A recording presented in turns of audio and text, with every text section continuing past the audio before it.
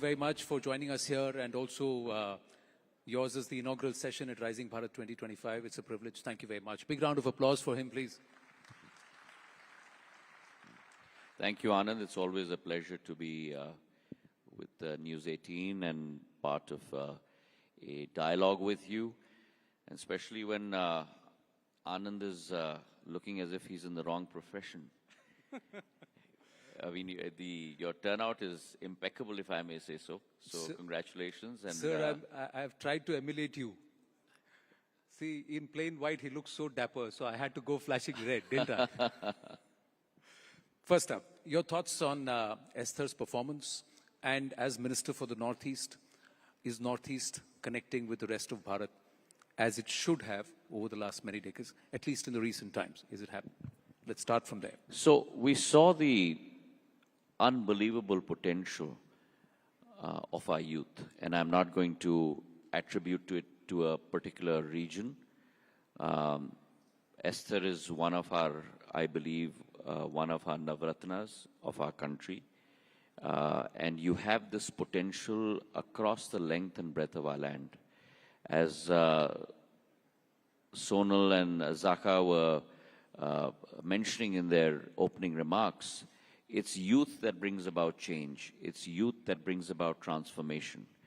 And today in India, we have close to about 70% of India, which is below the age of 35. We're talking about a population of close to 980 million youth in our country. Now that sounds very easy when the words roll out of your mouth, but that's 3 times the population of the United States of America. That's twice the population of combined Europe. That's the potential that India today holds out, not only for the region, but for the world. And within that cosmos, I believe the Northeast presents a very, very important role that part of our country has to play. If you rewind, Anand, about 500 to 1,000 years ago, all trade from the global south would go through the Northeast prior to going into the Middle East and to Europe. And I think we need to revive those capabilities across our country today. Very few people know, but when you fly from, let's say, a Guwahati or an Imphal to a Chennai or to a Mumbai, equidistant is a Thailand or an Indonesia. And that's the circumference that we need to now connect to. Prime Minister Modi in the last 10 years has talked about and ensured the execution of the rise of the Northeast, an area of our country that was always seen as the last frontier. He has transformed into the first frontier of the country. And across infrastructure, if you look at the number of airports, we had 9 airports in the Northeast 10 years ago. 2 states did not even have a single airport, Arunachal Pradesh and Sikkim. Today from 9, we have 17 airports in the Northeast. From close to about 10,000 kilometers of national highways, we have 16,000 kilometers of national highways. From a single waterway, we have close to 20 waterways. Railways are going to connect every state capital over the next year and a half in the Northeast. So infrastructure is all pervasive across the Northeast, and it's on that foundation that you've today seen companies like the Tata Group set up a semiconductor fab nowhere else in the country but in Assam. 27,000 crore worth of investment, and the amount of direct and indirect positive externalities that will bring to that area is unbelievable in the coming days. So big round of applause for that. So there's a lot being done. But you mentioned Prime Minister Narendra Modi ji. How's it working with him? Oh, it's amazing. It's always like as if you're on a treadmill, just trying to keep up. The amount of boundless energy, commitment, dedication, and mind you, Anand, eye for finer detail, crossing the T's, dotting the I's, the ability to be able to connect with every single human being, not only across India, but across the world. to be able to look at not only a mental construct, but an emotional construct. And that capability, I believe, very few leaders today across the world have. I happen to come from a professional background before I entered public service. I used to be an investment banker. And so it was all about being able to deliver on your timelines. And we have today a Prime Minister that makes sure that not only the cabinet, but the government of India delivers on its timelines. And that's why you're seeing the transformation of India. Is it different from how you perceived him to be when you transitioned from the Congress into the BJP? Did you have a perception of PM Modi, and now working with him over the last few years, has it changed? I always have thought that he was a very, and he is a very driven person, a very committed person, a very dedicated person. And one more point I'd like to bring up, Anand, which is very close to my heart, is the revival of India's cultural power. And you're seeing that happen through Prime Minister's perseverance across the board. Whether it's Varanasi, whether it's Ayodhya, Badrinath, Kedarnath in my state, Mahankal Lok, Ujjain's Mahankal, across the board in India, and that has had a reverberating effect in terms of India's culture, rise of India's cultural nationalism again across the world. Integral to Bharat's culture is also the culture of the Northeast. I just quickly want to get your reaction on what Mr. Mohammad Yunus said in Beijing about the Northeast. I think I started with that comment. The Northeast shares 6,000 kilometers of an international boundary. And therefore, our connectivity with the global South is unparalleled to anyone. And while I've been engaging as donor minister with all our 8 chief ministers and understanding, trying to provide value in their effort to move forward, one of the things that I've been laying a lot of stress on is not only to look outward towards the north, but also to look outward towards the south. Because the capability that the Northeast has in terms of it being a Shangri-La, a preserve of nature, horticulture, floriculture, very few people are aware. And when in my earlier avatar as Minister of Civil Aviation, when I started Krishi Udan, the fact that our queen pineapples from Tripura don't travel all the way to maybe a Thailand or maybe a Chennai. Our queen pineapples through Krishi Udan travel all the way to Germany. Our chilies from Nagaland, our king chilies, go all the way to Dubai. And so therefore our capability to be able to impact both the global north and the global south from the northeast is phenomenal. And I do not believe that even though other countries may not be completely landlocked, they have the diversity and the capability that our Ashtalakshmi of the Northeast have. Thank you for that. So you have in your own way answered Mr. Mohammad Yunus and quite ably, but you talked about your earlier avatar as civil aviation. So I just want to ask you, your father, Madhavji also, was the Minister of Civil Aviation. How was it for you to walk into that office and to sit on that chair when that happened? A very emotional moment, a very sobering moment, and a period through which I worked assiduously to be able to live up to his dreams, to be able to, I've not been able to do what he did, which was really open up the skies and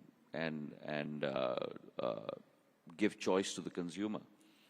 But in my own humble way, tried to proliferate both on the physical infrastructure, the airport side, as well as the airlines. We gave birth to 3 new airlines in those 3 to 4 years. A large carrier in the form of Akasa, smaller carriers across the length and breadth of India, including the Northeast. And I really believe that civil aviation will become the core of infrastructure growth in the years to come. Just to give you an example, today railways in first and second class, because that's the competition, because the aircraft by its very nature is air-conditioned, carries 185 million people across our country. Civil aviation last year carried close to about 155 million people.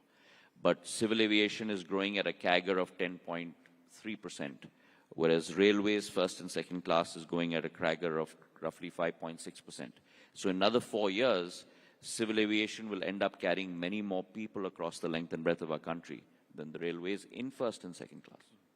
Many people, Jyotiji, and it's the first time I'm asking you this question, and there's a lot of time that's passed, but still, when you made the transition, there were many things that you were called, a political opportunist, a betrayer, etc., etc., and you held your counsel through all that. I remember once you had said that I'll allow my work to do the talking. But today I want to ask you what you felt and why did you make the decision when you did? And as you look back, you think you chose right. So Anand, I don't believe on dwelling on my past. I believe that God has been kind and given you birth on this earth to do good, to try and impact lives in a positive manner, in whatever way you can. And I believe that I have not joined the cause of politics. I believe that I've joined the cause of public service. And for me, my father used to say, and it still rings true in my head, that जिंदगी में लक्ष्य राजनीति नहीं होनी चाहिए, जिंदगी में लक्ष्य जनसेवा होनी चाहिए और राजनीति केवल एक माध्यम होनी चाहिए उस लक्ष्य की पूर्ति करने के लिए, उससे ज़्यादा नहीं. And that's what I try and live every day. And for me, that journey is of public service. The journey is hopefully to be able to even impact a single person's life. And so I dwell on my present and I dwell on my future. But coming back to the current position, did you feel a lot of it was being done because you came in, you got Minister of Civil Aviation, now you are the Telecom Minister, Communications Head, Donia, Minister of Donia, your growth in this new political ecosystem? How are people Let me be judged very candid. In the Bharatiya Janata Party, your growth is determined on the basis of your performance, just like your growth would be within TV18. And so you and I are on par. The only difference is I can't look as debonair as you. This gentleman is 54 years old. If you look at him, can you believe it? And he's talking about me looking dapper. So the compliment is right back at you, Jyotiji. The other question is, was politics your first choice? Did it happen? No, it because wasn't. So how did that happen? And there are a lot of youngsters here. So I was at, after I graduated from undergrad at Harvard, I was an investment banker for 6 years with Morgan Stanley in New York, in Hong Kong, and then in Mumbai. And then I decided to go back to business school. So I had the good fortune of attending Stanford Business School. And there was a course in there on entrepreneurship, and where you had to form a team and make a business plan.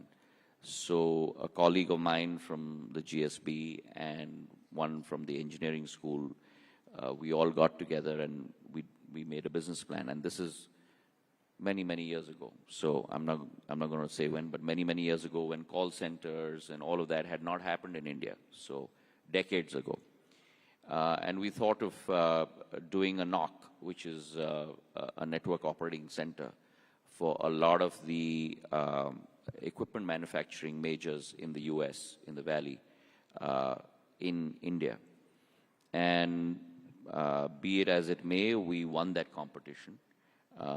And we were looking at, we had raised first round of funding, we'd hired a US CEO, and my partner and I had come to India to look for office space. And we came back in August. And within a month of my return, the unfortunate accident happened. And my life changed completely, and I got into, again, I want to add, I got into public service, not politics. Youth here, should they choose public service, politics as a career? Would you advise So first them? of all, you know, this is my personal calling, and my calling is not politics. Politics has positivity, but a lot of negativity attached to it. If you make your core, depends what you want. If you want power, if you want control, public service is not your calling. If you want to serve, Mahatma Gandhi once said that you find yourself when you lose yourself in the service of others. And if that is your calling, then yes, public service. And a simple thought that always reverberates in my mind is that, you know, खुशी के समय में जब हर एक घर में हर्ष और उल्लास की आवाज़ गूंज रही हो, अगर आप उस आवाज़ में मौजूद हो या न हो, वो महत्वपूर्ण नहीं है. पर दुख के समय में दुख बांटने के लिए सदैव मौजूद होना ये अनिवार्य है. So for me, weddings are optional, but funerals are mandatory. And that's the spirit with which I live on a day-to-day basis. I look at myself every quarter, every 6 months. Have I done something different? Have I impacted people's lives? What are the new ways that I can do it? How is it that I can improve myself? Another piece of advice I want to give to people is never think you're perfect. Because God hasn't given you an opportunity on this earth because you're perfect. God has given you an opportunity on this earth to find out and make mistakes and learn from mistakes. So always try and improve yourself. Talk to people who are close, who will give you correct feedback, correct guidance, and improve. Always try and improve yourself every day. And if you go with that purpose, then you will find a place in people's hearts throughout that journey as well. Life has also knocked you down, like it's thrown a few curveballs at you. तो आपने कैसे अपने आप को handle किया, खासकर failure, खासकर ऐसा मोमेंट जब सब आपको छोड़ गए, आप अकेले रह गए, या फिर सेटबैक्स हुए? In life, always, when you're on the crease, bat with a straight bat. If you bat with a straight bat, whether there's a curve ball thrown at you, a googly, a yorker, pace, spin,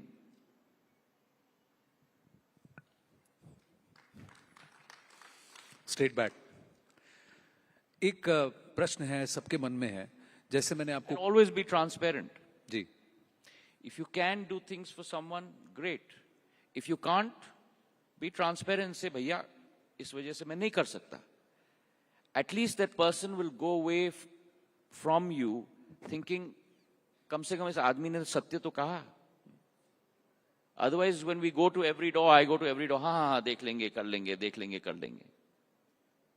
Right? So there is some value for truth. But how do you fight this game of narratives? अब वापस ले लीजिए, यूनुस साहब की बात को ले लीजिए. The way he's tried to spin that narrative about the Northeast, about Bharat and about Bangladesh and this whole landlocked thing. हम जो कर रहे हैं वो बात अलग है, but एक narrative is about making sure that you lift the reality and lift the truth about the competitive and comparative advantages of your proposition. That's the narrative. And I think that India is, after a very, very long time, been able to set that narrative across the world under the leadership of PM Modi. You think that will hold?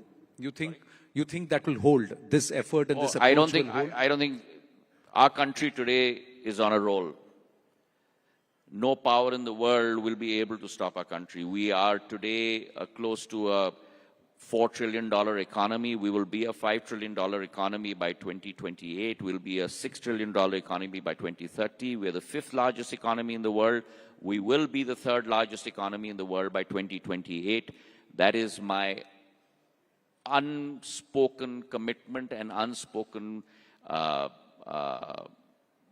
confidence in our country. Brilliant. We got very little time. So there's a student who's come here who came up and said he has a question for you. Shubhranshu, where are you? Oh, there he is.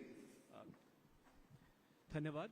मंत्री जी से मेरा सवाल ये है कि जो उत्तर पूर्व है और Can you just speak up a little bit? Yeah. And give me your name and what are you studying? I'm Subhranshu. I'm doing my PhD in Jawaharlal Nehru University. I'm from Assam.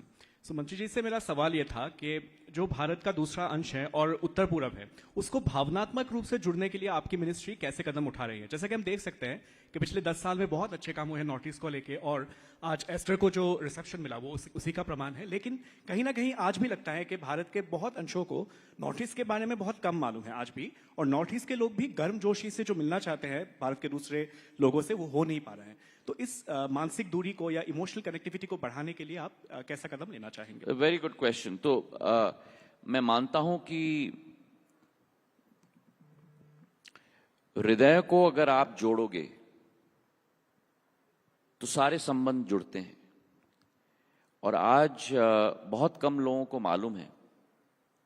लेकिन अगर आप आर्थिक दृष्टिकोण से देखो, भारत 7-7.5% घरेलू उत्पादन दर के आधार पे बढ़ रही है, पर उत्तर पूर्वी के 8 राज्य, उसमें एक भी राज्य मैं कम नहीं करूंगा, 8 के 8 राज्य 12 से 14% घरेलू उत्पादन दर से बढ़ रही हैं। उनकी कैगर 12 से 13% है, भारत की कैगर 6.5 से 7.5% है। तो उत्तर पूर्वी राज्य आज भारत की रेल की इंजन बन चुकी हैं, नंबर 1। नंबर 2, हमारी ये कोशिश है और हम लोग इस कार्यक्रम पे शुरुआत कर रहे हैं, जो नौजवान और युवा भी इस कार्यक्रम में उपस्थित हैं। उत्तर पूर्वी के 8 राज्यों, अष्टलक्ष्मी के 8 राज्यों से हम अपने नौजवान विद्यार्थियों को 2 हफ्तों 3 हफ्तों के लिए देश के अनेक विद्यालयों में हम लोग कोर्स कराने जा रहे हैं, और देश के अनेक विद्यालयों से विद्यार्थियों को लेकर उत्तर पूर्वी के कॉलेजों में कोर्स कराने हम लोग जा रहे हैं। तो दोनों तरफ से एक इतिहास को समझने के लिए पढ़ने से नहीं होता, इतिहास को समझने के लिए उसे अनुभव करना पड़ता है, और जो आप जमीन पर चल के अनुभव करते हो वो कभी आप हवाई जहाज से या किताब से पढ़ के कभी अनुभव नहीं कर सकते। इसलिए मैं अपना उदाहरण दूं, मैं दौरा भी उड़न खटोले से या प्लेन से करना पसंद नहीं करता, मैं 600 किलोमीटर गाड़ी से चलता हूं, क्योंकि वहां पग पग पे एक एक व्यक्ति से मुलाकात होती है। और ये अगर जोड़ हम लोग कर लें देश के अंदर का, तो फिर इसका कोई तोड़ नहीं हो सकता। आज पिछले 3 दिन में माधवपुर में मेला चला है, गुजरात में खेड़ में, रुक्मिणी और कृष्णा जी की यूनियन की, और उत्तर पूर्वी से हम लोग ने 320 हमारे आर्टिजन्स को, हस्तशिल्पियों को, हैंडलूम के, उनको हमने गुजरात में भेजा है, ताकि ये यूनियन भी और ये इतिहास का तरंग भी जीवित हम लोग रख पाए। तो इस रिश्ते को ऐसे लॉक कर रहे हैं कि कोई भी और लैंड लॉक करके इसे तोड़ने की कोशिश ना करें, तो ऐसा कह रहे हैं Jyotiraditya ji. Well, ladies and gentleman, Shri Jyotiraditya Scindia, thank you very very much sir, thank you, big round of applause, thank you.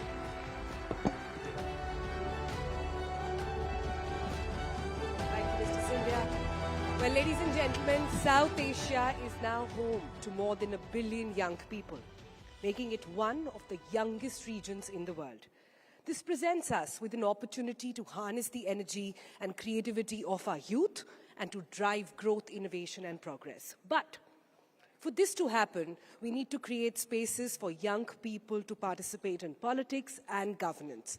We need to encourage them to take ownership of their future, to engage with the challenges facing our region, and to develop innovative solutions. Now join us and give a warm welcome to 2 personalities who embody this spirit of empowerment, resilience, and a can-do attitude and a political engagement as well.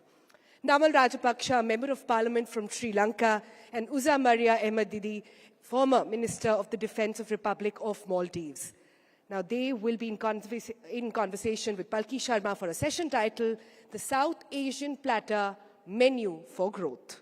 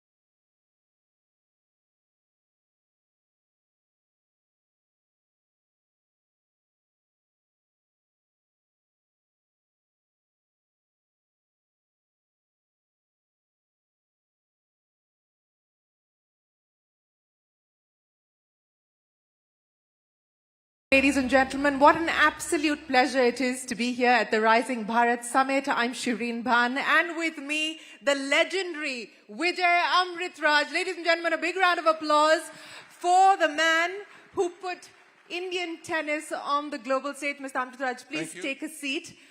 You won your first match when you were 13. 20 years at the Davis Cup, Tennis Hall of Fame in December of 2023. I remember you said that when you're on the court, you always feel like you're playing for India and you always feel that you're Indian. What this audience perhaps doesn't know here, that while you moved to the US over 40 years ago, you've still retained your Indian passport. Why is that? Well, I think the most important thing is that wherever you are in the world, wherever I've traveled, wherever I've had the good fortune to have played and fortune to meet the kind of people that I did meet, you're always going to be Indian. It's always inherent in you. It's in your heart. It's in your head. Wherever I've played, the flag was flown, the anthem was sung, Indians were there, and all I had to do was play 60% of my tennis because they got me through the other 40%. Well, and that truly does deserve a big round of applause. But Mr. Amritraj, you know, as you look back at your career today and all the ups and downs that you've seen, what do you believe, you know, you're going to be 72 in December this year. As you look back, what do you believe helped you get to where you are? What was it about the way that you played? What was it about the way that your parents raised you that helped you get to where you are? Well, first of all, you didn't have to bring up my age at this point. But you look great, by the way, at 72. Thank you. I think the most important part of my growing up has always been my parents. They actually, as I always say, all the good in me came from them. The bad in me I picked up along the way. But the fact that I grew up not very well, I was unhealthy as a child growing up, and I was in school and so on and so forth, and my mother played that very vital role of going to school for me and actually taking notes and come and teach me in the hospital and trying to recover and so on and so forth.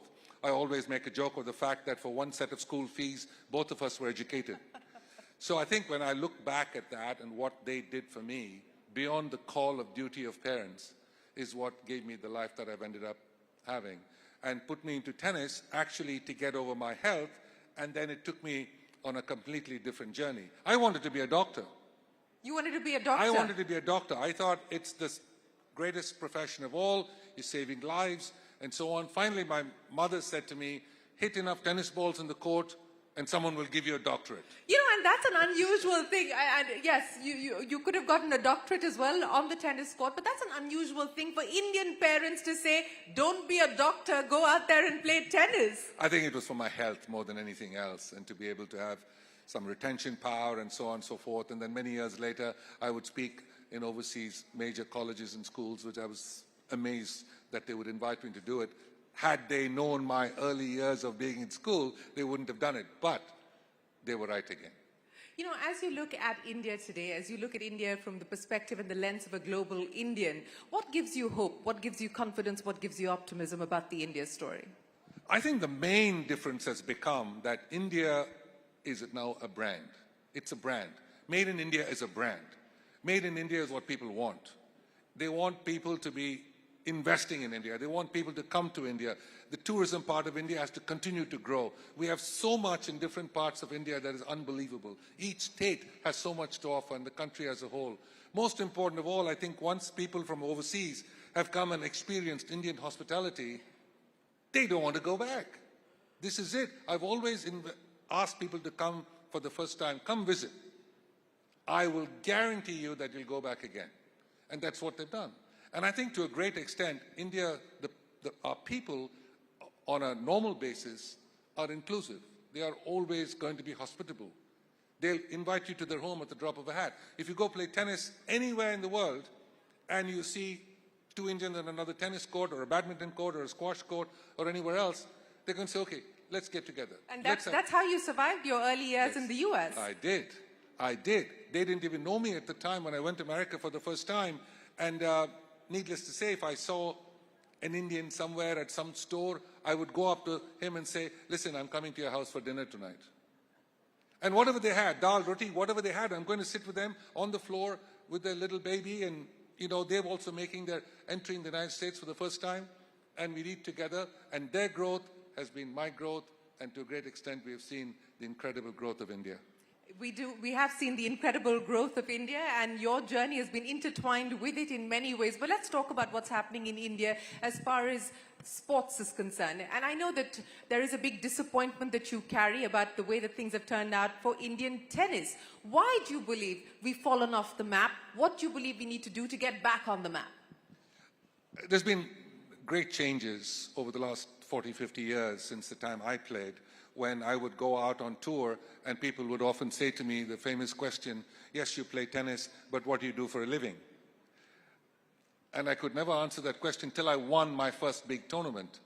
And that made a big difference, because then they stopped asking me, what do you do for a living? But the second question, which my late grandmother used to constantly ask me, I could never answer, and to this day I've never been able to answer. And she would always say to me, why do you have to go so far to lose? So I think when you look at sport in India, it has always been considered a sport. After tea, after your homework, come back in and do your homework. Your backpack is getting bigger than you, that you're carrying to school.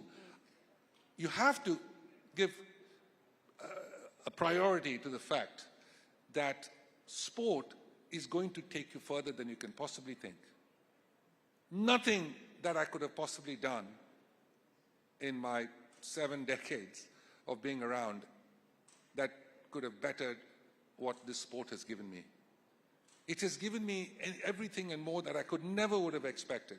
It has taken me places I never thought I would go, met people I never thought I would meet, and spent time in parts of the world I never thought I would be in, and continue to impress upon them the importance of who we are and where we came from. And I think those things are honestly vital for our own growth. No, they're vital, but what do you believe is the need of the hour? What do we prioritize? How do we look at public-private partnership in the context of creating this sporting ecosystem, in the context of creating a sporting culture? You go back to the 1980s when you started the tennis academy with Britannia in Chennai. Leander Paes came through that academy as well. What do you believe we should focus on today?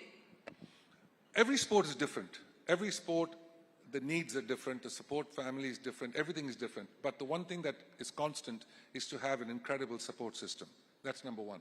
Number two is the fact that in our sport of tennis, if there's a young family with 2 children, boy and girl, 5 and 7 years old, and you say to the parent, forget about education, don't do it. Don't send them to school. Let them go into a sport of their choice. Let's see how good they get. They're going to represent India at the very highest level. You're going to do great. How many parents would say yes? It's a tough cultural, social issue. You're better off going to school, going to college, getting a job, making sure you're this and that, you get your own place, you have your own family. That's the growth. But no pain, no gain, right? If you don't take a chance, you're not going to have choices. So you have to focus on the fact that if you can, in fact, get to the top of the heap in a particular sport, the world is open to you. Well, speaking of the world being open to you, one of the other beautiful aspects of your journey has been your ability to reinvent yourself. You've not just played tennis, you're an entrepreneur. You've worked with the UN as a messenger of peace under Kofi Annan for almost 7 years. You've been in the Bond movie. How many of you here know that Vijay Amritraj was in a Bond movie? How have you managed to continuously reinvent yourself? What keeps you going? Excitement of challenges, new challenges. A new challenge for me is always acceptable. Impossible is nothing. We keep trying to get better. We want to be better tomorrow than we were today, irrespective of what your age is, as long as your health permits you to do that. I do believe that when you are challenged, you continue to strive to be better, irrespective of the age. My father played tennis singles at 85. And the only reason he stopped playing was because my mother finally got upset with him. You better stop. One of the best tennis matches I ever saw was my 8-year-old father playing against my 10-year-old second son. That's fun to watch. Yeah. Of course, my mother was cheering for my son, not her husband. But my point is that if sport is part of your life, it can be part of your life throughout life. There is no retirement at that point. It's a question of what you want to challenge yourself with. The movie came to me when I was on the center court at Wimbledon, and the producers were watching the match. They wanted to have tea with me, asked if I would do a screen test because they'd checked out several actors and they didn't come up with the right one, and said, would you consider doing a screen test at Pinewood Studios? And the reason I accepted doing the screen test for a laugh was because who can say they worked at Pinewood in the morning and playing at Wimbledon in the afternoon? Yes, not too many. Not many people who can say that. So I ended up doing it, got the role for 14 weeks, and I tried not to die in the picture, but they said you had to. What was your favorite line? Which actually Roger gave me during the chase sequence when he asked me, what have you learned so far? And I said, well, my backhand has improved. Your backhand has improved. He threw it in. One of the other things that perhaps the audience here doesn't know is that you've actually spent a fair amount of time with President Trump, interviewing him. President Trump is keeping everyone on tenterhooks around the world at this point in time. What was your impression of him when you did that interview with him? Well, we don't have enough time for that, but well, first of all, that was before his first term, yes. Right before his first term. And it's incredible to know that, 8-10 years later, that he's back at Trump too. Obviously, the whole thing is in a mix right now. It almost looks like a bowl of cereal. It's it's fruits and flakes, as we say, in the cereal, and it's a question of how you mix it up. And that's exactly what's happening. It depends on what fruit you want in it before you can actually enjoy it. I think that he is working to a point where he's trying to rush through things that have always been in his head. And whether people agree with him or not. That, to me, is an issue of a second-term president, because you're not actually due to run for election again. Well, he says he may find a way of doing that. That we'll have to wait and see. That we'll have to wait and see. But as we look at the world today, and I ask you this from the context of the work that you did at the UN as a messenger of peace, as well as the retreat from multilateralism, from globalization, as it were today, the impact and the implications of that on sport, does that worry you? Well, the great thing about sport, I always say, it brings people together. It's only when you compete, it's only how fast you can run, how high you can jump, how good are you better than me, and if you beat me once, I'm never going to lose to you again. That's the challenge of sport, and it brings people together irrespective of what level of sport you're playing and irrespective of what sport it is. Especially in our sport, which has been an individual one against one, it's a question of making sure that if I lost to that guy today, I would never want to lose to him again, so what's it going to take for me to get better? But I do believe that sport can be always inclusive. It can bring people together, which means if there is a conflict, if there is a difficulty, if there's a problem, if there's something that doesn't quite get along with people, sport can bring it together. Sport and music are always universal, and it has no barriers. Talking about the power and the impact of sport, the aspiration that India has of hosting the Olympics in 2036. And of course, it's a process and we will have to see how it plays out. But what do you make of that aspiration of wanting to play host to the Olympics? What do you believe we need to focus on? Well, from a standpoint of the country, from the standpoint of all that we have to get in place over the next 10 years to be able to do it, I think we'll be ready. We're always able to do it. And the hospitality here will be second to none.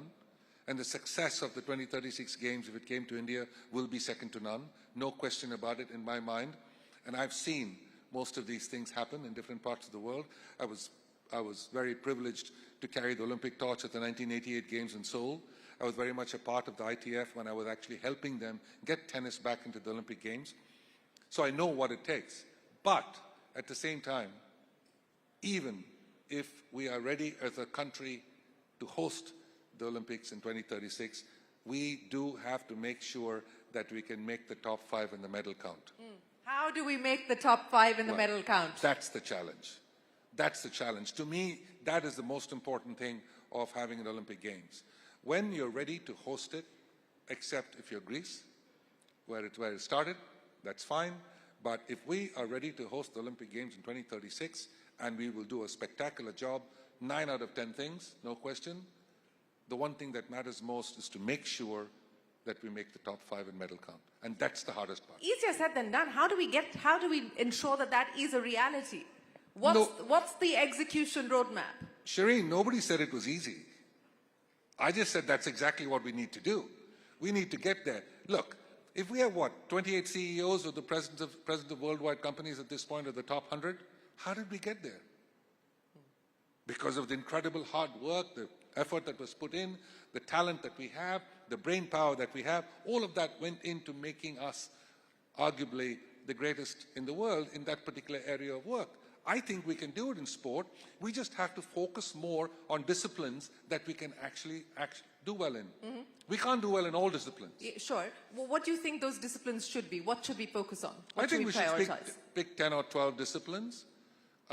For example, we're always going to be good in archery, we're going to be good in shooting, we're going to be good in pistol shooting, we're going to be good in boxing, we're going to be good in some athletic events. I think some of the girls in female 100 meters, 200 meters, 400 meters, I think we can be very good. I think the girls from Kerala have just shown beyond doubt that they can be spectacular. I don't think we should go after things that we're not going to be good at. There's a reason why runners from the African continent actually do as well as they do. There is a reason why the Caribbean boys and girls do as well as they do. So I think it's hard. I mean, you're not going to see, I'm not quite sure of this, but I'm not quite sure you're going to see a lot of American guys winning in chess. I'll pick our guys and girls anytime, any day and twice on Sunday. So I think you've got to pick the ones that you can be good in. Yes, pick the right disciplines to go after and prioritize those. You know, you've talked about challenges, but I also want to talk to you about resilience. You talked about having to come out on court and, you know, center court at Wimbledon by yourself and going out there in front of 25,000 people, dealing with your fears, perhaps even injuries, mental resilience, building resilience. You know, what has it been like for you? How do you see things different today, where there is more of an acceptance to talk about these things, which perhaps wasn't the case when you were playing? You're absolutely right. I think the great thing about individual sports is the challenge. You're out there by yourself. Any problem you have to fix it. Whoever's sitting up in the stands can't help you anymore. They can only tell you things before you get on, but once you get into the exam, you've got to do it, and you have to be good at it. That's the most important thing about that. The other issue is, I've always felt that every challenge is an opportunity, and pressure is a privilege. Not everyone is afforded that kind of pressure when you're playing Davis Cup and you're down to match point. How do you make that work in your favor when you know a billion people want you to win? It's on your back all the time. So the highs and lows can be quite high and low, and it's the way you deal with it. But walking on the center court at Wimbledon, everyone said to me, your legs are not going to move. So I did jump rope before I went on to center court. I jumped rope, I jumped rope, I jumped rope. And then when I went on the court, my legs didn't move. It's nerves that get a hold of you. The ball toss doesn't get up. The racket doesn't hit the ball where it's supposed to be hit. Till 4 games passes and you're able to get over the challenge of those nerves. But when you get over it, you get better. You get better in the head, between the ears. And you see a lot of tennis guys, in my sport especially, it's easy for me to comment on it. We are good at it. We're good at it till 4-all. 3-all and 4-all and 5-all. But then, that last 5 meters, those last 2 games, that last 5 minutes, the good ones get better. And that's how they win the majors, win tournaments. So I think when we look at it, we have to pay attention to the fact that between the years needs training. That needs training, and that is perhaps the winning mindset. I'm going to request the audience, if you do have a question for Mr. Amritraj, could you please raise your hands? We do have 2. We'll try and get a microphone across to you. If very quickly, if you can stand up so it'll be easier for them to get a mic to you. Can we get a microphone across to them? Or if you can come, yeah, till the microphone, the microphone gets there. What's been the greatest match that you've ever played in your mind? Sir, mic 9. The greatest match. Well, actually, there were three that would define my career. One was when I was 13 and a half in high school and winning a major college tournament, which obviously I was not good enough to have even gotten into, but they allowed me to play in the college tournament. Ended up playing a 5-set match at 13 and a half years old in the month of May In Chennai. In Chennai. So you can imagine how hot it was. I was down 2 sets to love, cramps in my stomach, cramps in my fingers, and eventually winning in 5 sets. That's the first one, and they had the ugliest picture of me the next day in the paper. So, and for some reason my dad kept it. The second one was when I was 18 years old, and I ended up winning the National Championships of India for the first time after playing 19 sets over 2 days in Calcutta. Wow. Winning the singles and the doubles back-to-back. Semi-finals, 5 sets of singles and doubles, same on the final day on Sunday. And that put me as the number 1 in India, the number 1 in Asia, and then traveled overseas to compete with the best. Now, the first major win for me in the US was at the US Open, beating the great Rod Laver on center court at the US Open at Forest Hills, 5 sets, when nobody knew who I was and they'd not seen Indians do it. So for me, it was India on that center court that made the difference. It was India on the center court as you took on Rod Laver. We do have the microphones. Go ahead, sir. Yeah. Good afternoon, Mr. Vijay. This is Savio. While the road, my question is, while the road got rough across your career, is there something, a statement or a learning that you learned out of your experience, or you read somewhere, or you've heard somewhere, that is carved in golden letters on your heart? Golden letters. Wow. I think you learn it as you go along, obviously, and you challenge yourself as much as you possibly can. And Davis Cup, I think, made me mentally even stronger than I've ever known. And there are matches in Davis Cup that I've played where I've lost 11 pounds in weight during the course of the match, and you played 4 hours on one day, 5 hours the second day, and then you're coming out to play the number 7 or 8 player in the world when you're at the tail end of your career, he's 21 years old, and you have no chance of winning because the whole crowd knows that. He's had the day off. I've played 9 hours of tennis over 2 days. He wins the first set, he wins the second set, he's up 3-love, 40-love in the third set, and I'm able to squeeze out the third set. In the 10-minute break, they check me out. I've lost 11 pounds in weight. The doctor says, I can't let you go out to finish the match. That is the moment of truth, where you have a fork in the road and you decide which way you want to go. Whether you want to remain good or do you want to take a chance of being great. And that's the moment where you think back in time when I was growing up and feeling sick and have an IV in me and my mother telling me, you're going to be the best in this country. And so I went back out on the court. I said, keep the oxygen tank close by, make sure the ambulance is close by. The only way I'm coming off that court is on a stretcher. Ended up winning 5 in 5 sets, and we went to the final of the Davis Cup. What a story. What an absolutely fabulous story. And thank you very much for retelling it for us. Yes, sir, go ahead. Hi, Vijay. My name is Indranil Seth, and I have a question for you. Is Indian tennis going to see a similar revolution like Indian chess? If yes, when? Thank you. Good question. I've honestly been waiting for it for a while. But we have to change certain thought processes, in my opinion, and focus on the thing that truly matters. And the thing that truly matters is to try to emulate the Federers and the Nadals and the Djokovic of today's generation, or now the Alcarazes and the Sinners. I think that's an important factor. You want to be the best you can possibly be to be able to represent India in Davis Cup and the Fed Cup, which is 4 singles matches and 1 doubles match. So staying focused on doubles doesn't really help. You have to make sure you're staying focused on the 4 singles that we need. So the focus from a young age, 5, 7, 8 years old, has to be on not taking no for an answer in singles. And I think we have to continue to work on that. I'll take the last question. Yes, go ahead. Good afternoon, sir. What kept you going when odds were against you? What kept you going when the odds were against you? Again, you know, it's a question of asking more of yourself, and you'll be amazed what you're capable of doing when you think you can't do it.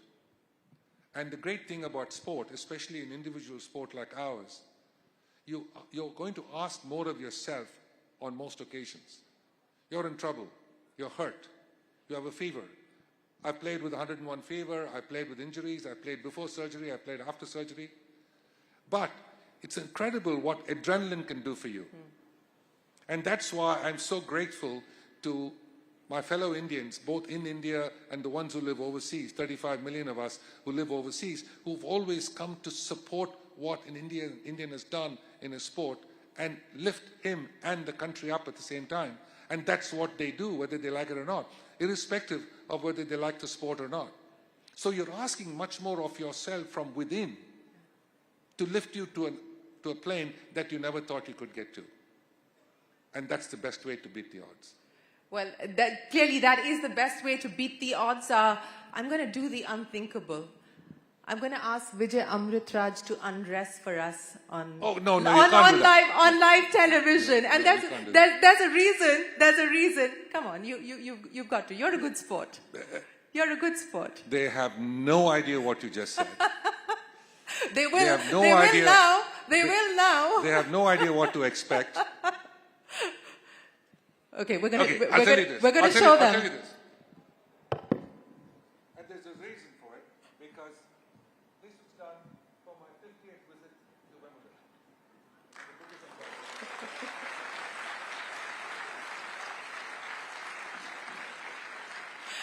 I told you it would be worth it. That is a collector's item. Vijay Amritraj, it's been an absolute pleasure. Thank you so much for joining us here. We wish you all the very best, and we look forward to seeing much more of you here in India. Ladies and gentlemen, a big round of applause for Vijay Amritraj. Shireen, thank you.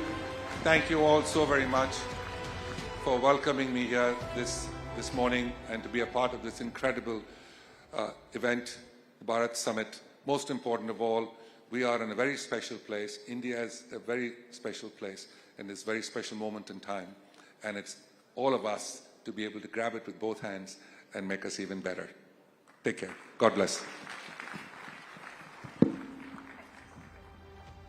Thank you so much, Mr. Amritraj. That was truly a masterclass, not just in sports, but life lessons as well, ladies and gentlemen. Let's move on. As the world braces for a wobble, there's a beacon of hope shining bright. A rising Bharat, isn't it? So what's behind the global optimism about India? Why is the world looking to us to lead the way and pull everyone up? Let's dive into the excitement around India's growth story with a panel discussion that's sure to spark insightful conversation and lots of thoughts in your head. Please join me in welcoming two true champions of India's global potential and passionate advocates for India's success on the world stage. Lord Karan Bilimoria, renowned British Indian entrepreneur, and Puneet Chatwal, MD and CEO of the Indian Hotels Company. Let's have them on stage, ladies and gentlemen, with a big round of applause. Let's get this discussion now going and explore the Indian summer, Bharat's moment in the global sun. They will be in conversation with Rahul Shivshankar.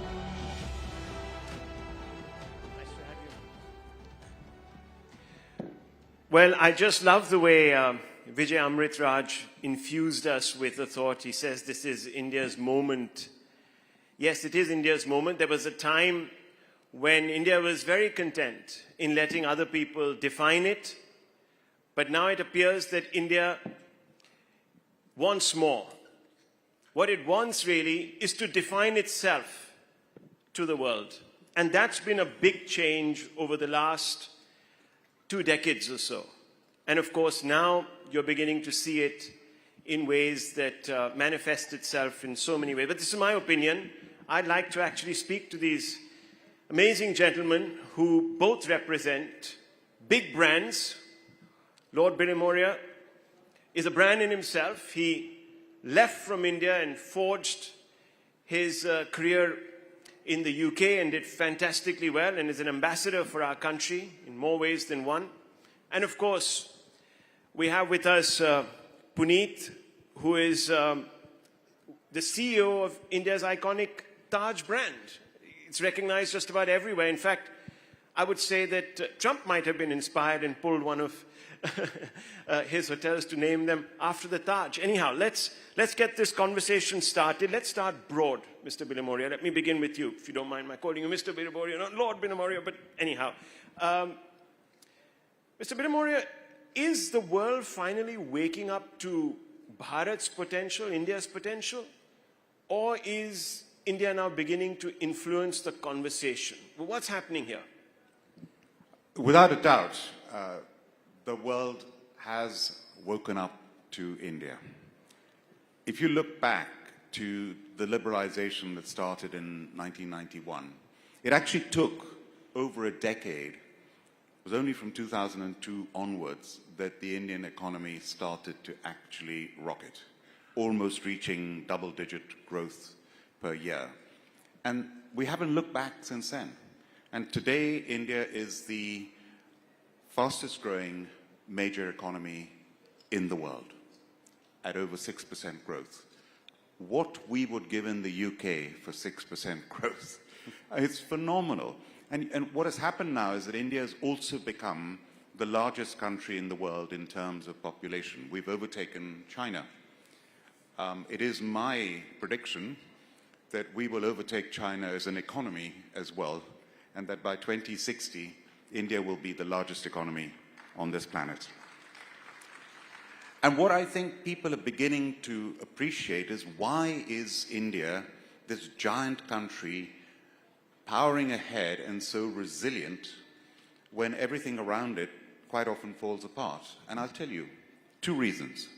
One is India's democracy has shown itself to be rock-solid resilient. The Indian Armed Forces, my father, the late General Binamoria, was Commander-in-Chief of the Central Army. I was brought up in the army from childhood. The Indian Army has never, ever interfered in politics. There is no chance ever of a coup in India. So we've got a strong armed forces, a strong, robust democracy. And the second thing that I think people take for granted and don't appreciate, both within and outside India is the most diverse country in the world by far. And that diversity of religion, of race, of terrain, of languages, of everything gives India its biggest strength. India's diversity is its strength. Puneet Chatwal, let me run that by you too. Many people say these are inevitabilities. You know, India had this population which would continue to grow, and this was a moment that was inevitable. Others have said that, look, the momentum of the reforms would have taken us past Britain and several others. Is that really the case, or have we actually fashioned these outcomes? Finally. No, nothing is inevitable and nothing just happens on its own. So I think firstly, where there is a will, there is a way. Second, there is no substitute for hard work. There is no substitute, as we just heard, for resilience. And obviously, one thing which is very much differentiated India, within India and abroad, is the focus of the large population on education. I think primarily every household wants to have a house, then they invest a bit in gold, which they have inherited for generations. But people would even take big loans, not from today, but from 20, 30 years ago, to give their children the best education. And I think that is really making a very big difference. And especially with the Indian diaspora outside of India, like Lord Binamoria, doing so well, as Vijay Amritraj also just alluded to, it's really making a very big difference. India was always doing well. We should not forget the 1947 till now, 75 years is not such a long period. So India started doing well, and especially in the last decade has done extremely well. And there is nothing that makes anyone else believe that something will come in its way. There will be some headwinds every now and then, but that's normal. There's nothing like a straight line all the time. And I agree. I don't know, number one economy or not, because that takes many, many years.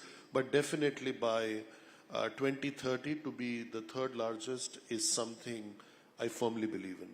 Well, that's interesting. Lord Binamari, the biggest strategic strengths emerging as you see them when you look back at India from the West. Innovation, demography, you mentioned demography, diplomacy, or something else. What do you think? If you look at the demography, and going back to this diversity, I mean, I'm a Zoroastrian Parsi. There are more than 1.4 billion people in India, and there are only 100,000 Parsis in the whole world. I released a book just now, written by my cousin, The Parsis of Delhi. Do you know, at no time have there been more than 800 Parsis in Delhi. And today, out of a population of 33 million. And yet that little community has produced chiefs of the army, navy, air force, MPs, the Tata Group. The first Taj Hotel of India was by the founder, Jamshedji Tata, in 1903, which we also call the Temple of Hospitality. And so the point I'm making is India allows everyone to flourish. That diversity allows any community, from as tiny as the Parsis to hundreds of millions, to actually flourish. That's the biggest strength. The next strength is the entrepreneurial spirit. The entrepreneurial spirit of India was suppressed for decades after independence. And now that entrepreneurial spirit has been unleashed. And look at it around the world. It's absolutely phenomenal. I mean, I went to one of the 7 schools I went to was the Hyderabad Public School. Do you know, from the Hyderabad Public School today, Satya Nadella, head of Microsoft, Ajay Banga, the head of the World Bank, Shantanu, the head of Adobe, I don't know how many chief ministers of states, cabinet ministers from one school, unleashed. It's brilliant. I really believe in India's potential. And the 35 million that Puneet's talking about, of which I'm proud to be a member, they're reaching the top in every field. We had a Prime Minister of Indian origin in the UK just now, and it makes me very proud. Yeah, but many people say that, look, right now we've got a problem because diversity is being crushed. Of course, we've got Prime Minister Modi, who's coined this beautiful phrase, Sabka Saath, Sabka Vikas, Sabka Vishwas. How do you see it as a minority yourself when people say that, oh, there's no place for minorities in India anymore, shrinking, this, that, the other, rights, and you know how it is. What do you make of that conversation? I'm sorry, I can only say from my own experience that there is no limit to what any minority can achieve in India. The opportunity is there for everybody. Opportunity is there for everybody. That's really brilliantly put, because it's all about opportunities when you're a rising economy, and of course Bharat is rising. I want to ask you, Mr. Modi has come at a time when the world is witnessing several different changes. We're looking inwards, many countries are looking inwards. Are we poised to take the India story outwards under Modi? You know, I would not want to go from that point of view, but a very different, I have a very different feeling to it. As much as we are doing well, inside and outside of India, there are very few brands from India that have made it on the global stage. If there is one brand that comes to my mind, not because I represent it, it's the Taj. By brand finance in the last 4 years, thrice it has been rated as the world's strongest hotel brand. And I think that is the kind of platform we all have. And I think more and more brands would come in future, and that's the kind of opportunity we sit on. Of course, the policies that we benefit from would help us progress more in this direction. But as the previous speaker said, India's hospitality is second to none. We learned this skill of hoteliering from the West, and today India's brands in hospitality are thriving. are doing very, very well, and especially we are doing very well on the global stage.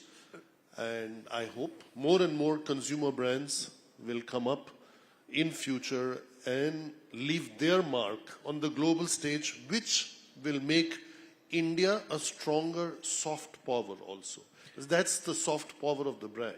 That's a brilliant point, because the emphasis these days is to go global and become one of the big brands, global brands. Now, Taj, is it getting the support it needs to become perhaps, and maybe there are nuances here, but I want to ask you, do you think you see yourself as the next premium JW Marriott of the world?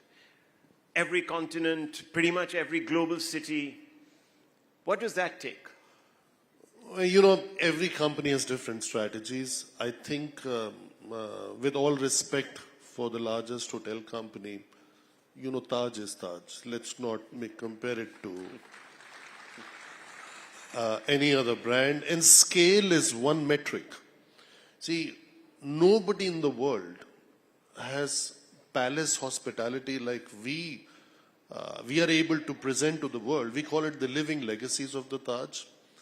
And I came back 7.5 years ago, but having had 3 decades outside of India, having worked for other global companies and having led them, I can tell you I have never experienced or seen anything like the palace hospitality that we offer. The opportunity is for Taj to take the palace hospitality across the globe. There are many palaces which are still available in France, in Germany, in Spain, etc. And that's the opportunity to export. And we are looking at it also. It's not that we are not looking at it. And, all my relationships built over 3 decades in Europe, anybody coming to India, I make it a point that they come and experience that kind of hospitality. Very recently, somebody from our family wanted to do a wedding at Taj in New York. I said, just bring your children who were born in California. It does not matter. Just bring them once. And I am sure they will themselves request you to change the wedding venue to India. And wed in India actually happens that way. Well, that's been the emphasis. If I may just say, and I'm not just saying Puri because you're my friend, sitting here, but my family were just saying to me literally yesterday, they said, Dad, the service you get in India is better than anywhere else in the world. And we stay at hotels all over the world. And they meant unprompted. So. Well, I second that any day. I have to ask you a question because it's been doing the rounds. And innovation, of course, is going to determine who leads the world. You've got a very optimistic picture when it comes to India. So, Union Minister for Commerce and Trade, Piyush Goyal, and I'll quote him, and he said, and he was sort of comparing on a slide screen startups in India and China. And he said, food delivery apps, fancy ice cream and cookies, instant grocery delivery, betting and fantasy sport apps, and reels and influencer economy, unquote. Innovation is the name of the game. Is India a player? Do you agree with the Union Minister? Innovation is absolutely key. And you've got to remember, although India is the fastest growing major economy and is going to be the 3rd largest soon, and in my view, the largest in time to come by 2060, the per capita income, the biggest measure, when I talk to Chief Minister of a state, I say one of the measures of your success as a Chief Minister is in your tenure, has your per capita GDP gone up? Because that means people are getting better off. And the reality is that India's per capita GDP as we speak is around $3,000. In the UK, we're at 50,000. America, it's 80,000. So we've got a long way to go to get up to $30,000, which is the benchmark to get to as quickly as we can. So there is a task to be done. And one of the best ways to do that is to have a free, open market economy, which Prime Minister Modi has done a phenomenal job in creating over the last decade, to allow entrepreneurship to flourish. But you also have to create inward investment. And that investment's got to come into things like research and development and innovation. And if you look at the percentage of R&D expenditure in India, it's not high enough. In the UK, it's 1.7% of GDP. America is over 3% of GDP. We need to bring that inward investment, domestic investment, into R&D and innovation. And that is absolutely crucial. It has to be a priority. But here's another point I want to make, building on what Puneet said. What is so important for any country is to have a combination of hard and soft power. Not many countries in the world have the ability to do both. And I think the UK and India, although one is only 70 million people, one's 1.4 billion, but UK is the 6th largest economy in the world, and today India is the 5th largest, both have phenomenal combinations of hard and soft power. So our defense powers are strong, financial services in the UK, India's got manufacturing powerhouse, but look at the UK when it comes to soft power. Our universities are the best in the world, along with the United States of America. Our culture, our creative industries, our theatre, our music, our accountants, our lawyers, the best in the world. And then if you look at the royal family in the UK, respected when the Queen passed away, the world mourned for her. And then if you look at, for example, Premier League football, the top football teams like Chelsea, Manchester United, they've got hundreds of millions of followers around the world. So we've got huge soft power combined with hard power, and India has likewise got that, and that makes a country very, very powerful. And we've also got a diaspora, and you've spoken often about the inventiveness of the diaspora. That actually is the leading edge, really, of this wedge. And how are global Indians now perceived in boardrooms, parliaments, increasingly, and cultural spheres? I think, I don't mean to say this is a boasting thing, but the world... Oh, come on, boast of it. The world looks upon the Indians as the cleverest people in the world. And that's a fact. You know, in Parliament just now, in the House of Lords, I made this point where we're trying to encourage science and education of science and engineering and maths. I said, why can't the UK be like India, where 1.5 million school leavers sit to enter the IITs, 150,000 make it to this first cut, and 15,000 get a place, and those 15,000 are now running the world. And engineering and maths and science is the most popular subject. Why can't we be like that in the UK? We can learn from India. That's a nice one. Mr. Chatwal, exporting a brand like the Taj, talking about India's soft power and its reach and its influence to global markets, must come with both pride and a sense of challenge also. I mean, there's opportunity, as you said, but there's a challenge. How do you retain the Indian essence while appealing to a global clientele? How do you do that? You know, you don't have to have elephants outside your property in London or in New York on the Fifth Avenue, which we have on the palaces. Your brand is defined really by your core values, and the core values represent your DNA. And for the benefit of the audience, we have defined Taj as trust, awareness, and joy. Trust of all our stakeholders, awareness of the communities that we live and work with, and joy in doing whatever we do, including sitting on this panel discussion. I genuinely believe you can change your business plans every 3 years, 5 years, 7 years, depending on where the markets are going, but you cannot change your core values. And your value system comes in life from 3-4 sources. One is the families you grew up in. Second is the businesses you worked in. And third is the people very close to you, whether you call them mentors or friends or who have had an influence on your life. So I think if we keep those core values intact in a brand, both in a professional and a personal fashion, a brand like Taj, which is 121 years old, has a very bright 121 years ahead. Challenges will be there because when you acquire a property, the world might change, like it did when we last time did something big outside of India, and the Lehman crisis happened, and then, you know, there was 9/11 that happened. So things keep changing, which you cannot predict in advance. But if your value system is strong, it will help you overcome any kind of challenges that come your way. Thank you, gentlemen. Thank you very much for this perceptive conversation. Ladies and gentlemen, put your hands together for Mr. Bilumoria and Mr.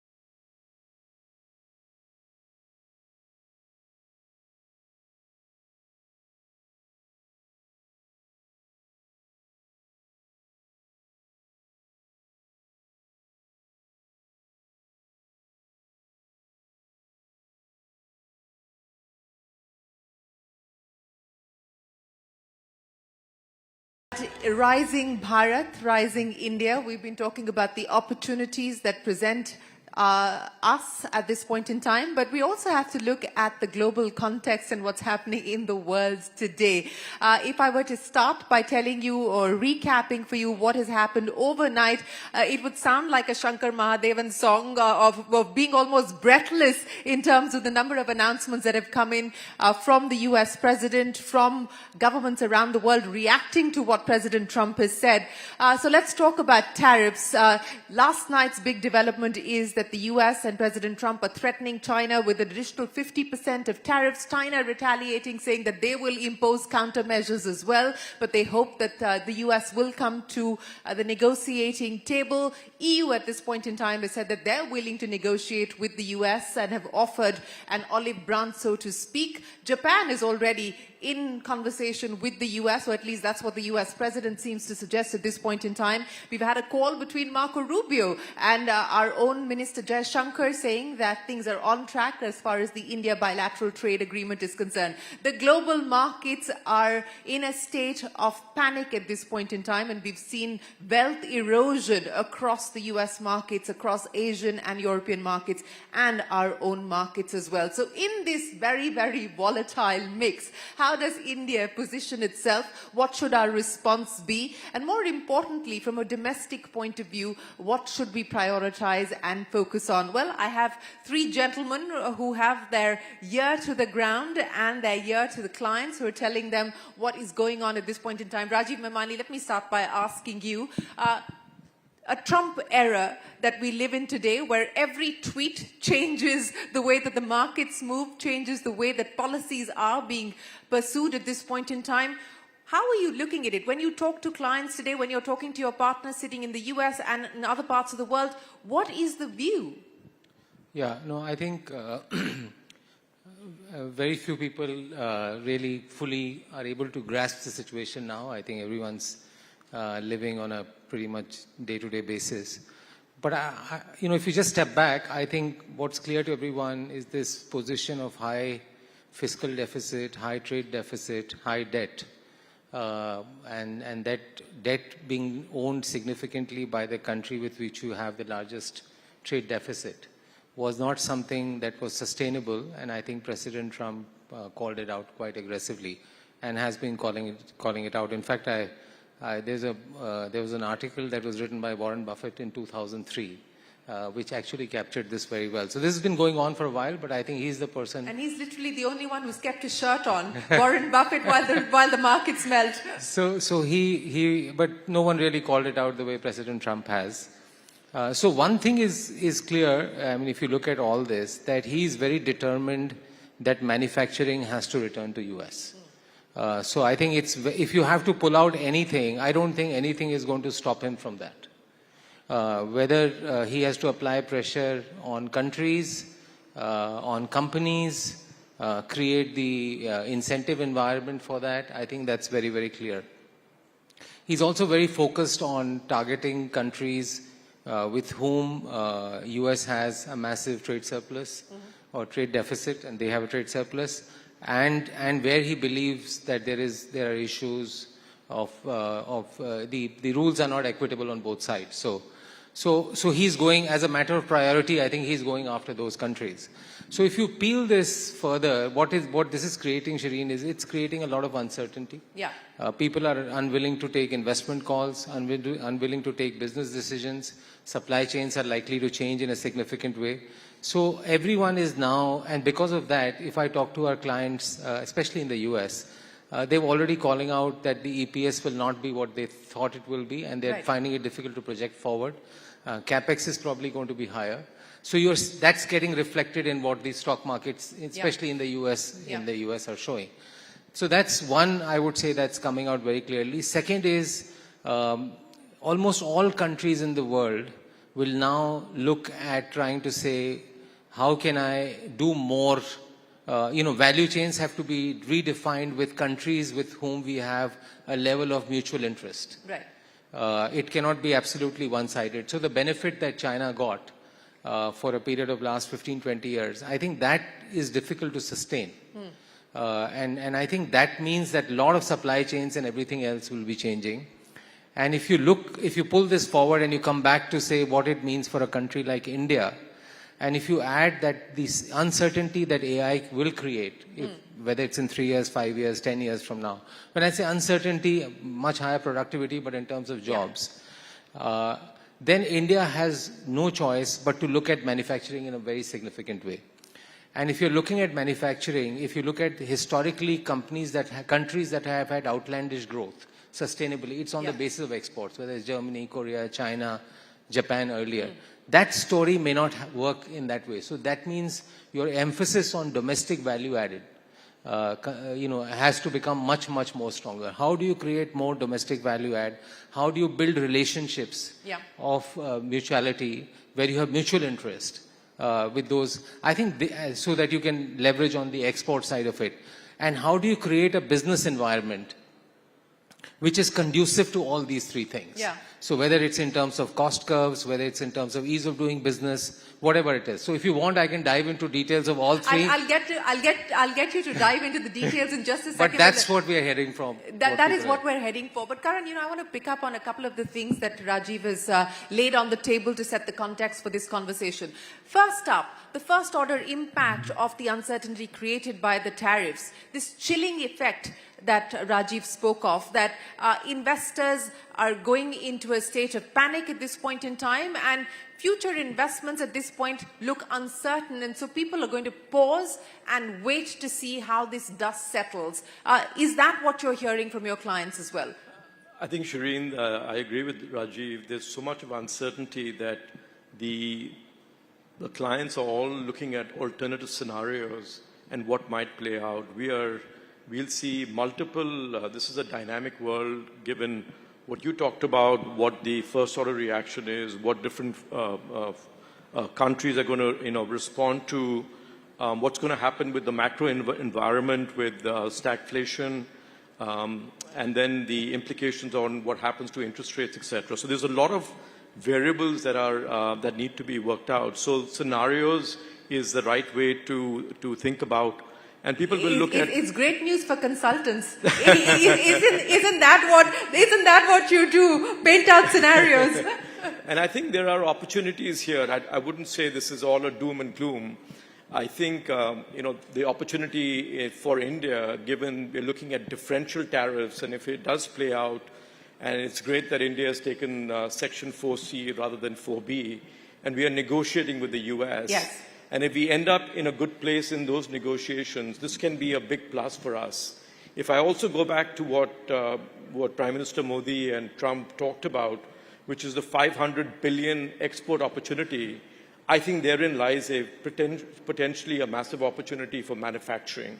And Rajiv is exactly right. We need to push up manufacturing to 25% plus because we need that for jobs. And so I think there are sectors where I think India is very strong, very credible. And I think there is a get and a give. The get is in sectors that we're looking for where the US can send us technology. Whether it's defense, whether it's AI, whether you're looking at nuclear energy, I think could be a huge plus for the country. So I think, but having said that, I think there is a few key imperatives we have to make sure we are following through on. The lesson from China, the lesson from Vietnam is we absolutely need to make sure that we have the ease of business and we are attracting more FDI into the country. Yeah. Our FDI, net FDI is only $10 billion. And we need global champions to come in to help set up that ecosystem.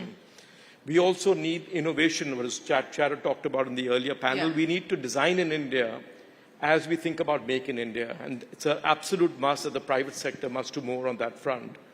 And I think we need a global scale to be competitive. We all know about what in China, the big scale companies and the advantage they have. Yeah. So we have to be hyper competitive. So I think while there may be an opportunity for India here, and I really hope it does work out given how the negotiations will play out, I think there is an imperative for us to also take away for the longer term for us to position ourselves appropriately. You know, before I get Rahul back into the conversation, let me just get Rajiv and you to comment on what we just heard you say there in terms of the supply chain diversification that is expected. Some of it is already happened post-COVID, but the expectation now, because of the differential that you talked about, Vietnam, China, etc., much higher tariffs in comparison to India. Rajiv, do you believe that that's going to have a beneficial impact on India in the short, near term? Yeah, I think it should have, but I think it's too early to call out. So if you look at countries that are competing with India, if you look at Mexico, for example, I think the US-Mexico, Canada, you know, the USMCA, has much more favorable clauses than what India has. And I think what President Trump has said is an opening gambit. It's not. This is not a closing. And by the time countries take a defining moment to say they want to change, it takes time. It takes time for companies in India to create capacity. So I would say we are very well positioned because India's ability to negotiate is much greater. If I look at trade deficit of Vietnam, US's trade deficit to Vietnam is $125 billion. Yeah. If I look at Mexico, it's $180 billion. If I look at China, it's $320 billion. With India, it's somewhere between 40 to 50 billion. Yeah. And there are lots of ways by which India can balance that. Yeah, Also, higher oil imports, LNG imports, defense, all of that. Yeah. And we have done an analysis to say even if the duty rates were to come down, we can't talk about agriculture here, but in most products, if the duty rates were to come down in India, which is his sort of this, India is the tariff king. Yes. You know, it is, I think, and if the markets open up and Yeah. supply chains get redefined, you know, it'll be a far more beneficial thing for India. So you're saying industry is okay and on board with a tariff cut, a significant tariff reduction by India? Most parts of the industry are very open. I won't say all, but I'm saying in aggregation, India will be beneficiary of that. Industries also vary to say where surplus capacity gets created.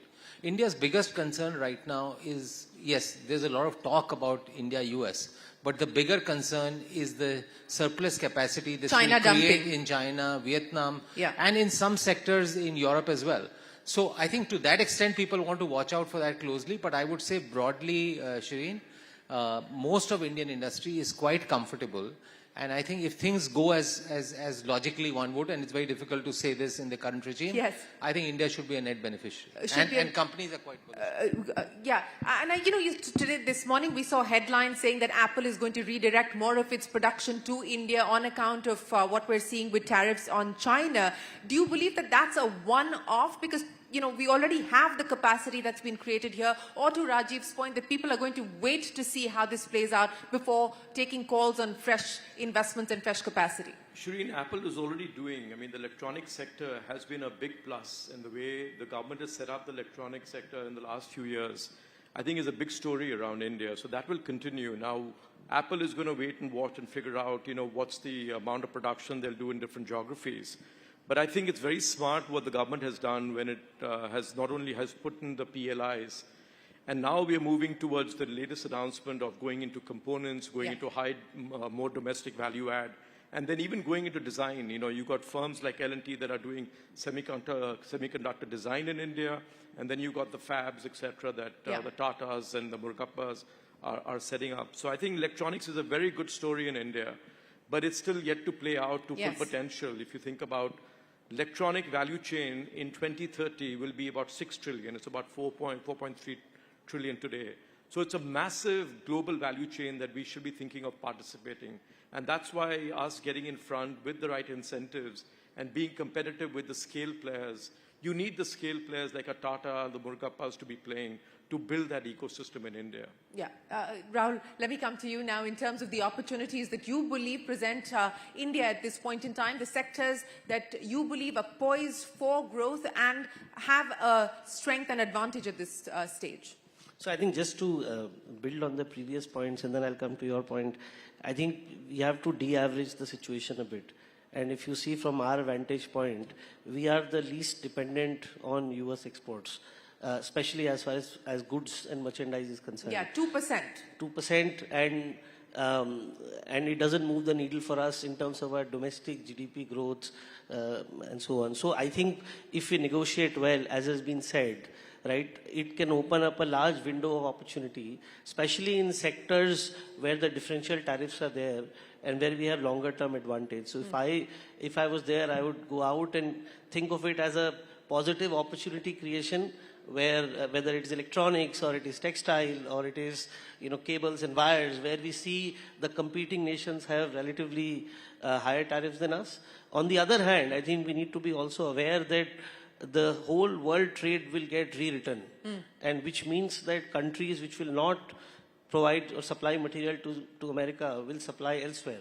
And for example, China, which has large capacity of many products, they will find their way into the country. So we have to be resilient. We have to watch that closely and ensure that our industry is protected against that. So let me put a challenge your way now. If you had a client who asked you to draw up a scenario for India at this point in time, perhaps the Indian government reached out to BCG and asked you to draw up and do some scenario planning, what would be the 3 or 4 things that you would ask the government to prioritize? I think it's difficult to pinpoint, but I would say first we have to, in the short term, there will be uncertainty. And there is uncertainty. Whenever uncertainty happens, people freeze decisions. Capital investments will go slow, and therefore in the near term, we will face, and not just we, everyone in the world will face some decision paralysis, some capex slowdown, and therefore it is good to incentivize the economic growth, because our economy is strong and resilient. If you look at our drivers of economy, it's more consumption-led. I think we are talking about manufacturing, but manufacturing has stayed at 15 to 16 to 17% of GDP for decades. For the last, several decades. And in contrast, Korea, China is 25, 27%. Yes. If we want to grow from 5, 6% to 8, 9%, we need manufacturing to pick up. But our base growth comes from consumption. And that is there. Our demographic profile, our rising GDP per capita, spending power, all of that poises to all, whether it is financial services, healthcare, anything that our mass consumes will grow, irrespective of all the macro trends. And I think it's important to get that reality check that Rahul has put on the table, and Rajiv and Karan, I want you to address this. We've been talking about this manufacturing aspiration of 25% to GDP for over 15 years now, and we're still anywhere between that 13 to 17%. We're nowhere even close to the 20%. Why do you feel hopeful of the fact that we're finally going to see that breakout moment? Shireen, I think there is the question you asked earlier. We should take a bold aspiration, and I agree. How do we think about getting the manufacturing up significantly? So the bold aspiration would be, can we get to $1 trillion of exports in, say, 2030? Keeping in mind that, this won't happen in the next year, given all the uncertainties. We are very well positioned when it comes to 5 or 6 sectors, which I have a hard time believing will move to the walled garden of Mexico. If you think about the pharma, we are massive headroom ahead when it comes going beyond generics. We have 50% of US generics. There is vaccines, there's specialty pharma. There's a whole host we can look at. The chemical complex is another big one. You need energy for chemical complex, where our renewable energy is a big plus. There is electronics that we just spoke about. There is the need for textiles. You won't see textiles moving to the US. So I think there's machining. So there's 5 or 6 sectors, I think that should be the focus. But here we need global scale players. We need even global players to come in and be competitive. And we need the right incentives for this to be to truly participate in the global value chain, which is massive for us. Rajiv, go ahead. I'll respond to both the questions that you raised. And I would say manufacturing, I completely agree with what Karan is saying. I think there are 3 things which are really important. For the first time, electricity cost in India has become competitive. The second thing is logistics costs are actually coming down pretty regularly. Third thing, if you see, manufacturing space has been occupied by China. And if that gets vacated to some extent, where country build barriers, a little bit of barriers to ensure that you have some insulation against China, because it's very difficult to compete with China given the way they're looking at things. So if you look at all those 3 things, and fourth, if you look at the success in some of these sectors where PLI and others have come about, then I think there is a good story. Obviously, there's a lot that has to be done in terms of ease of doing business, factors of production, labor, land, and others. But there is a toolkit now that's there, where I think the signs are very ominous. Therefore, how India puts itself into the global value chains, how do we get some leaders the way we've got Apple, and then roll that out, I think that will be very important. That will be very important. Yeah, Rahul, go ahead. I'm going to build, I think manufacturing, there is a window of opportunity for us. We need to latch it. But for that to happen, three things need to fall in place. I think our cost of doing business, yes, power costs and logistics costs are getting better. But it needs to do better. Our financial costs, our land, labor reforms, if they all have to fall in place, because that's only when comparative advantage comes. Secondly, we can't do only end assembly. We have to build the full ecosystem. Full stack, So therefore, SMEs play a big role, because, and the end users, whether it is app, and this is the Maruti moment for auto. They build the full ecosystem. We need to build the ecosystem for all these, whether it is electronics or semiconductor, and for that SME becomes. And third is innovation. We can't only be competing on cost. Therefore, investing in R&D, innovation has to be top of mind for all our industrial players. Let's talk about the role that Indian conglomerates are going to play. And Karan, I want to get to you. When we talk about the $100 billion plus club, we talk about the $50 to $100 billion plus club. You were talking about scale and size. The role that Indian conglomerates need to play, how they should reshape their aspirations to cater to the new global order. I think the conglomerates is a big story, and it is one of the biggest drivers for India in the next chapter. In fact, for the next couple of decades. The salience of conglomerates in this country will actually go up. Conglomerates are about 25-30% of revenues and profits and about 40% of capex. They have done exceptionally well in the last decade. The leading conglomerates have grown by 5 to 25 times in the last decade. They're very well backed. They're extremely ambitious. Their aspirations are really bold. And these are both promoters and also professional managers running these big, large conglomerates. And they're taking a very big, bold bet on the future. They are doubling down on what is their strength today. And they're reshuffling the portfolio to get into new areas, like we talked about with electronics, like we're talking about with defense, aerospace, like we've got talking about the opportunity in healthcare, opportunity in consumer. But what will all of this mean now in terms of private sector capex picking up? Because that has been the grouse of the government, that look, we've done our bit. You need to start to do the heavy lifting now. So when you talk about reshaping aspirations and capex, when do we start to see this play itself out? They are already investing. You may not see it in the capex, in the utilization numbers today, which is in the mid-70s, but the investments being planned is actually quite staggering. And this is where they're focusing on building new businesses. So I'm pretty hopeful with the conglomerates, we will start to see it. The question is that there's a big double down on India. I think we also need to start thinking about incenting and creating the right condition for global champions like we're seeing in China, so we can compete on the global stage. Rahul, If you go back 10 years in time, most of the industrial conglomerates were thinking of diversifying to either consumer sectors, technology sectors, services sectors. What has changed in the last decade because of PLI and all the policies is that mindset has shifted, and now manufacturing is back in the boardroom, on the drawing board. What we are seeing still is ability to vision at scale is only with very few groups. And that's what is the barrier. I think the opportunity is enormous. If we were to capture even a fraction of what China will vacate, there is enough play for us as a nation. But the question is, are we willing to really think big, put the right investments behind it, and go for it? Yeah, Rajiv. Yeah, just to make your panel interesting, I yes, have a slightly divergent view. I think conglomerates' competitive advantage is they have capital. And obviously the management skill that they have developed is very strong. So their ability to take those bets are very big.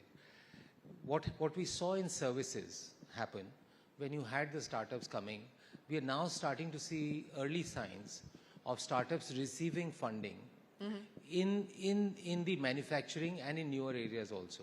So if you look at newer areas in engineering, defense, electronics manufacturing, drone manufacturing, space tech, medical systems, space tech, I think you will see startup companies coming where it requires very deep conviction, deep competencies, and capital is there.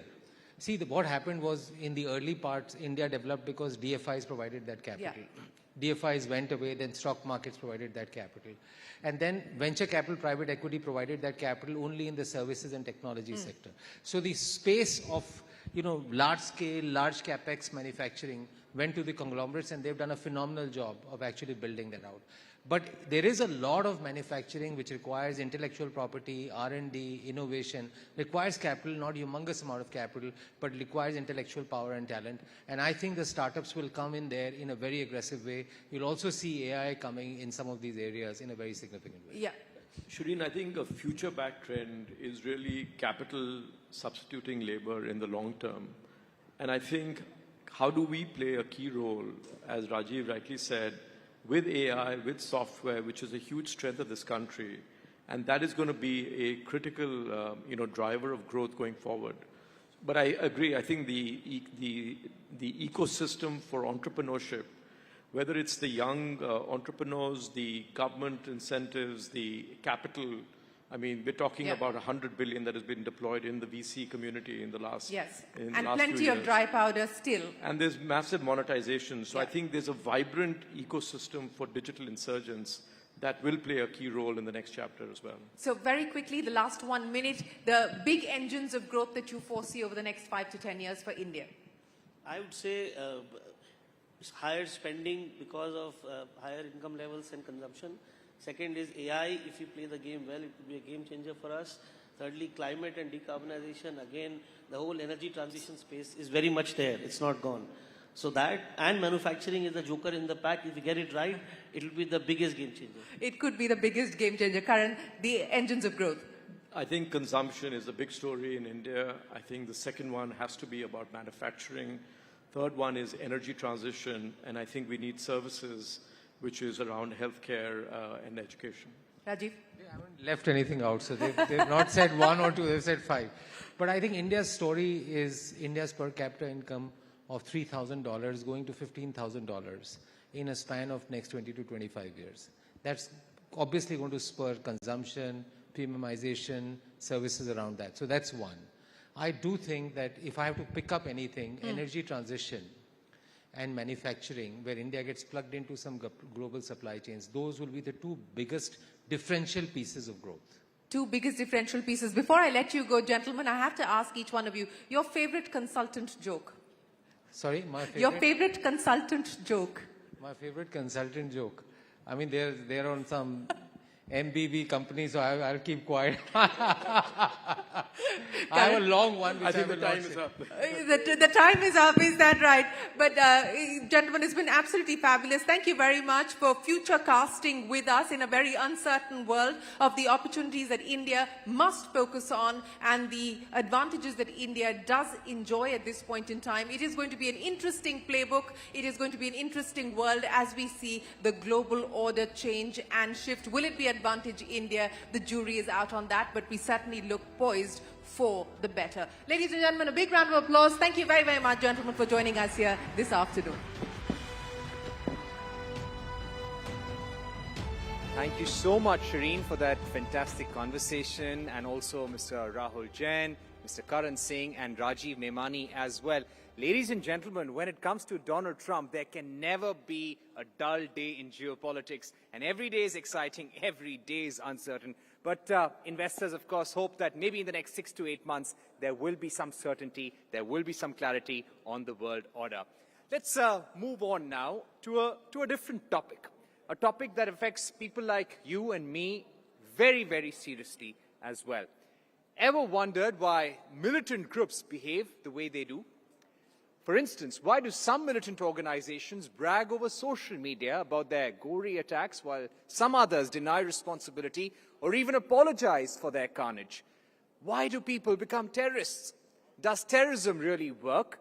How should states respond? How can citizens keep their civil and political liberties? Well, let's hear it from a man who knows more than a thing or two about terrorism, about national security, about geopolitics. He's an expert on international security, especially when it comes to terrorism, US foreign policy, great power competition, which we see right now. war, and also the Middle East. Please join me in welcoming Dr. Max Abrahams, Associate Professor of Political Science, Northeastern University. He will be in conversation with Palki Sharma for a session on geopolitical calculus, the India theorem. Ladies and gentlemen, a big round of applause.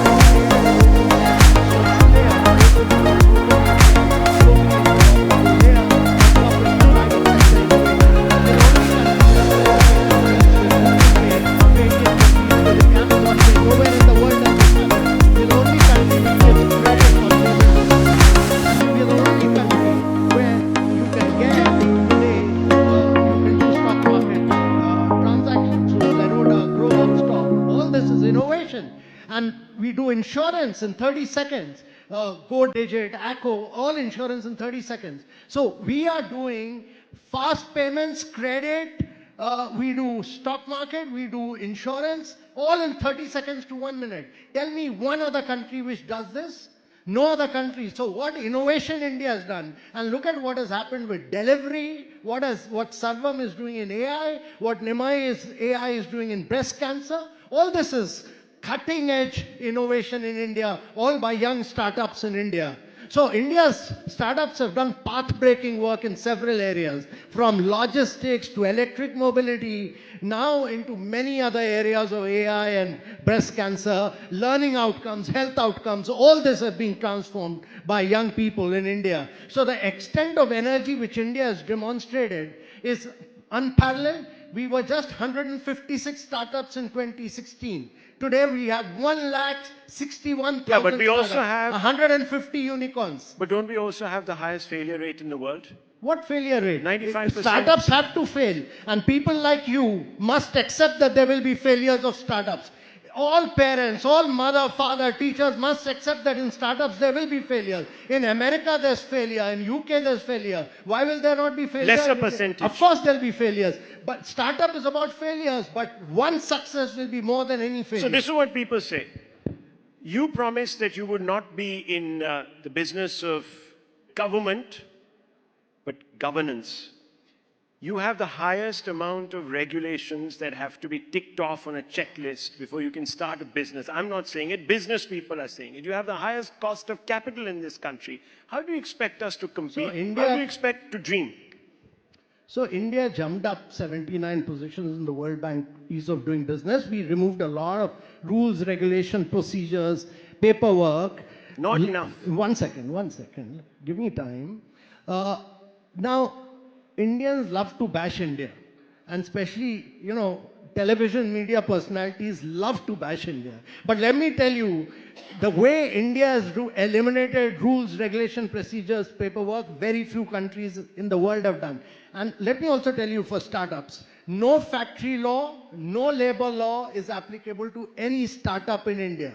Now, this has to be a constant process. This has to be a constant process of evolution. And I think in this budget has announced a reform commission, and a lot of work is going on right now on this. So look, let's not gloss over some of the problems. Yes, we've done a lot, but there are problems. Look at the first legislation that was passed. It hasn't even been notified. The labor laws. See, I'll be honest, I don't know enough about labor laws, so I won't comment, and I will never contradict. No, I'll tell you, I'll never contradict Amitabh Kant because I want to live in India. I'm just joking. But that apart, I want to raise two very critical points. Amitabh and you alluded to the young and equated the young with startup. Remember what Mukesh Ambani said at the launch of Jio, that Reliance is today in startup mode. What N. Chandrasekaran said at the launch of Tata Digital. What is gladdening my heart that even companies, behemoths, are encouraging their people, they are encouraging their colleagues to get into a startup mindset. Remember one thing, Winston Churchill called us a nation of shopkeepers. Today we are a nation of entrepreneurs. There will be obstacles. Remember, I come from Bengal. I used to joke that Bengal has a problem for every solution. Even Bengal is changing, whether people in Delhi may agree or not. Point I'm making is, give it time. We are too quick to judge. Go to America, Rahul.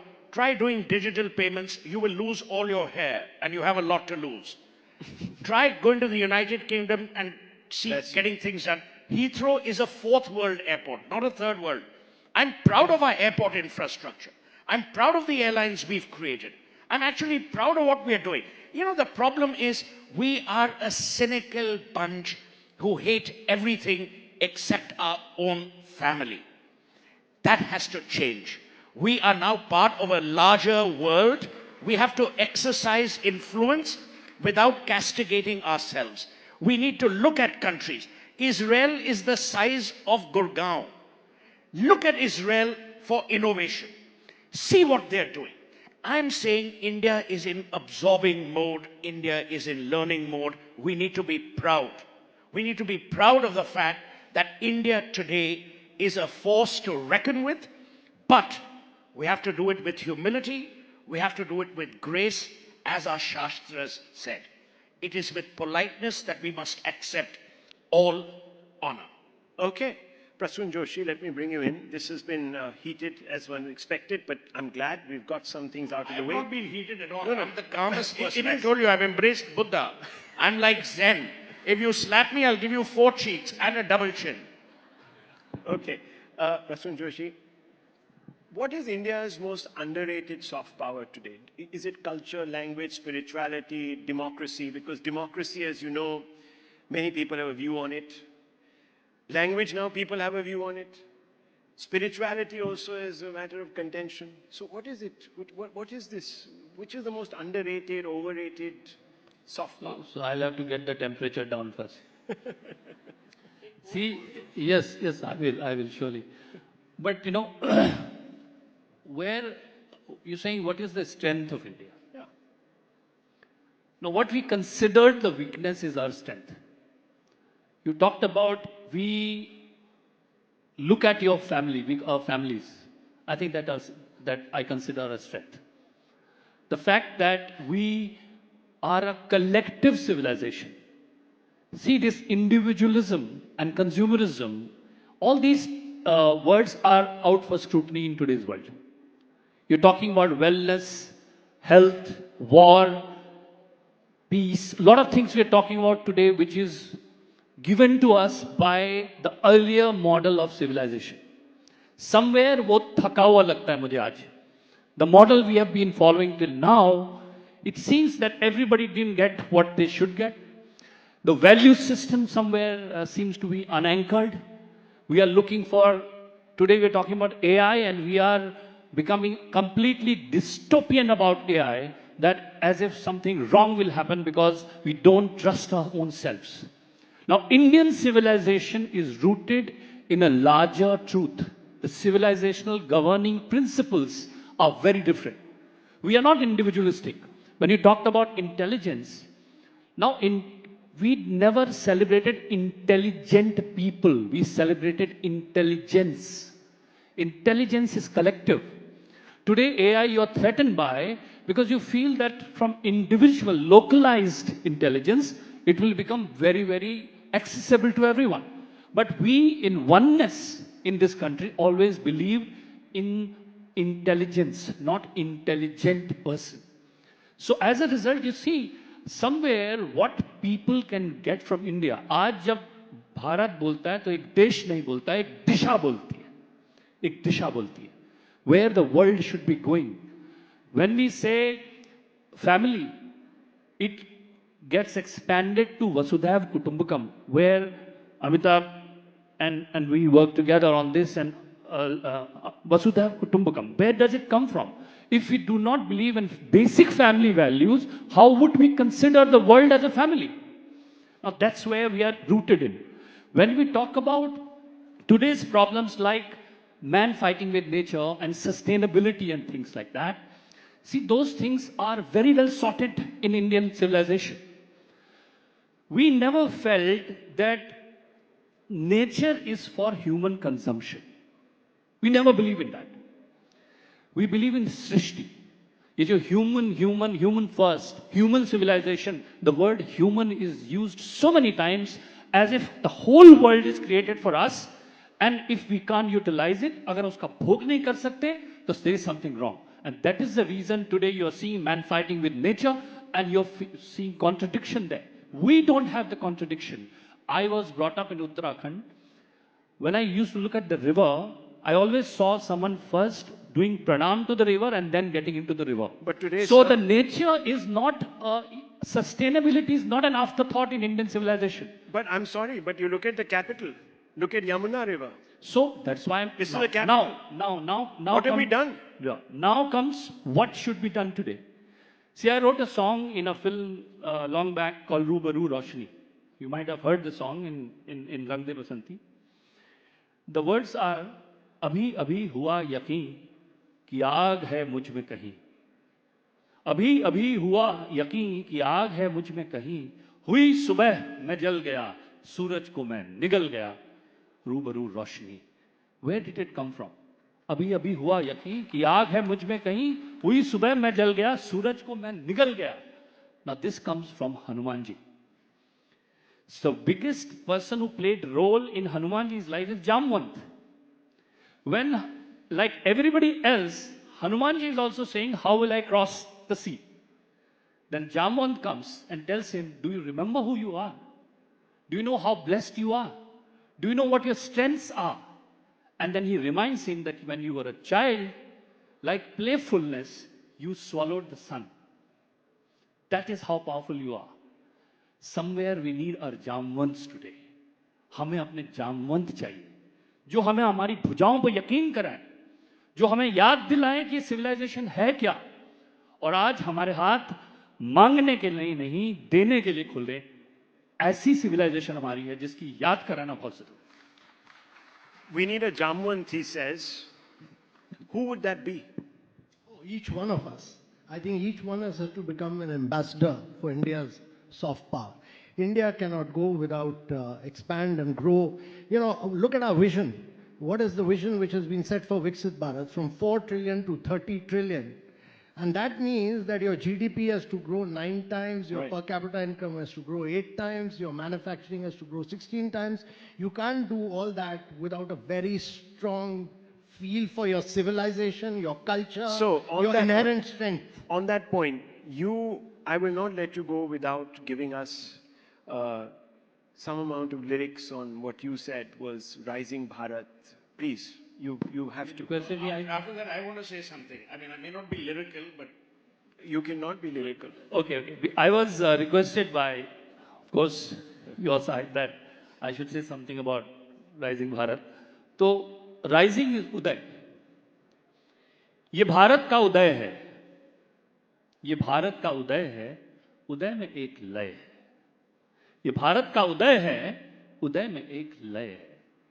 ये मस्तक गर्व का है.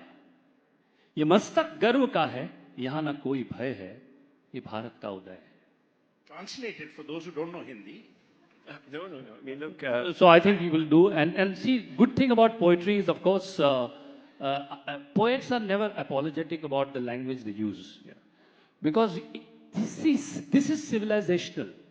When I am, even if the words you don't understand, my energies should reach you, the intent should reach you.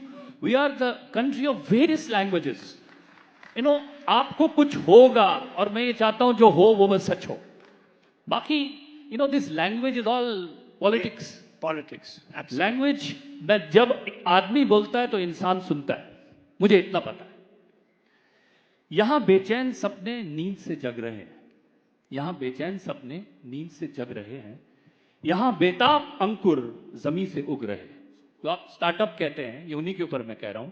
यहां बेचैन सपने नींद से जग रहे हैं.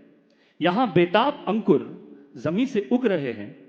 यहां अब समय करवट ले रहा है, कह रहा है. यहां सीनों में सागर जोर से अब बह रहा है. हमारा लक्ष्य तय है. हमारा लक्ष्य तय है. ये भारत का उदय है. यहां हमको पता है सृष्टि क्या है.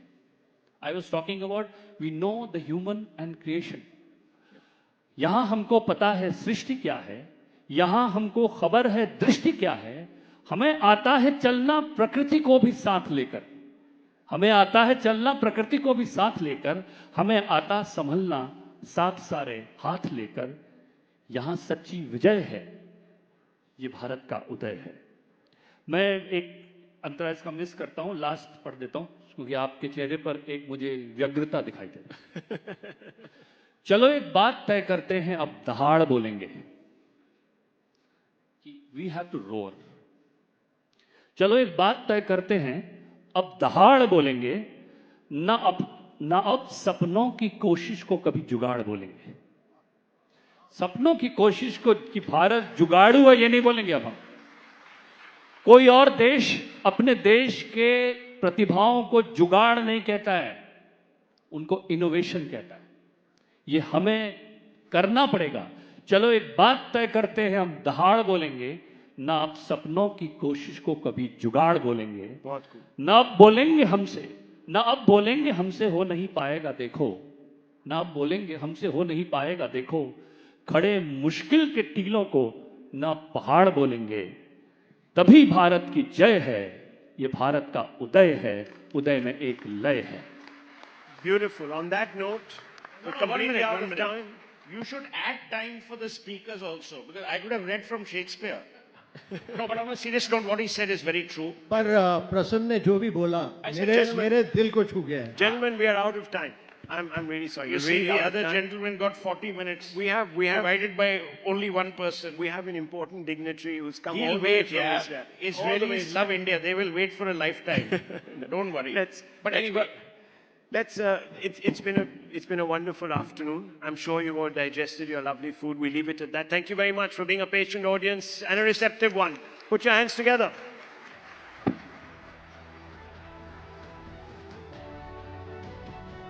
Thank you for that power-packed, fascinating conversation on India's soft power with Sohail Seth, Prasoon Joshi and Mr. Amitabh Kant. Let's have a huge round of applause, ladies and gentlemen. Of course, they showed us how India's rich cultural heritage, vibrant democracy and diverse perspectives can captivate the world.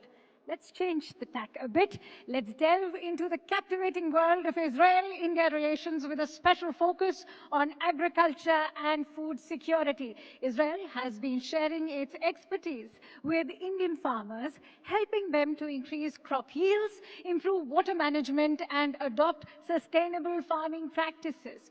This partnership has the potential to transform India's agricultural sector, making it more efficient, productive, and resilient. It's little wonder why Sohail Seth was also talking about this partnership that India and Israel share. Ladies and gentlemen, please welcome Avi Dikta, Minister of Agriculture and Food Security of Israel, in conversation with Zaka Jacob for a session titled Israel-India Bromance, where we explore the opportunities, challenges, and future prospects of this strategic partnership. The stage is all yours.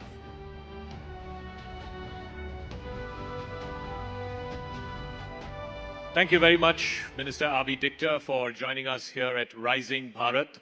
I can definitely vouch for this. India is rising, Israel is rising, and certainly our friendship seems to be rising as well. You're the Minister for Agriculture. You have met with the Indian Minister for Agriculture. How would you describe the state of the relationship between India and Israel, particularly in agriculture? Well, thank you for inviting me here. And before talking about our friendship in agriculture, let me say something about what indicates real and true friendship. In October 7th, 2023, when the horrible attack from Gaza occurred and Israelis got tortured, killed, murdered, raped, kidnapped, one of the first leaders in the world that called Prime Minister of Israel, Benjamin Netanyahu, was the Prime Minister of India, Prime Minister Modi. And he offered any help that Israel needs. That's true friendship. When it comes on time. Israel is a tiny country, but we have a large variety of climate areas. In Israel, you can ski in the north. By noontime, take the car, drive all along the Jordan Valley, Dead Sea, to the Red Sea, and in the late afternoon, you can swim in the Red Sea. It means that even in agriculture, you have so many climate areas, including deserts, arid areas, semi-arid areas, and that makes Israel a kind of a laboratory that we offered India to take our experience, what goes good and what went wrong in terms of agriculture. And if you want to make mistakes, make new mistakes. And that's what, grosso modo, was the main discussion today with the Minister of Agriculture here in India, Mr. Chauhan. You talked about the October 7th terror attack, and you said Prime Minister Modi was one of the first leaders to call Prime Minister Netanyahu. How would you describe the current situation in Gaza? What is the state of the conflict in Gaza? Right at the October 7th at night, at the Israeli Cabinet of Defense and Political Issues, we put 3 goals to this war in Gaza. One was to destroy the military infrastructure of Hamas and the Palestinian terror organization in Gaza. The second goal was to topple the regime of Hamas in Gaza. And another goal was to release all the hostages that were taken to Gaza. We've never faced such a situation that people were kidnapped from their homes, live and dead, babies and adults, men, women, Israelis, non-Israelis, Jewish people, non-Jewish people, including Muslims. 255 hostages were in Gaza. We still have there 59 hostages. At least 22 are alive. So the war won't be ended before reaching those 3 goals, and we have time. It's true that the most urgent goal is to release the hostages in Gaza. So the war in Gaza will not be ended before reaching those 3 goals.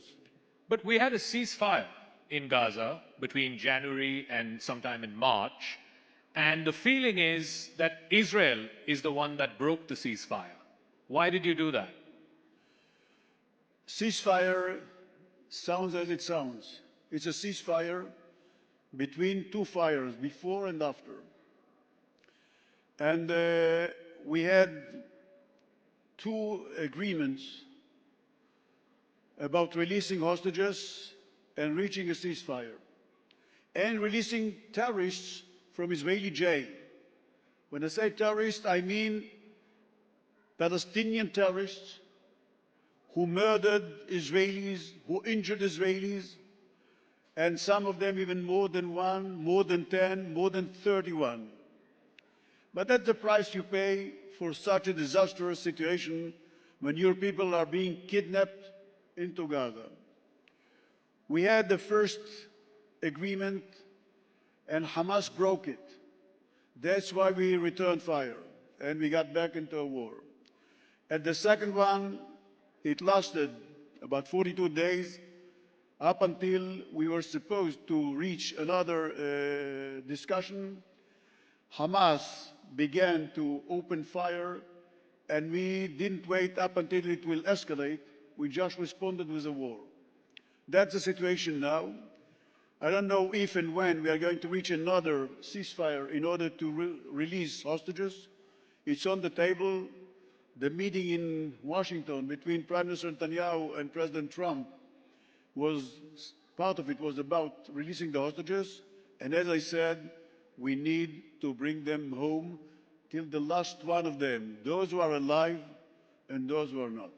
You mentioned Prime Minister Netanyahu and President Trump met yesterday at the White House. The whole world is talking about President Trump, the tariffs and what have you. What is your reading of the new Trump administration in Washington? We met the first Trump administration almost 5 years ago or 8 years ago. And as Israelis, we must say that he made some issues that we've never seen before. He was the first American president who decided and implemented the moving of the American embassy for the city of Tel Aviv to the capital of Israel, Jerusalem. It is something that nobody did it before. So when he says he's going to move, he means business. And that's President Trump in my eyes. He means business. When he told the Houthis in Yemen, the terrorists, the finger of Iran in the south part of our area, when he told them, if you don't stop firing towards Saudi Arabia, Israel, or other countries, and if you're not going to open the Straits of Bab el-Mandab, who leads to the Suez Canal and to Aqaba port and Eilat port in Israel, we are going to attack you. When they didn't stop, the United States started to launch airstrikes, severely airstrikes, including this night. He means business. Now, when he told Iran, if you are not going to get into direct discussion with us, the United States, we are going to take severe steps. When the United States attacks Yemen, it's not really Yemen the target, the Houthis, the terrorists. It's Iran.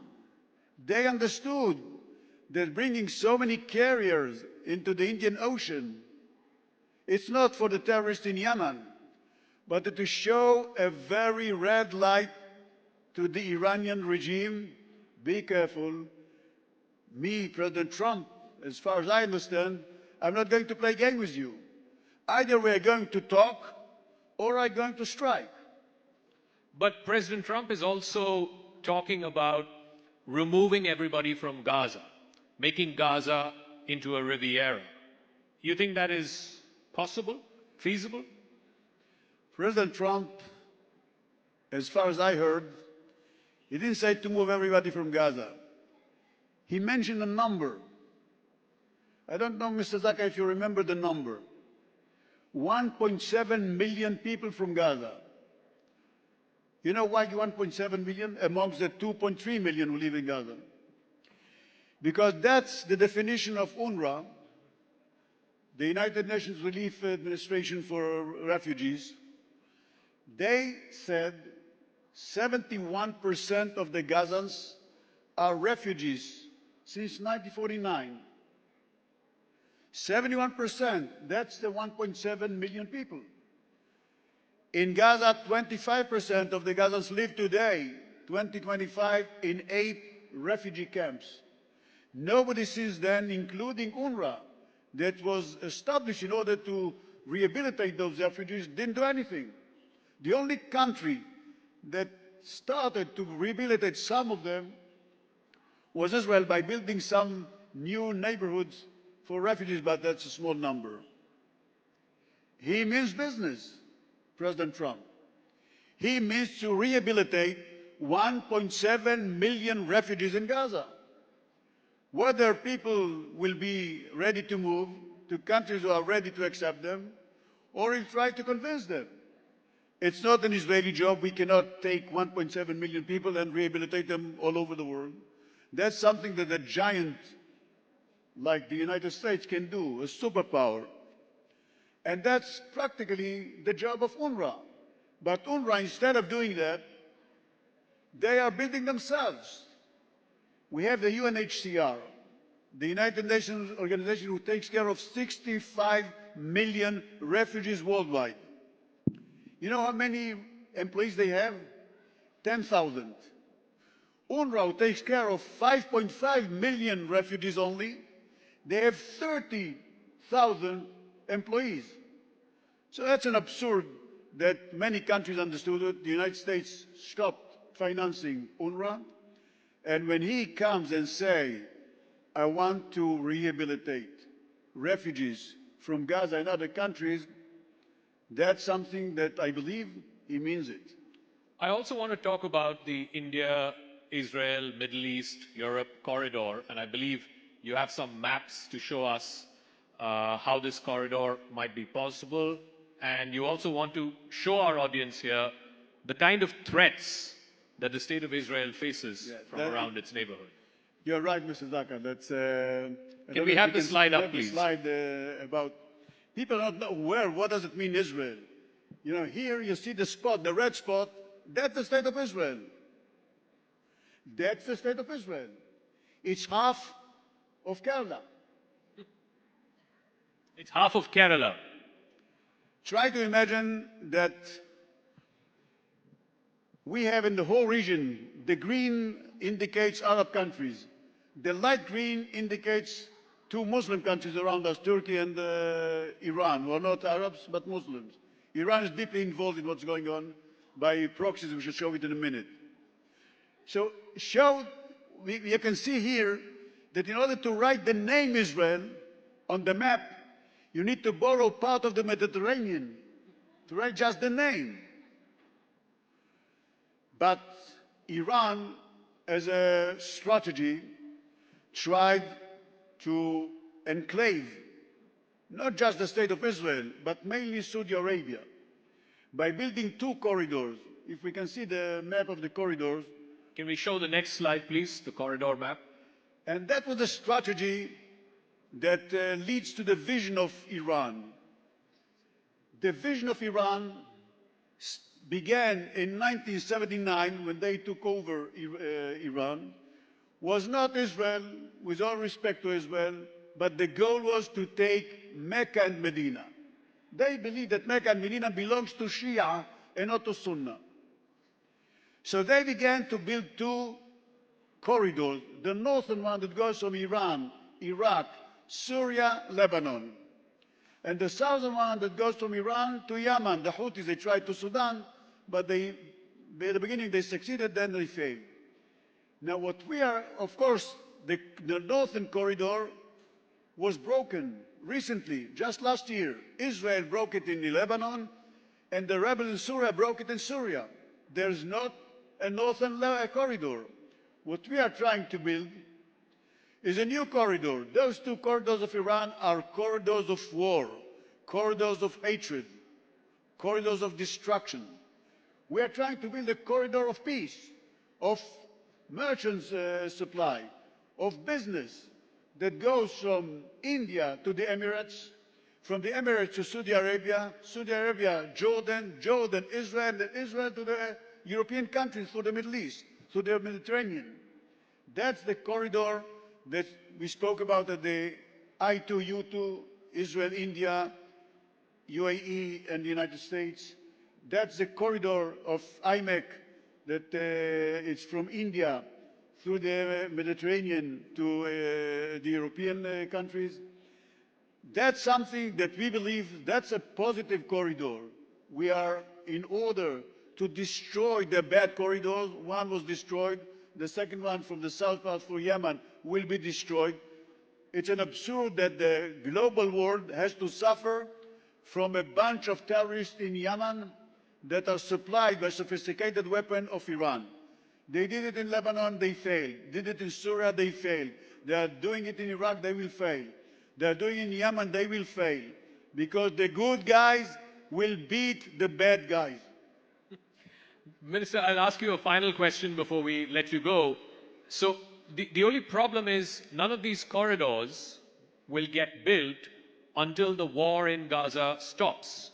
So what is your plan for an end game in the war in Gaza? Let me just explain to those who are not familiar with the details.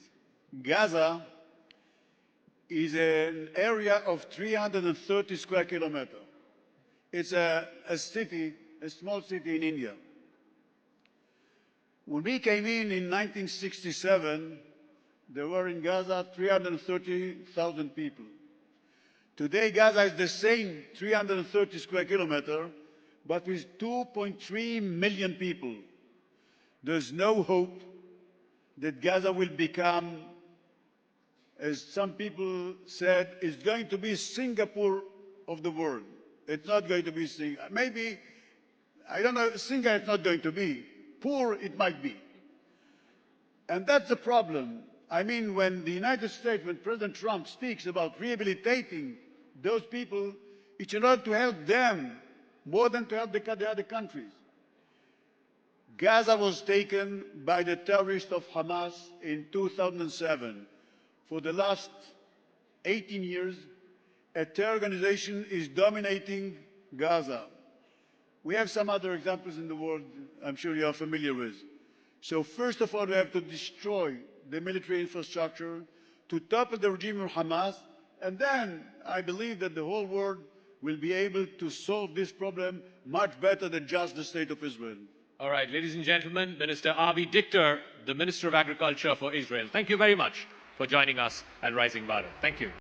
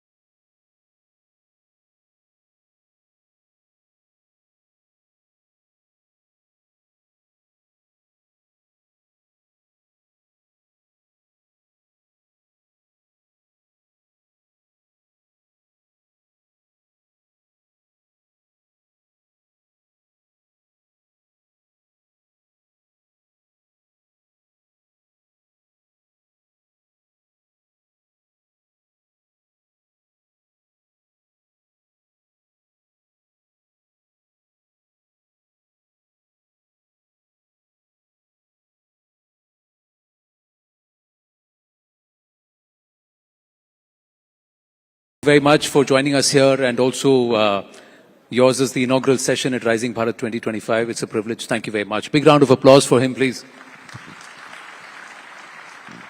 Thank you, Anand. It's always a pleasure to be with News 18 and part of a dialogue with you, and especially when Anand is looking as if he's in the wrong profession. I mean, your turnout is impeccable, if I may say so. So, sir, congratulations. And, sir, I've tried to emulate you. See, in plain white, he looks so dapper, so I had to go flashing red, didn't I? First up, your thoughts on Esther's performance, and as Minister for the Northeast, is Northeast connecting with the rest of Bharat as it should have over the last many decades, at least in the recent times? Is it happening? Let's start from there. So we saw the unbelievable potential of our youth, and I'm not going to attribute it to a particular region.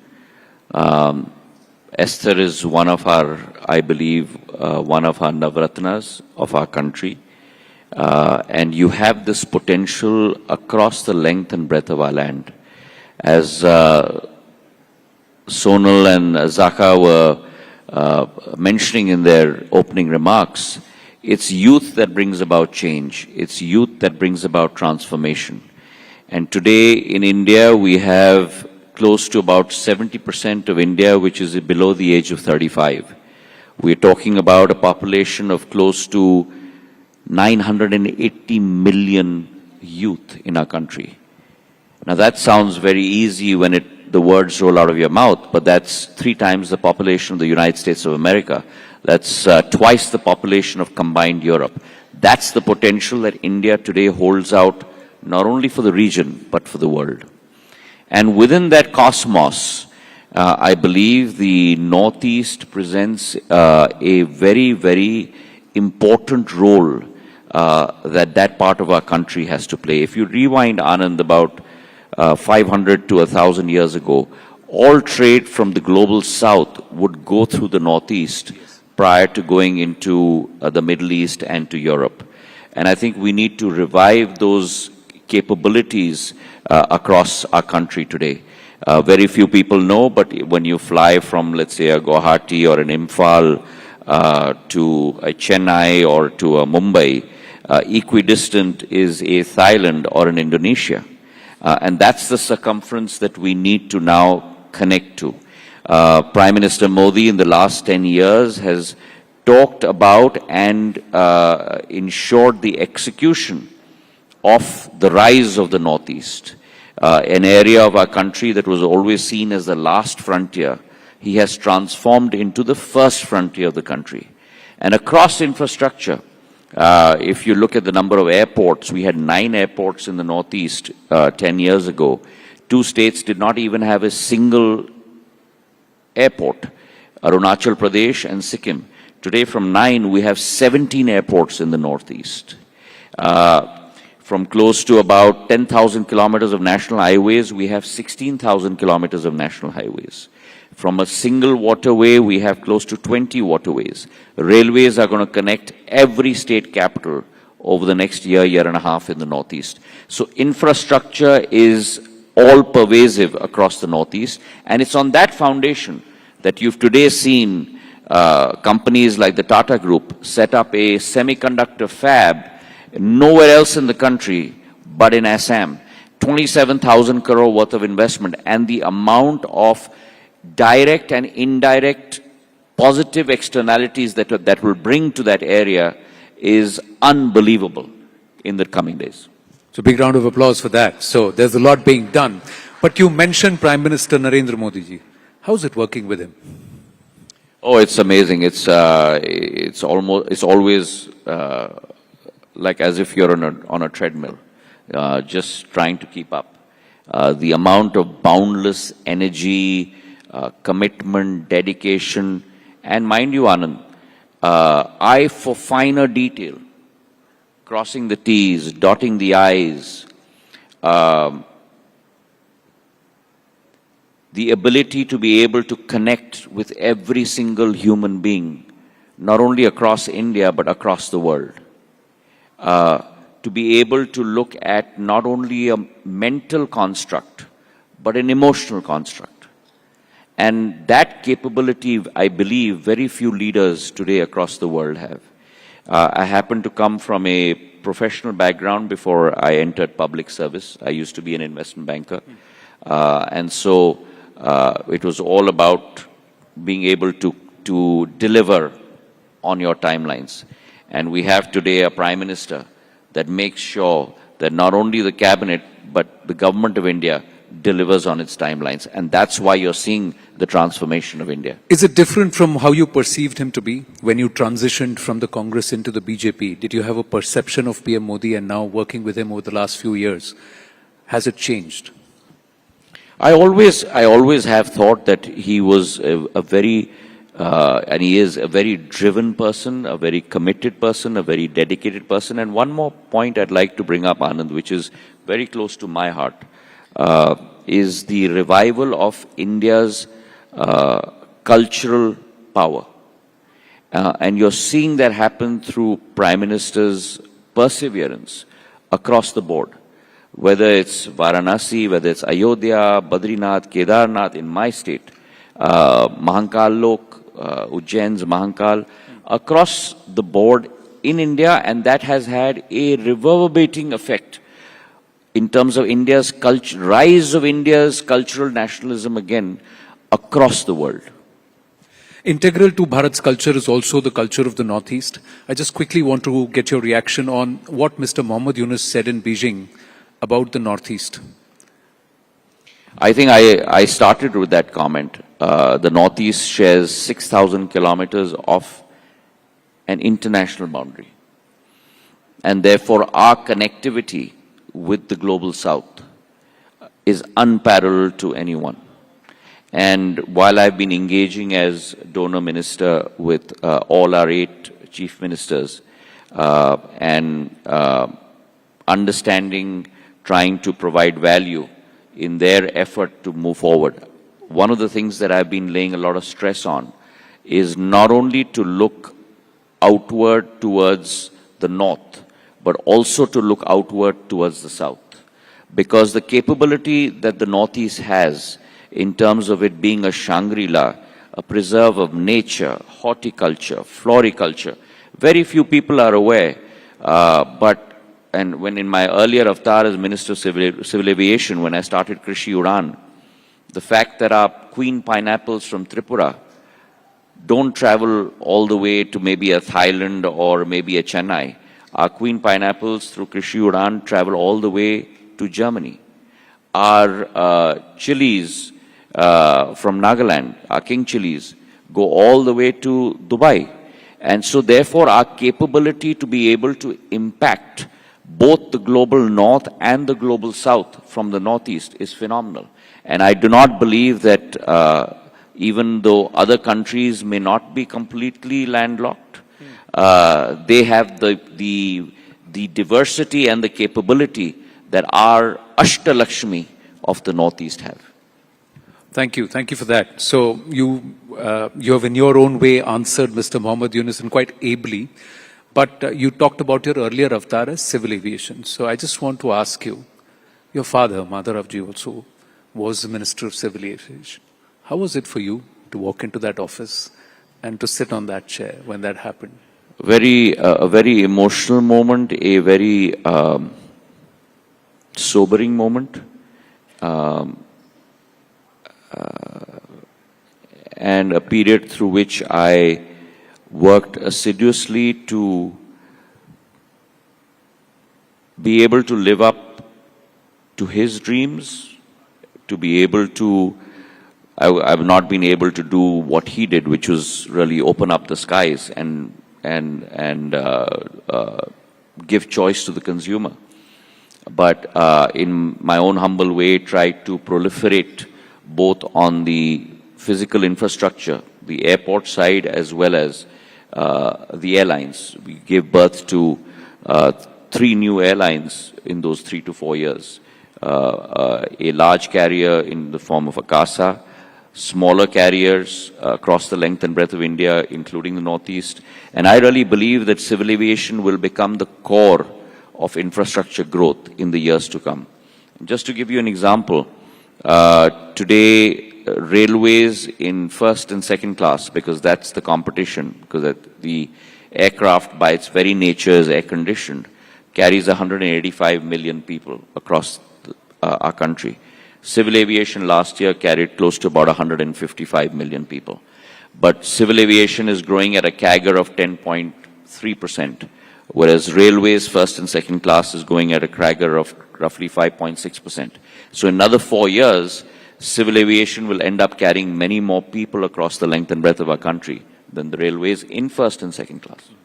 Many people, Jyotiji, and it's the first time I'm asking you this question, and there's a lot of time that's passed, but still, when you made the transition, there were many things that you were called. A political opportunist, a betrayer, etc., etc. And you held your counsel through all that. I remember once you had said that I'll allow my work to do the talking. But today I want to ask you what you felt and why did you make the decision when you did? And as you look back, you think you chose right. So Anand, I don't believe on dwelling on my past. I believe that God has been kind and given you birth on this earth to do good, to try and impact lives in a positive manner, in whatever way you can. And I believe that I have not joined the cause of politics. I believe that I've joined the cause of public service. And for me, my father used to say, and it still rings true in my head, that जिंदगी में लक्ष्य राजनीति नहीं होनी चाहिए, जिंदगी में लक्ष्य जनसेवा होनी चाहिए और राजनीति केवल एक माध्यम होनी चाहिए उस लक्ष्य की पूर्ति करने के लिए, उससे ज्यादा नहीं. And that's what I try and live every day. And for me, that journey is of public service. The journey is hopefully to be able to even impact a single person's life. And so I dwell on my present and I dwell on my future.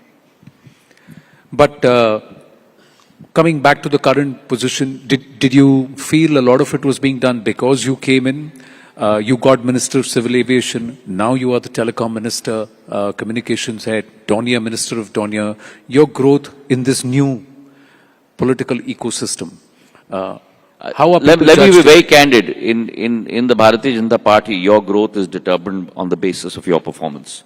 Just like your growth would be within TV18. And so you and I are on par. The only difference is I can't look as debonair as you. This gentleman is 54 years old. If you look at him, can you believe it?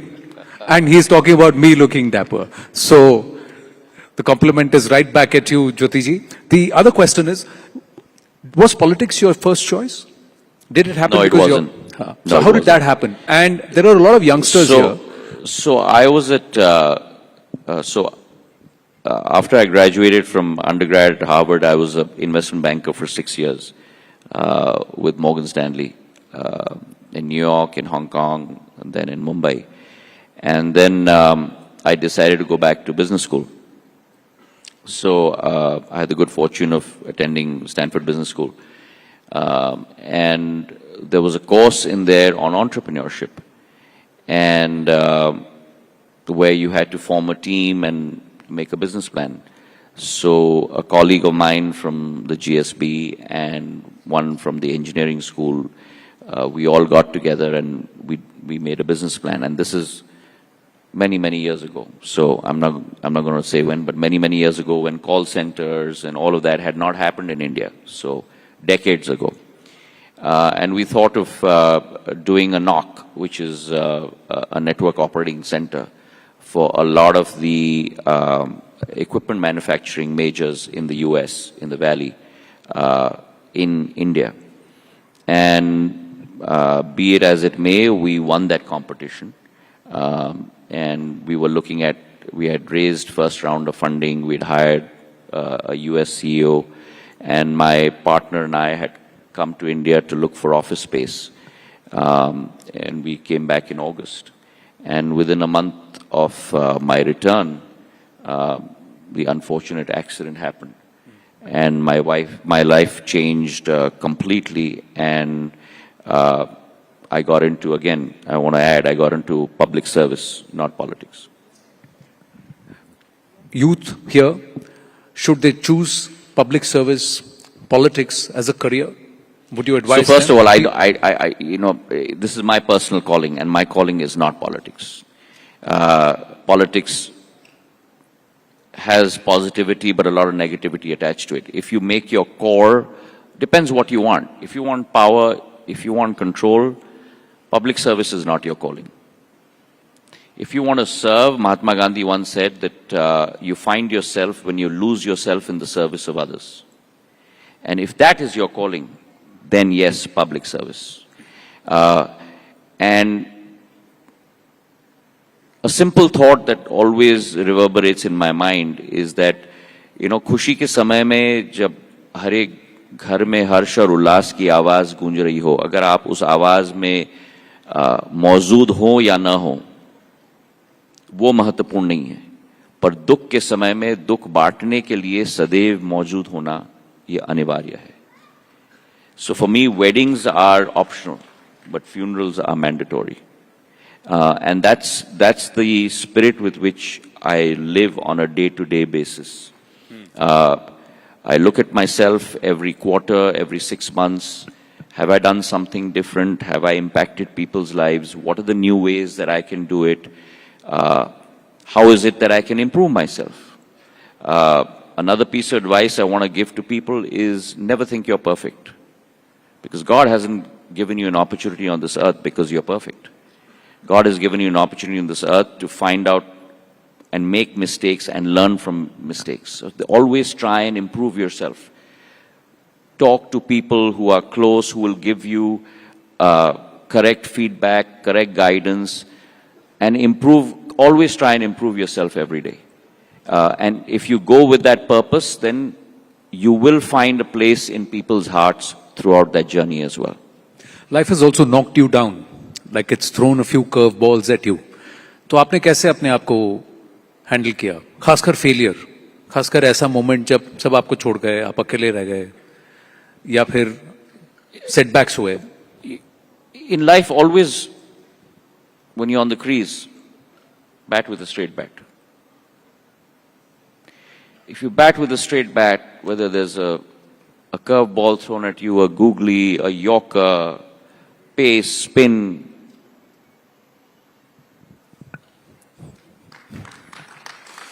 Straight bat. एक प्रश्न है, सबके मन में है, जैसे मैंने आपको always be transparent. Ji. If you can do things for someone, great. If you can't, be transparent. Say, भैया, इस वजह से मैं नहीं कर सकता. At least that person will go away from you thinking, कम से कम इस आदमी ने सत्य तो कहा. Otherwise, when we go to every door, I go to every door, हाँ, देख लेंगे, कर लेंगे, देख लेंगे, कर लेंगे. Right? So there is some value for truth. But how do you fight this game of narratives? अब वापस ले लीजिए, यूनुस साहब की बात को ले लीजिए. The way he's tried to spin that narrative about the Northeast, about Bharat and about Bangladesh and this whole landlocked thing. हम जो कर रहे हैं वो बात अलग है, but एक narrative is about making sure that you lift the reality and lift the truth about the competitive and comparative advantages of your proposition.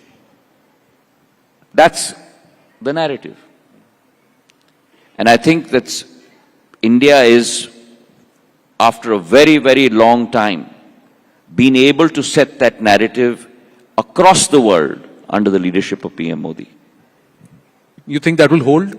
You think that will hold, this effort and this approach? I don't think our country today is on a roll.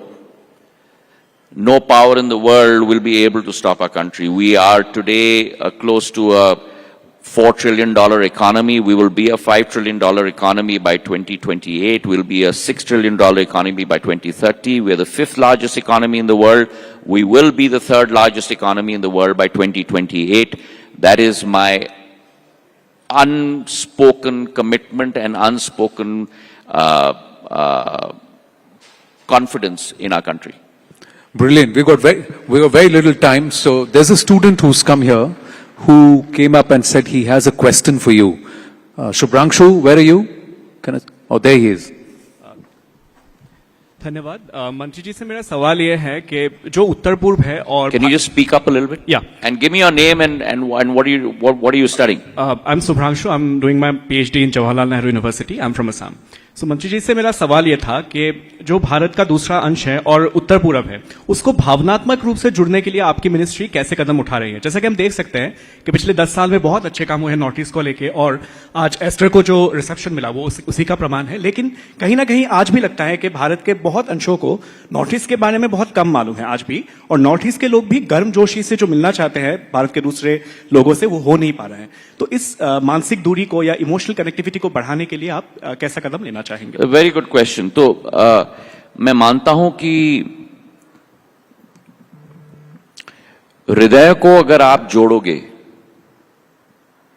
तो सारे संबंध जुड़ते हैं, और आज बहुत कम लोगों को मालूम है, लेकिन अगर आप आर्थिक दृष्टिकोण से देखो, भारत 7-7.5% घरेलू उत्पादन दर के आधार पे बढ़ रही है, पर उत्तर पूर्वी के 8 राज्य,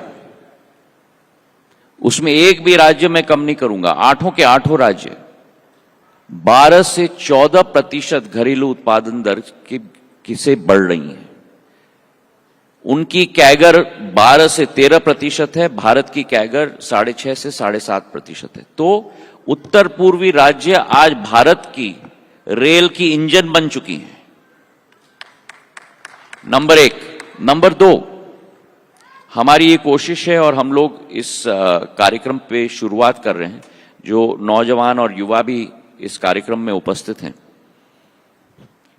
उत्तर पूर्वी के 8 राज्यों, अष्टलक्ष्मी के 8 राज्यों से हम अपने नौजवान विद्यार्थियों को 2 हफ्तों 3 हफ्तों के लिए देश के अनेक विद्यालयों में हम लोग कोर्स कराने जा रहे हैं, और देश के अनेक विद्यालयों से विद्यार्थियों को लेकर उत्तर पूर्वी के कॉलेजों में कोर्स कराने हम लोग जा रहे हैं। तो दोनों तरफ से एक इतिहास को समझने के लिए पढ़ने से नहीं होता, इतिहास को समझने के लिए उसे अनुभव करना पड़ता है, और जो आप जमीन पर चल के अनुभव करते हो वो कभी आप हवाई जहाज से या किताब से पढ़ के कभी अनुभव नहीं कर सकते। इसलिए मैं अपना उदाहरण दूं, मैं दौरा भी उड़न खटोले से या प्लेन से करना पसंद नहीं करता, मैं 600 किलोमीटर गाड़ी से चलता हूं, क्योंकि वहां पग पग पे एक एक व्यक्ति से मुलाकात होती है। और ये अगर जोड़ हम लोग कर लें देश के अंदर का, तो फिर इसका कोई तोड़ नहीं हो सकता। आज पिछले 3 दिन में माधवपुर में मेला चला है, गुजरात में खेड़ में, रुक्मिणी और कृष्णा जी की यूनियन की, और उत्तर पूर्वी से हम लोग ने 320 हमारे आर्टिजन्स को, हस्तशिल्पियों को, हैंडलूम के, उनको हमने गुजरात में भेजा है, ताकि ये यूनियन भी और ये इतिहास का तरंग भी जीवित हम लोग रख पाए। तो इस रिश्ते को ऐसे लॉक कर रहे हैं कि कोई भी और लैंडलॉक करके इसे तोड़ने की कोशिश ना करें, तो ऐसा कह रहे हैं ज्योतिरादित्य जी। Well, ladies and gentlemen, Shri Jyotiraditya Scindia, thank you very, very much, sir. Thank you. Big round of applause. Thank you.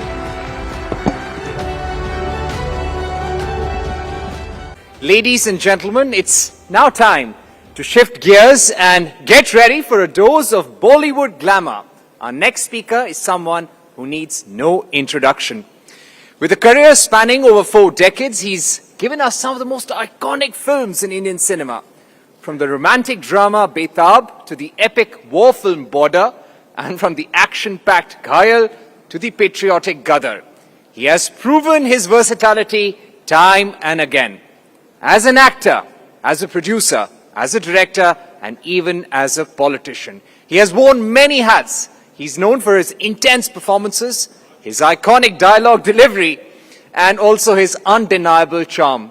It's time to go sunny side up with the one and only Sunny Deol in conversation.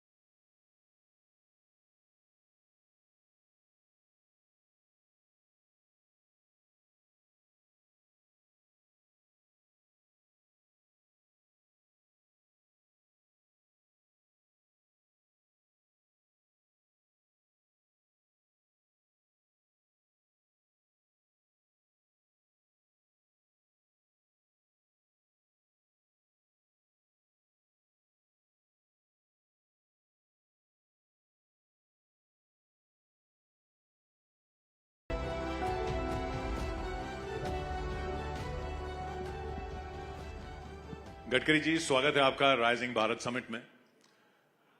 वो पिछली बार बात हुई थी, उसी से शुरू करते हैं। आपने कहा था 2024 तक टोल फ्री हो जाएंगे हाईवे, वो तो हुए नहीं साहब।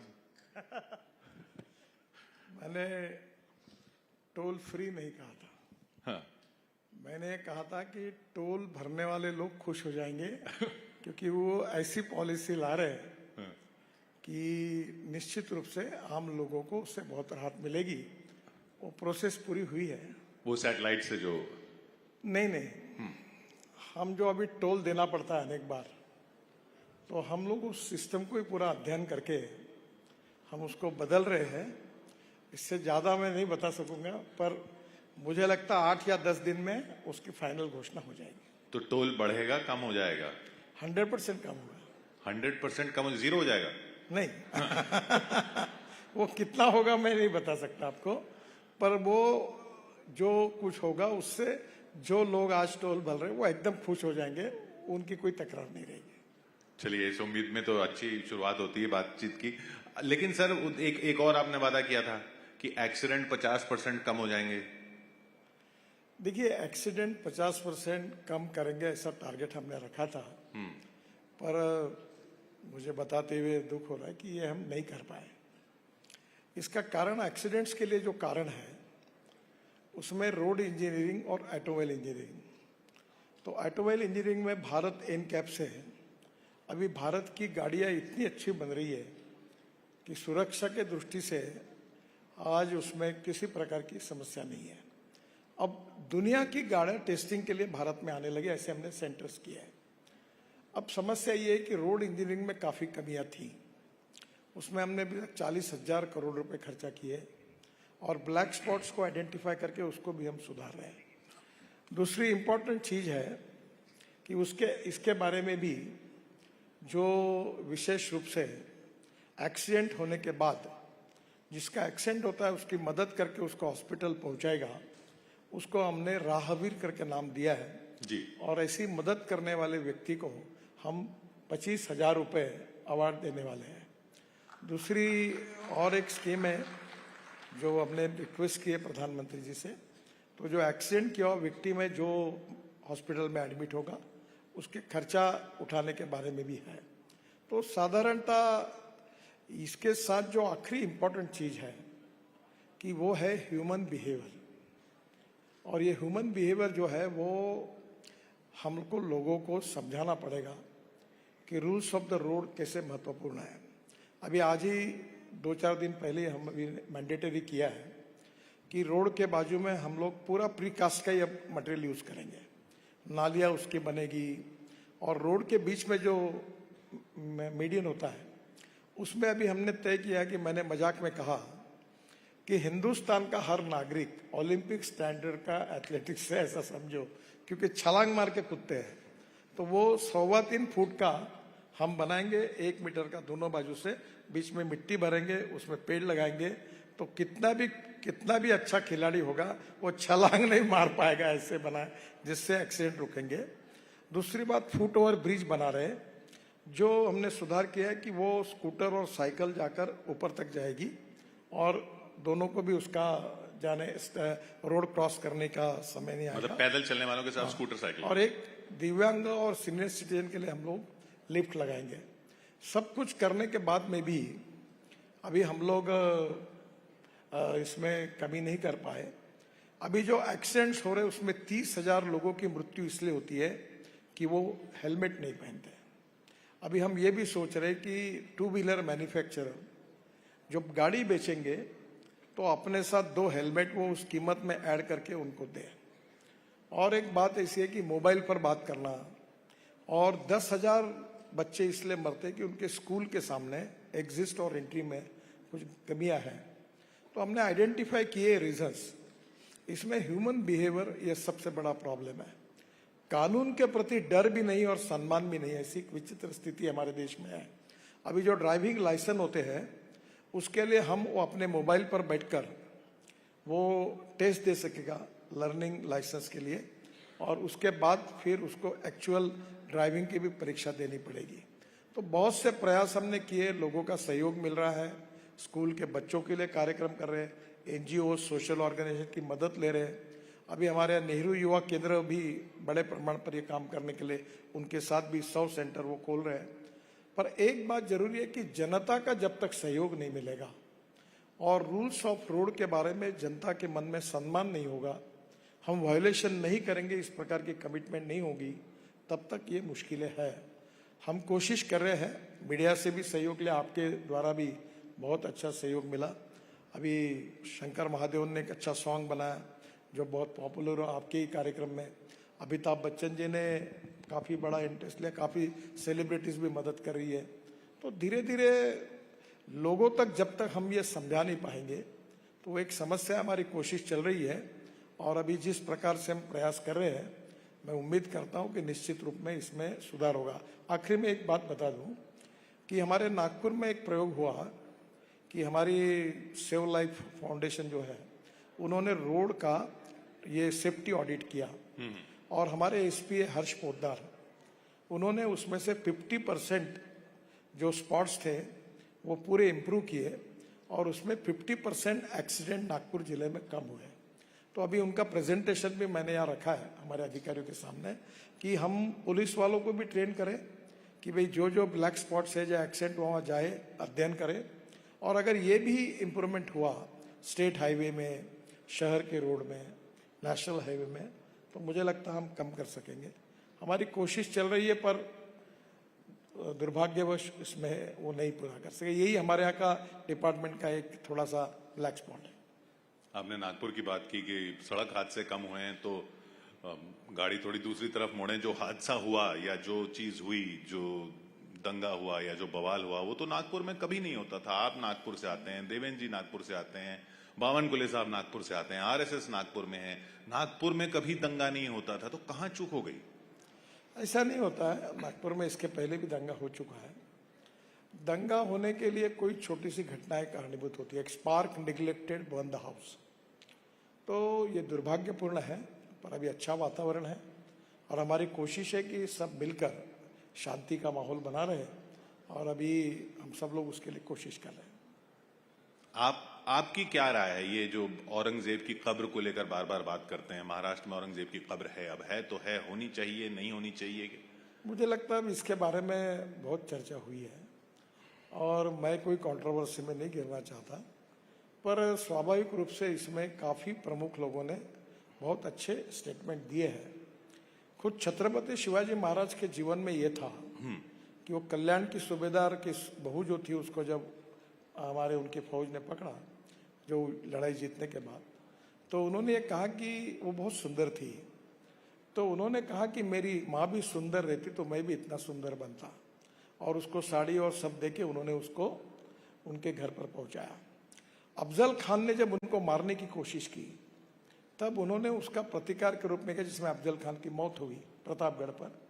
तो शिवाजी महाराज ने शाही सम्मान के साथ उनका दफन प्रतापगढ़ पर किया। तो स्वाभाविक रूप से मुझे लगता है कि इन सब बातों को ध्यान में रखते हुए छत्रपति शिवाजी महाराज की भूमिका को लेकर निश्चित रूप से हमारी भारतीय संस्कृति, इतिहास और विरासत बहुत महत्वपूर्ण है। पूरा विश्व हमारे तरफ देखता है, तो इस समय निश्चित रूप से समाज में भी अगर सही भूमिका रहेगी तो ऐसे विषयों पर जो विवाद होते वो नहीं होंगे। और वक्फ को लेकर जो हो रहा है, वक्त तो मुझे लगता है वो तो सबके हित में है। आप अगर केस टू केस जाएंगे तो वक्त में बड़े प्रमाण पर विवादित जमीनों में लोगों ने उसको कब्जा किया है और ये जमीन अगर बाजू हो जाएगी तो engineering college, medical college, skill development institute, research institute, समाज के उपयोगी अनेक कामों के लिए इसका उपयोग होगा, जिसमें मुस्लिम समाज का बहुत बड़ा फायदा होगा। और इसलिए ये जो वोट बैंक की राजनीति के कारण जो सामाजिक सुधार है एक प्रकार से, उसको विरोध करना ठीक नहीं है। अगर कोई डिटेल में वक्फ बोर्ड के पीछे जो बिल आया उसकी स्पिरिट को समझेगा तो इसका सोशियो इकोनॉमिक इम्पैक्ट सोसाइटी पर अगले 25-30 साल कितना फायदेमंद होगा, ये अगर लोगों के ध्यान में आएगा तो मुझे लगता है कि कोई इसका विरोध नहीं करेगा। ये वोट बैंक पॉलिटिक्स की आपने बात की, समुदायों को लेकर होती है, लेकिन भाषा को लेकर भी होने लग गई अब। और आप बिजनेस को समझते हैं, ये मुंबई के लिए खतरनाक नहीं है अगर इस तरह से अग्रेसिव कि भाई मराठी बोलो, बोल कर दिखाओ? देखिए, ये समाज में कोई माइक्रोस्कोपिक माइनॉरिटी होती है, कोई लोग होते हैं, ये कोई कुछ बातें करते हैं, आप उनका कॉग्निजेंस क्यों लेते हो? आपने कॉग्निजेंस लेने के बाद उसको और चर्चा मिलती है, लोगों के पास जाता है। मुझे लगता है जो समाज के हित में बातें हैं उसको प्रोपोगेट करना चाहिए, और जो समाज के लिए उपयोगी नहीं है उसको निग्लेक्ट करना चाहिए। एक फेज रहती है, थोड़े दिन चलता है और लोग उसको भूल जाते हैं, नजरअंदाज करते हैं। बिल्कुल, लोग कभी ऐसे मुद्दे टिके नहीं है। देखो, कोई भी व्यक्ति उसकी जात, पंथ, धर्म, भाषा और सेक्स से बड़ा नहीं होता, उसके गुणों से बड़ा होता है। और हमारे सामाजिक और राजनीतिक स्थिति में ये बात सिद्ध हुई है। धीरे धीरे हम प्रगतिशील, समृद्ध और संपन्न समाज की ओर जा रहे हैं, तो ये भी बात निश्चित रूप से होगी। और ये चित्र दिख भी रहा है, जो नई पीढ़ी आ रही है और शिक्षा का जो प्रसार हुआ है, उसमें लोग अब जात, पंथ, धर्म, भाषा और सेक्स से ऊपर उठकर सोशल और इकोनॉमिक इक्वेलिटी की सोच में आगे काम कर रहे हैं। तो ये जो प्रगतिशील समाज बन रहा है उसको हम ज्यादा सपोर्ट करें, मोमेंटम दें, ये ज्यादा अच्छा होगा। ये आपने ह्यूमन बिहेवियर के चेंज की बात की, और आप तो बहुत शांत और सौम्य दिखते हैं किसी भी कंट्रोवर्शियल मुद्दे पर भी। आप जब गाड़ी से जाते हैं, आपको रोड रेज आता है? देखिए, पहली बात तो ऐसी है कि मैं भी अनेक बार देखता हूँ। अब क्या है कि इन बातों की जाहिर चर्चा नहीं होती। मैं एक नागपुर में एक बड़ा तालाब मैंने अच्छा बनाया, उसका पूरा जो गंदगी थी साफ की, और एक दिन मैं जा रहा था, मेरे साथ 40-50 गाड़ी थी, एक व्यक्ति उसमें यूरिन कर रहा था। मुझे गुस्सा अनावर हुआ, क्योंकि वो स्वच्छता के साथ मेरी कमिटमेंट थी। देखिए, जैसे वायलेशन करते हैं, इसका संबंध व्यक्ति के संस्कारों से है, और संस्कार का संबंध उसके प्रशिक्षण से है। अभी जैसे हमारे शंकर महादेवन जी के जो गीत तैयार किया रोड सेफ्टी पर, रोड सुरक्षा के ऊपर, तो वो इतना सुंदर है कि अभी 12 लैंग्वेजेस में कर रहा है। और बच्चे अगर उसको स्कूल में गाएंगे तो धीरे धीरे उनको, जब बड़े नागरिक में, आज के बच्चे कल के नागरिक हैं, तो निश्चित रूप से उनके बिहेवियर में बदल होगा। और कोई भी सुसंस्कृत समाज में इसी प्रकार से समाज बदलते रहता है। और हम आर्थिक दृष्टि से जैसे विकसित हो रहे हैं, सामाजिक दृष्टि से जैसे प्रगतिशील हो रहे हैं, वैसे ह्यूमन बिहेवियर में भी हमारा समाज धीरे धीरे आदर्श की तरफ जा रहा है। एक आध दो लोग कुछ अगर करते तो उसको अपवाद मानना चाहिए, और धीरे धीरे जब लोगों को ध्यान में आया कि हमने गलत करने से लोग हमारे बारे में हमको बहिष्कृत करते हैं, तो धीरे धीरे सब लोग अच्छा ही करेंगे। अगर नितिन गडकरी जी को किसी ट्रैफिक चौराहे पर एक दिन का ये काम दिया जाए कि आपको चालान काटने, आपको फाइन करना है, तो सबसे बड़ा फाइन किस पे करेंगे आप? किसका चालान सबसे पहले काटेंगे? अभी कोई चालान फाटने की जरूरत नहीं, अब स्कैनर और कैमरे लग गए हैं। और आपको आश्चर्य होगा, मुंबई में मेरी गाड़ी है, वरेड़ी बांद्रा सीलिंग प्रोजेक्ट बनाने का मुझे सौभाग्य मिला।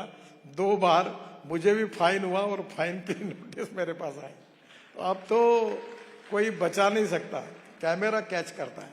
आपने भरा फाइन? हाँ। कितने का था? वो 500 रुपये। अब तो बहुत बढ़ा दिया आपने। देखिए, फाइन बढ़ाना ने कोई पैसा वसूल करना और रेवेन्यू मिलाना सरकार के लिए उद्देश्य नहीं है। फाइन इसलिए है कि हम कानून के प्रति सम्मान रखें। और मैं चाहता हूं, लोग जब बोलते हैं कि भाई फाइन बढ़ गया, अरे भाई आप वायलेशन मत करो ना, आपको फाइन भरने की आवश्यकता ही नहीं पड़ेगी। आपने एक बड़ी उपलब्धि अपनी मानी हमेशा ई रिक्शा, कि अब आदमी आदमी को नहीं खींचता, अब साइकिल रिक्शा नहीं है, हाथ का रिक्शा नहीं है, अब ई रिक्शा है। वही ई रिक्शा अब एक बड़ी समस्या भी बनते जा रहे हैं, पार्लियामेंट तक में सवाल उठ रहे हैं, यूपी में बहुत एक्शन हो रहा है। वो क्या कहीं चूक हो गई, या कहीं आउट ऑफ कंट्रोल चला गया मामला, या उसको अब उसको ठीक करने की जरूरत है?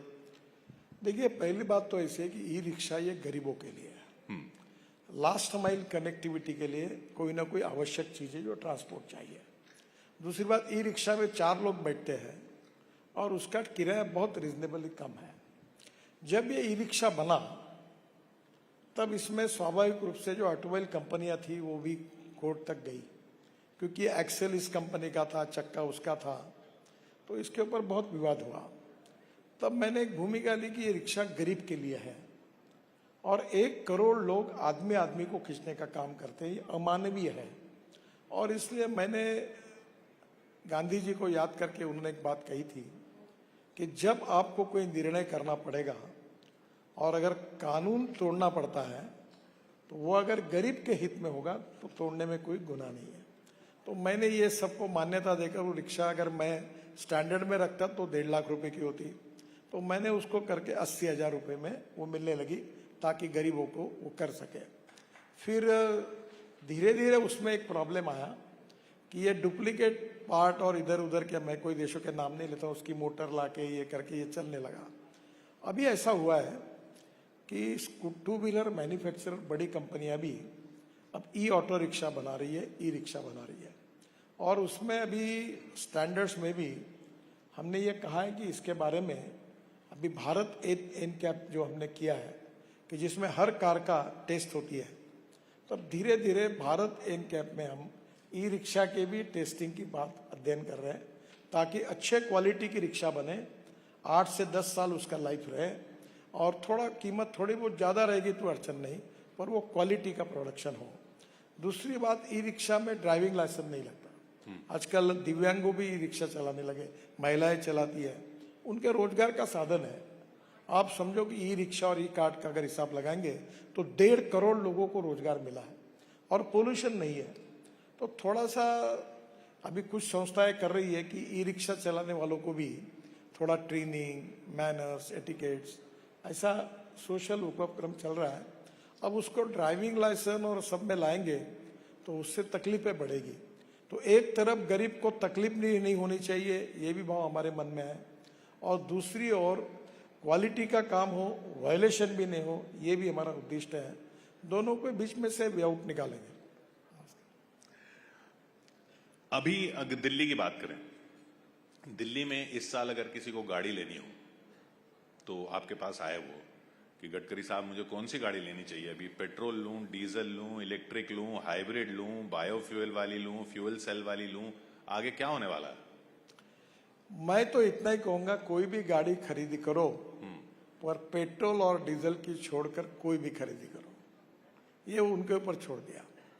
आप देखिए, अभी मैं फ्लेक्स इंजन गाड़ी में आया आपके यहाँ, आप थे नीचे में, वो इनोवा गाड़ी जो है वर्ल्ड की पहली है, ये यूरो 6 इमिशन नॉर्म पे चलती है और पेट्रोल के तुलना में उसका एवरेज अगर करेंगे तो 60% बिजली तैयार करती है। तो पेट्रोल का भाव होता है 25 रुपये लीटर। तो ये जो बायोफ्यूल और ये जो फ्लेक्स इंजन है, इसकी अब 11 कंपनियों ने गाड़ियां बनाई हैं। अभी 2 व्हीलर में सीएनजी की स्कूटर आ गई। अभी सीएनजी की मोटरसाइकिल जो है वो पेट्रोल पे चलती है तो 2 रुपये 40 पैसे लगता है पर किलोमीटर, और सीएनजी पर चलता है तो 1 रुपया लगता है। अब परली से, राइस स्ट्रॉ से सीएनजी बनाने वाले, बायोमास से 400 प्रोजेक्ट अपने देश में हो रहे, उसमें 90 शुरू हो गए हैं। तो ये एक प्रकार से वेस्ट टू वेल्थ वाली बात भी होगी। तो मुझे लगता है कि आने वाले समय में इलेक्ट्रिक, फ्लेक्स फ्यूल और हाइड्रोजन, और मेरे पास हाइड्रोजन की भी गाड़ी है, तो मैं ये मानता हूँ कि धीरे अभी हमारे डिपार्टमेंट ने एक प्रोजेक्ट लिया, 7 उसके पार्ट है और टाटा से लेकर अशोक लेलैंड तक सब कंपनी को दिया। और पहली बार मैंने 2 ट्रक टाटा के एक हाइड्रोजन फ्यूल सेल पर जो है वो लॉन्च किया, और एक आईसी इंजन यानी पेट्रोल डीजल का इंजन, उसमें हाइड्रोजन डाल के चल सकती, उसको लॉन्च किया है। हाइड्रोजन में transport of hydrogen and feeling of hydrogen ये थोड़ी समस्या है, पर जल्दी उसके ऊपर समाधान निकलेगा। और हाइड्रोजन हमारे भविष्य का फ्यूल है, और आज हम ऊर्जा को आयात करने वाला देश है, क्योंकि 22 लाख करोड़ रुपए हमारे देश के इंपोर्ट में जाते हैं, और ऊपर से प्रदूषण होता है जो दिल्ली वाले अनुभव करते हैं। पर मेरा विश्वास है कि मोदी जी के नेतृत्व में जो नीति हमने अपनाई है, तो निश्चित रूप से आने वाले दिनों में हम ऊर्जा को आयात करने वाला नहीं तो भारत ऊर्जा को निर्यात करने वाला देश बनेगा, ये मेरा दृढ़ विश्वास है। और आप दिल्ली में अब पॉड लाने की भी बात कर रहे हैं? देखो, हमने अभी 360 proposal ropeway, cable car, funicular railway के आए। अभी हमने केदारनाथ का रोपवे मंजूर कर रहे हैं। हमको रोपवे बनाकर 5000 करोड़ का रोपवे कॉन्ट्रैक्टर बनाएगा और 800 करोड़ रुपए साल के हमको देगा। तो बड़े प्रमाण पर पब्लिक ट्रांसपोर्ट ऑन इलेक्ट्रिसिटी ये है। अभी हम 3-4 टेक्नोलॉजी पर अध्ययन कर रहे हैं। पहली बार अब नागपुर में पायलट प्रोजेक्ट फ्लैश चार्जिंग का 135 सीटर बस है और उसमें जैसे हवाई जहाज में व्यवस्था होती है एयर होस्टेस, तो बस होस्टेस है, बस एयर कंडीशन है और एग्जीक्यूटिव चेयर है और वो बस स्टॉप पर खड़ी होगी तो आधा मिनट में वो फिर चार्ज होगी, 40 किलोमीटर चलेगी, फिर खड़ी होगी, फिर 40 मिनट चलेगी और उसका टिकट रेट डीजल की तुलना में 30% कम होगा। तो जैसे ये धौलाकुआ टू मानेसर रोज इतनी गाड़ियां जाती है, अगर ये लग्जरी बस में आप एग्जीक्यूटिव क्लास में बैठकर एयर कंडीशनिंग में अगर लोग जाएंगे तो हम इंडिविजुअल कार को डिस्करेज करना चाहते हैं और पब्लिक ट्रांसपोर्ट को इनकरेज करना चाहते हैं। तो ये रोप वे केबल कार के ऊपर काफ़ी टेक्नोलॉजी पर अध्ययन कर रहे हैं। ये जो हिथरो वाला जो पॉइंट्स वाला सिस्टम है वो भी एक इंडियन उद्योजक ने उसको लिया है और उसका कल ही मेरे यहाँ प्रेजेंटेशन हुआ है। हम काफ़ी टेक्नोलॉजी का अध्ययन कर रहे हैं, पर हमारा आग्रह है कि पब्लिक ट्रांसपोर्ट और इलेक्ट्रिसिटी पर ये इंडिजिनियस टेक्नोलॉजी बने। रोप वे केबल कार में विशेष रूप से जो कंपनी है वर्ल्ड में, प्यूमा, डॉफलमेयर, ये सब बाहर की और उनकी कॉस्ट बहुत ज़्यादा होती है। तो हमारे यहाँ कॉस्ट कम करने के लिए मेक इन इंडिया और मेड इन इंडिया होगा। तो निश्चित अभी 360 प्रपोजल हमारे पास है और आने वाले दिनों में और 1000 तक जा सकते हैं।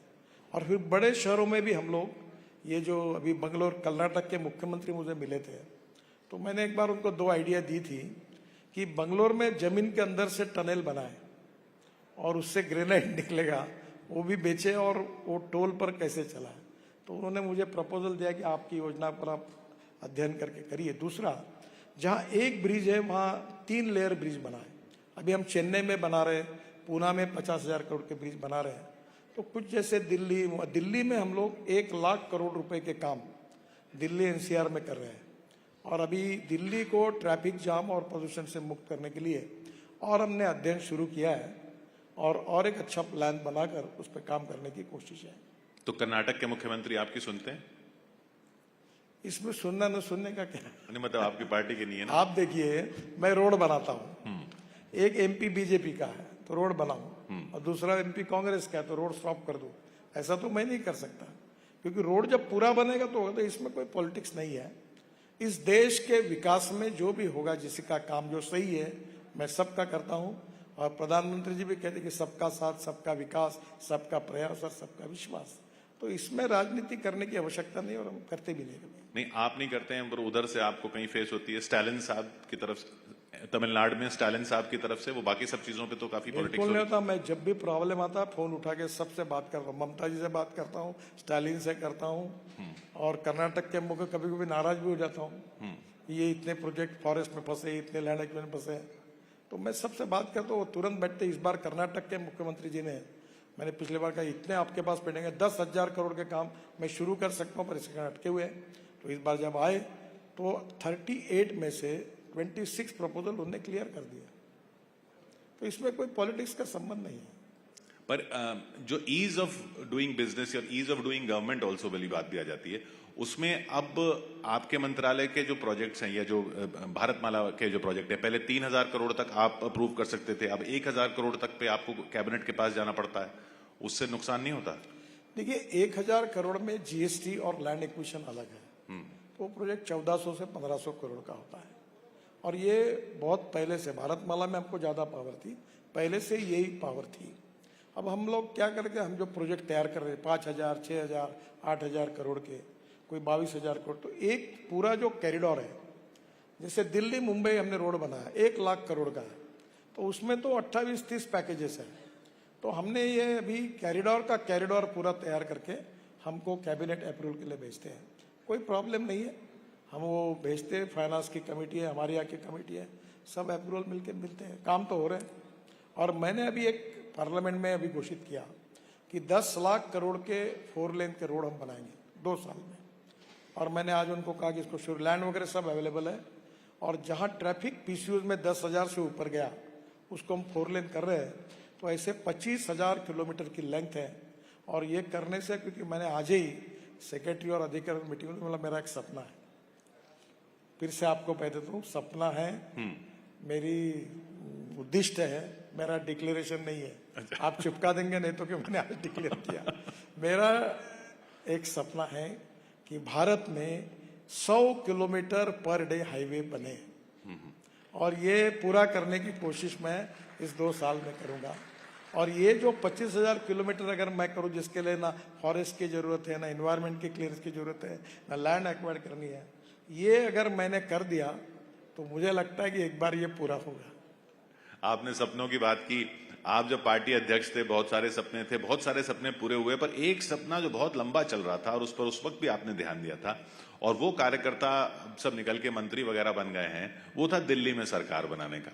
वो अब जाके पूरा हुआ। उस पे उसकी संतुष्टि ज्यादा थी या बाकी कामों की संतुष्टि ज्यादा? देखिए, राजनीति में पहली बात तो ऐसे है कि मैं बहुत बार ये कहता हूं कि politics is the instrument of socio economic reform. मैं आपको, कभी आप आइए, मैं रोड और टनल और ब्रिजेस के बारे में नोन हूं। मुझे 11 डॉक्टरेट मिली है, डिलीट्स। उसमें से 6 डिलीट जो है मेरी, वो एग्रीकल्चर साइंस में है। मैं वाटर कंजर्वेशन में काम करता हूँ, फिर मैं ऑर्गेनिक फ्रूट वेजिटेबल पे काम करता हूँ, फिर मैं बालों से एमिनो एसिड बनाता हूँ, और मैं साड़ियाँ भी बनाता हूँ। मैं चिंधियों का उपयोग करके कारपेट भी बनाता हूँ, और मेरे सोशल एंटरप्रेन्योरशिप का टर्नओवर 2,500 करोड़ है। और मेरी सोच ये है कि गरीब के लिए काम करना, सेवा, शिक्षा और विकास के क्षेत्र में काम करना, that is the true meaning of politics. राजनीति, इसका अर्थ लोक नीति, धर्म नीति या बृहत्तर राजनीति होती है। तो सही अर्थ राजनीति का, power politics is not only politics. Politics is a instrument of socio economic reform. और मुझे एक नई प्रेरणा मिली भूटान के प्रधानमंत्री से। उन्होंने यूनो में कहा था डोमेस्टिक हैप्पी ह्यूमन इंडेक्स, सुखांक। और सुखांक किसमें है उन्होंने डिफाइन किया था कि शिक्षा अच्छी मिले बच्चों को, रोड मिले, लोगों का विकास हो, रोजगार मिले। तो मैं ये कोशिश करता हूँ कि जहां जहां मैं काम करूं वहां आम आदमी का happy human index, domestic happy human index यानी सूचकांक, वो बढ़ाने के लिए मैं क्या कर सकता हूं। तो यही बात है कि ये सब लोग करेंगे तो यही तो राजनीति में फिर पोस्टर लगाने की जरूरत ही नहीं। मैंने इस बार नहीं लगाया बैनर। मैंने पब्लिक को कहा कि जात पात की बात मैं नहीं करूंगा, देना है तो वोट दो, नहीं तो मत दो। मेरे टर्म पर मैं चुनाव लड़ूंगा, दिया लोगों ने मुझे वोट। तो मुझे लगता है कि हम समाज जो बोल रहा है, समाज के कल्याण में काम कर रहे हैं। पर लीडर का मतलब ये होता है कि लीडर होता है whether you want to lead the people और लीड बाय द पीपल। तो हमारे कन्विक्शन के आधार पर समाज के और राष्ट्र के हित में हमको लोगों के लिए काम करना है। ये कन्विक्शन रख के सामाजिक काम करने से पॉलिटिकल बेस बहुत मजबूत होता है, ये मेरा अनुभव है। पर उधर तो कास्ट सेंसस की बात हो रही है, आप कह रहे हैं कास्ट पे बात नहीं होनी चाहिए। अब बिहार इलेक्शन है, फिर कास्ट सेंसस की बात होगी। देखिए साहब, हिंदुस्तान में लोकतंत्र है, किसने क्या बोलना चाहिए और क्या नहीं बोलना चाहिए उसका सवाल है। हमने सही विचार और सही दिशा लेकर देश और समाज के हित में आगे बढ़ना चाहिए, यही मुझे लगता है। और उसमें हजारों लाखों लोग काम कर रहे हैं। मैं भी एक छोटा सा व्यक्ति हूँ, मैं अपना काम करते रहूंगा और एक दिन ऐसा आएगा कि परिस्थितियां बदल जाएगी और लोग उस बात को समझेंगे। इस पर विश्वास रख के काम करना चाहिए। आपने अपनी एग्रीकल्चर की बात की, पॉलिटिक्स में आप हैं ही, बिजनेस को आप समझते ही हैं। सोचिए अगर आप को एक ब्रांड बनाने को दिया जाए, आप को बिजनेसमैन बना दिया जाए, प्योर बिजनेसमैन, और ऑर्गेनिक फार्मिंग प्रोडक्ट्स आप बना रहे हों गडकरी ऑर्गेनिक फार्म्स के नाम से, तो उसमें सबसे पहला खाने का प्रोडक्ट कौन सा होगा? आपको शायद मालूम नहीं, मेरा एक समय वजन था 135 किलो, तब आपने मुझे मिले होंगे तब। हाँ। अब मैं 89 किलो, मैंने 46 केजी कम किया। राजनीतिक वजन तो बढ़ गया। और मैं पुराने समय, मुझे एक ने पूछा, आपके जैसे पत्रकार ने, कि आप इतने बड़े बड़े काम कर रहे हो, टनेज बना रहे हो, रोड बना रहे हो, तो आप बहुत सोचते होंगे, बहुत अध्ययन करते होंगे, बहुत विचार करते होंगे, तो आप क्या विचार कर रहे हैं? अब आप मेरे ऊपर बिलीव करो, बिल्कुल मैं कसम खा के बता रहा हूँ, मैं यहाँ क्या आते समय विचार कर रहा था कि आज कौन से रेस्टोरेंट में जाना है और क्या खाना है। मैं इसी बात का विचार करता हूँ। Life is too short, try to enjoy it. अपने खुशी से चलते रहो, दैट इज द फिलॉसफी। तो चलते चलते ये बता दीजिए, ये जो लाइफ इज टू शॉर्ट, इसमें कभी बाकी रास्तों पे स्पीड ब्रेकर आए तो आप बता देते हैं, जिंदगी में कभी स्पीड ब्रेकर आए तो क्या करना चाहिए? उखाड़ के फेंक देना चाहिए। मैं कॉन्ट्रैक्टर को बोलता हूं कि तुमने खराब काम किया तो तुमको रगड़ दूंगा, और क्या क्या बोलता हूं ये आपको नहीं बताऊंगा। अभी मेरे मन में एक बात है कि मैं कॉन्ट्रैक्टर को जेल में डालूं, टोल कलेक्शन वाले में जाऊं, मतलब इसको लॉकअप में बंद करके फोटो निकालूं, और अभी मैंने कहा प्रेस रिलीज निकालूंगा कि फलाना फलाना ने ऐसा किया है, इसको इतने साल के लिए डिबार किया है, और छोड़ूंगा नहीं तुमको। प्रॉब्लम यह है कि मैं ये समझता हूं कि these are the asset of my country. ये मालिक बैठे हैं, ये इनकी मालिक है, मैं इसमें कोई डिटोरेशन नहीं करूंगा। चलता है हमारे यहाँ, ऐसा नहीं कहा जा सकता कि गलतियां नहीं होती, पर गलतियां अगर बोनाफाइड है तो फॉरगिव देम, पर गलतियां अगर मैलाफाइड है तो सैक देम। ये इसी प्रिंसिपल पे काम करते रहता हूं। बिल्कुल, स्पीड ब्रेकर सारे उखाड़ के फेंक देने चाहिए। पर आपको एक बात रखो, हाँ, ये जनता ने याद रखना चाहिए कि ये स्पीड ब्रेकर लगाने के बाद जो लोग करते हैं उससे डॉक्टर की प्रैक्टिस बढ़ती है। ये जो स्लिप डिस्क के प्रॉब्लम है ये स्पीड ब्रेकर के कारण होते हैं, तो स्पीड ब्रेकर मत लगाओ। अभी नई सिस्टम आई है कि अलग अलग प्रकार के चमकने वाले पेंट है, उससे वो इस प्रकार का जेब्रा डिजाइन तैयार करते हैं कि जिसके कारण गाड़ी की स्पीड कम होती है। स्पीड ब्रेकर बनाने से आपको पीठ का दर्द, स्लिप डिस्क का प्रॉब्लम होगा। और प्रॉब्लम यह है कि हमारे हर जगह पर जनता इतना बड़ा आंदोलन करती है कि हमारे गांव में स्पीड ब्रेकर बनाओ। तो मैं ये कहूंगा कि स्पीड ब्रेकर मत बनाओ, और कुछ बने होंगे तो उखाड़ के फेंको। और सरकार में भी सारे स्पीड ब्रेकर उखाड़ के फेंक देने चाहिए शायद। बहुत बहुत शुक्रिया आपका। आप गलती जगह मत जाइए। बहुत बहुत शुक्रिया नितिन गडकरी अपने ही अंदाज में rising Bharat summit. Thank you very much. Many thanks, Nitin Gadkari ji. Thank you so much. Ladies and gentlemen, a huge round of applause for the Honourable Minister.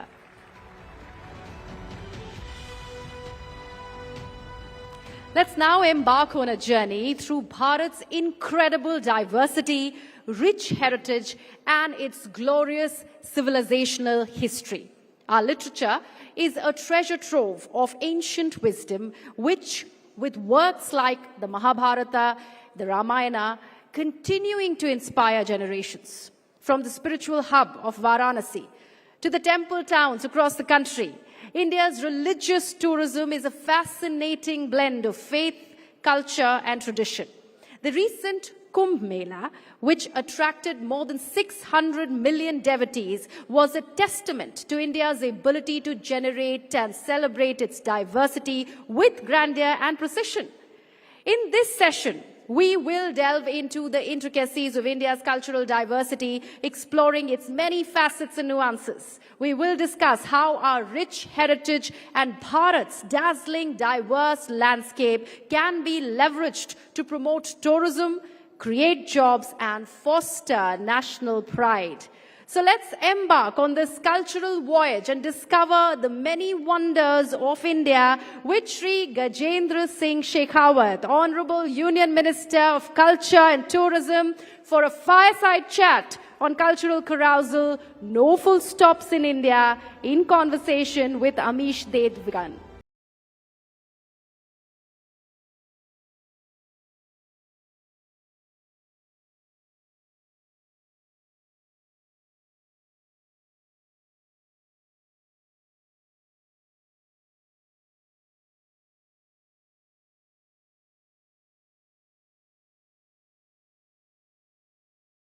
तालियों से स्वागत करिए देश के कल्चर मिनिस्टर गजेंद्र सिंह शेखावत का। और ये न्यूज मेकर भी हैं, और न्यूज मेकर क्यों हैं ये आपको इस संवाद में पता लगेगा। तो जोरदार तालियों से अभिनंदन है गजेंद्र सिंह शेखावत जी का। शेखावत जी नमस्कार। तो तैयार हैं आप तमाम सवालों के जवाब देने के लिए? बिल्कुल तैयार है जी। पहला सवाल तो ये है, क्योंकि आप कल्चर और टूरिज्म के मिनिस्टर हैं, एएसआई भी आपके संरक्षण में आता है, तो आजकल तो एएसआई वालों का काम बहुत बढ़ गया है, औरंगाबाद में भी। अमीश ने मुझे पूछा कि आप तैयार हैं, वो इस टोन में पूछा जैसे मुझे लग रहा था पुलिस थाने में थानेदार पूछ रहा हूं। देखिए माननीय प्रधानमंत्री, जब ये संकल्प देश के सामने व्यक्त किया कि हम विरासत का सम्मान भी करेंगे, संरक्षण भी करेंगे और विकास भी करेंगे, मुझे लगता है कि उस दिन से एएसआई की भी और इस देश के विरासत के हर स्वरूप के संरक्षण करने वाले व्यक्ति और संस्थान सबकी जिम्मेदारी बढ़ गई है। जी, लेकिन एएसआई तो संरक्षण कर रहा है, लेकिन औरंगाबाद में औरंगजेब के कब्र का भी कर रहा है, उस पर बड़ा विवाद है। कई लोग उसको उखाड़ के समुद्र में फेंकना चाहते हैं और आपका मंत्रालय उसका संरक्षण कर रहा है और आप भारतीय जनता पार्टी से भी हैं, फंस गए हैं आप। देखिए, जब हम विरासत की बात करते हैं तो इतिहास के पन्ने सब तरह के रंगों की स्याही से रंगे हुए हैं। कुछ काली स्याही से लिखे हुए भी हैं, कुछ स्वर्णाक्षरों में भी लिखे हुए हैं। जो काली स्याही से लिखे हुए पन्ने हैं, उन लोगों को, उन पन्नों को भी सहेजना, क्योंकि वो विरासत का हिस्सा है, इसलिए हमारी जिम्मेदारी है। उनको लेकर के राष्ट्र गर्व करे, ये आवश्यक नहीं है। किसी भी देश के लिए, किसी भी समाज के लिए उसका इतिहास अन्य लोगों के लिए पॉइंट ऑफ रेफरेंस हो सकता है, लेकिन उस देश के नागरिकों के लिए, उस समाज के सदस्यों के लिए वो इतिहास एक प्रेरणा लेने का बिंदु है। और जिनकी चर्चा आपने की, या उस श्रृंखला में जितने भी नाम हो सकते हैं, वो निश्चित रूप से हम सब लोगों के लिए ये प्रेरणा लेने के बिंदु अवश्य हैं कि भारत में आने वाली पीढ़ियों को कभी वो दंश न झेलना पड़े, इसलिए उनका संरक्षण करना जिम्मेदारी है। लेकिन आपने एक हाल ही में बयान दिया था कि भारत की विरासत और संस्कृति का अपमान करने वाले आक्रांताओं की भी समीक्षा की जाएगी। इससे आपका मतलब क्या था? नहीं, मैंने ऐसा नहीं कहा कि समीक्षा की जाएगी, लेकिन निश्चित रूप से मैंने ये कहा था कि भारत पर आक्रांताओं के प्रतीकों की, भारत में आए ऐसे आक्रांता, वो हमारे लिए इतिहास के पन्ने में दर्ज एक कैरेक्टर हो सकते हैं, लेकिन वो राष्ट्र के सम्मान या राष्ट्र के गौरव का विषय नहीं हो सकते। इन दोनों में डिफरेंशिएट हमको करना पड़ेगा। लेकिन जैसा मैंने कहा कि वो चाहे काले पन्ने आए, काले अध्याय हैं, या किसी और में लिखे एक और रंग में रचे हुए अध्याय हैं, हम लोगों की जिम्मेदारी उनके संरक्षण की है। आप खुद राजस्थान की धरती से आते हैं, वीरों की धरती कही जाती है ये। मेरा एक सीधा सवाल ये है कि राणा सांगा को लेकर जो टिप्पणी की जा रही है और जिस तरह का विवाद चल रहा है, आप उसको कैसे देखते हैं? ये दुर्भाग्यपूर्ण है। अपनी राजनीतिक महत्वाकांक्षाओं की पूर्ति करने के लिए इस तरह से राष्ट्र नायकों और चरित्रों के इतिहास के साथ में खिलवाड़, मुझे लगता है कि देश का एक भी ऐसा व्यक्ति जिसके हृदय में कहीं ना कहीं भारतीयता विद्यमान करते रहे, या भारत की धरती पर पैदा हुआ अन्न यदि उसने खाया है, उसके मन में राणा सांगा के चरित्र को लेकर के वो किसी भी तरह का अपमान करने का भाव नहीं हो सकता। यदि किसी ने किया है, किन शब्दों में किया, किस तरह से किया, ये दुर्भाग्यपूर्ण है। समाजवादी पार्टी के सांसद ने, रामजीलाल सुमन ने जो बोला, मुझे जानकारी है, मैं वहीं था, लेकिन जिन्होंने किया है, उन्होंने जिस उद्देश्य के साथ में किया है, देश की जनता ने उसको देखा भी है, और उनके दल ने जिस तरह से उसके बाद में उस विषय का समर्थन किया है, समय आने दीजिए, देश की जनता उसका हिसाब इस लोकतांत्रिक व्यवस्था के अंतर्गत निश्चित रूप से कर देगी।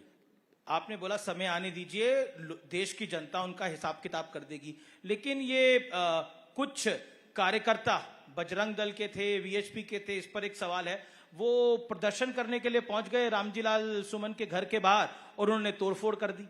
अब अखिलेश यादव कहते हैं कि बीजेपी सरकार की जिम्मेदारी है अगर रामजीलाल सुमन को कुछ हुआ तो। अब इसको आप कैसे देखते हैं? और वो कहते हैं कि लोकतंत्र है, सबको बोलने का अधिकार है, कोई पक्ष में बोले या विपक्ष में बोले, लोकतंत्र तो है। देखिए, अखिलेश यादव साहब ने जो कहा, जी, सरकार की जिम्मेदारी है सबको सुरक्षा प्रदान करना, निश्चित रूप से मैं इस बात को मानता हूं, लेकिन साथ ही साथ में अखिलेश यादव जी को अपनी जिम्मेदारियों को अपने गिराबान में झांक करके एक बार देख लेना चाहिए कि उनकी जिम्मेदारी क्या है राष्ट्र के प्रति, समाज की भावनाओं के प्रति, इतिहास पुरुषों के प्रति, इतिहास के संरक्षण के प्रति अखिलेश यादव का ये स्टेटमेंट उस समय मेरे लिए महत्वपूर्ण हो जाता यदि उन्होंने रामजीलाल सुमन ने जो कहा उसका खंडन किया होता, सार्वजनिक रूप से उनके दल ने उसके लिए माफी मांगी होती, उसके ऊपर कार्रवाई की होती और उसके बाद में उन्होंने अगर ये कहा होता तो निश्चित रूप से उनके बात का, उनके विषय का देश सम्मान की दृष्टि से देखता। वरना पर वो कहते हैं ये तो पार्ट ऑफ हिस्ट्री है, इतिहास के पन्नों में ये भी है।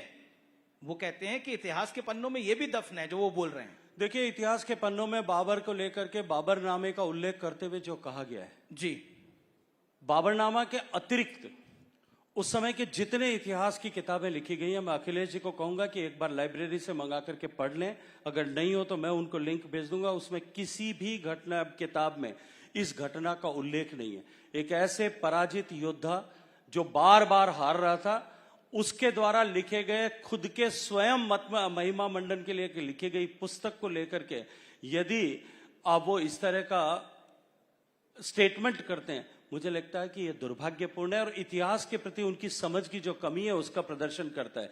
मैं फिर कहूंगा, इस भारत का इतिहास अनेक लोगों ने अपने अपने दृष्टिकोण से लिखने की कोशिश की, कुछ लोगों से सह आशय लिखवाए गए। यह आजादी के पहले भी हुआ और आजादी के बाद में भी हुआ।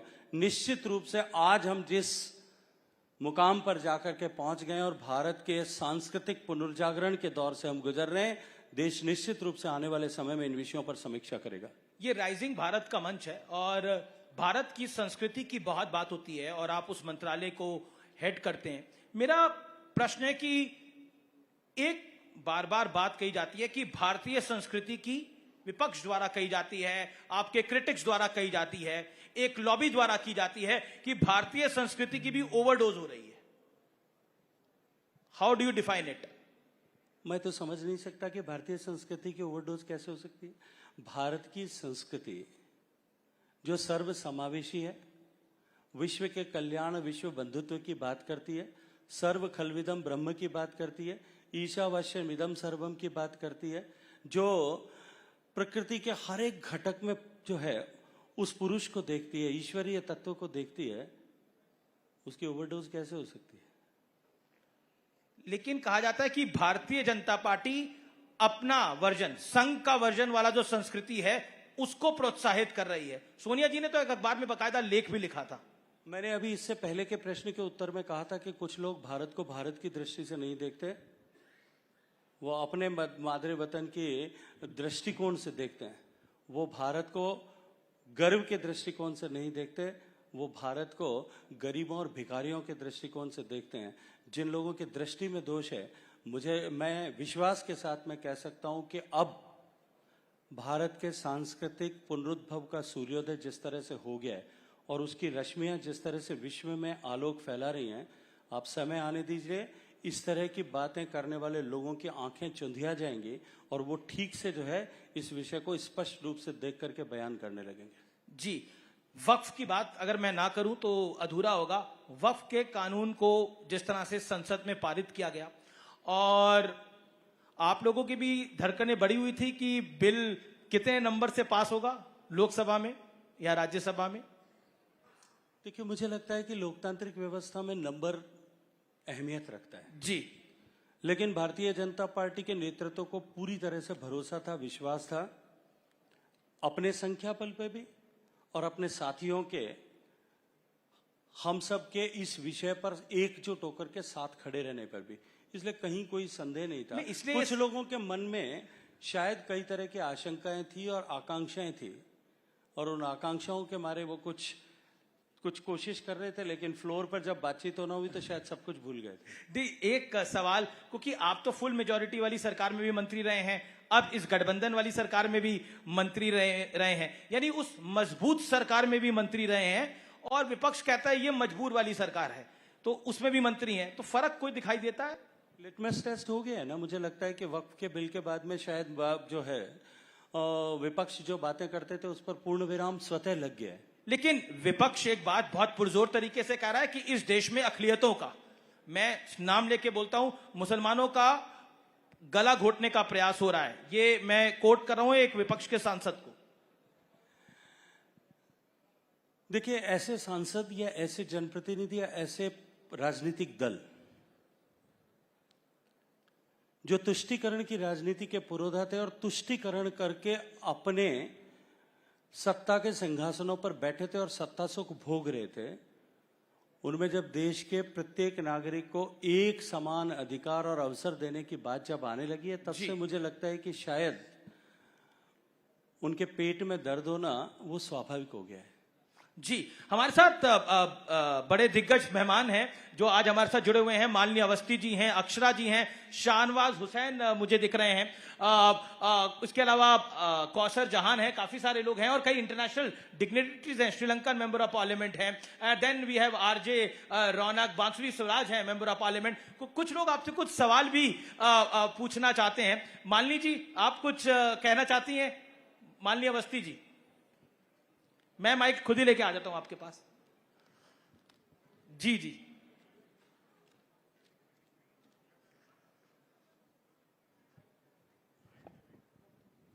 प्रणाम करती हूँ माननीय मंत्री जी। सबसे पहले तो आपको बधाई दूंगी, आप बहुत अच्छा बोलते हैं, बहुत अच्छी आपकी संस्कृति की सबसे सुंदर परिचायक भाषा है, बहुत अच्छा आपने बोला। मैं अचानक आपने माइक दे दिया, मैं क्या बोलूं, एक भावना अपनी जरूर व्यक्त कर सकती हूँ। एक कलाकार होने के नाते मेरी इच्छा अवश्य होगी कि भारत की संस्कृति की जब बात होती तो सबसे पहले भारत के कलाकार जिन्होंने कला के माध्यम से भारत की सेवा की है, वही सबसे पहले उनकी छवि सामने आती है। मुझे लगता है मेरे साथ बहुत सारे कलाकारों को बहुत अच्छा लगेगा यदि हम लोग कलाकारों को अधिक संख्या में भारत रत्न पाते हुए देखें। पंडित रविशंकर जी, बिस्मिल्लाह खान साहब, भारत रत्न लता मंगेशकर जी और MS सुब्बलक्ष्मी जी और 2019 में भूपेन हजारिका जी। लेकिन इस धरती ने बहुत सारे कलाकारों को जन्म दिया है और उनमें बहुत इस समय हम लोग के बीच में विलीन अब हो गए हैं। अच्छा होगा यदि उनकी भी सेवाओं का जो विश्व भर में जाते हैं, गाते हैं और शिष्य बनाते हैं, भारत की परंपरा का गुणगान करते हैं। धन्यवाद सर। मालिनी जी, मैं आपके इस भावना का हृदयपूर्वक सम्मान करता हूं और इस विभाग का मंत्री होने के नाते और संस्कृति से अपना जुड़ाव होने के नाते, कला से अपना जुड़ाव होने के नाते, यदि ऐसा जिस दिन होगा और जितना होगा, मुझे भी आपके लगभग बराबरी प्रसन्नता होगी। जी, अक्षरा भी हैं हमारे साथ, वो भी कुछ पूछना चाहती हैं, कुछ कहना चाहती हैं, तो मैं उस तरफ भी चले जाता हूं। एक छोटा सा समय हमारे पास कम है। जी, माइक, अक्षरा को माइक पहुंचाइए। जी जी जी, पहुंच गया माइक।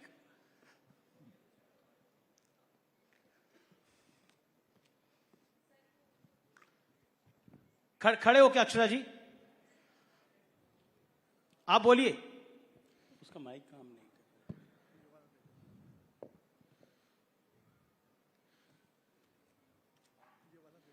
मैं ही आ जाता हूं माइक लेकर, वो बेटर रहेगा। जी, कम। सर को चरण स्पर्श है यहाँ से। सर, सबसे पहले तो बेहद शुभकामनाएं और बधाई देना चाहती हूँ। आपकी इस पहल को सुनकर हम समस्त बिहारवासी बेहद खुश हैं, ये जानते हुए कि सीतामढ़ी के धरती पर माता सीता जी के लिए आप मंदिर बहुत जल्द लेकर आ रहे हैं, इसका अनाउंसमेंट हुआ है। और आपसे एक सवाल करना चाहते हैं कि बिहार की सांस्कृतिक जो धरोहर है, उस विषय पर आप अन्य जगहों के लिए क्या सोच रहे हैं? देखिए, बिहार भारत की सांस्कृतिक गतिविधियों का लंबे समय तक केंद्र रहा है और माननीय प्रधानमंत्री जी के नेतृत्व में हमने बोध गया को एक आइकॉनिक डेस्टिनेशन के रूप में डेवलप हो। अन्य डेस्टिनेशंस के इतर बात करता हूं, एक विषय जिसके लिए आपने कहा आइकॉनिक डेस्टिनेशन के रूप में डेवलप हो सके, उसके लिए बिहार सरकार के साथ मिलकर के काम करना ऑलरेडी प्रारंभ कर दिया है। केवल बिहार ही नहीं, भारत की संस्कृति के ऐसे जुड़े हुए सारे स्थान, भगवान बुद्ध के जीवन से जुड़े हुए सारे स्थान, उन सब को हम इस तरह से आइकॉनिक टूरिस्ट डेस्टिनेशन के रूप में डेवलप करें, इसके लिए हम मिलकर काम कर रहे हैं। जी, बहुत बहुत शुक्रिया। गजेंद्र सिंह शेखावत जी, आप इस मंच पे आए तो जोरदार तालियों से एक बार फिर आपका बहुत बहुत धन्यवाद। थैंक यू, बहुत धन्यवाद।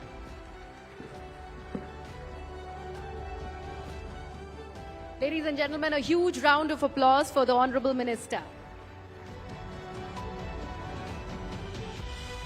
Thank you, Mr. Shekhawat. Always a delight to hear your perspective. Thank you so much, sir.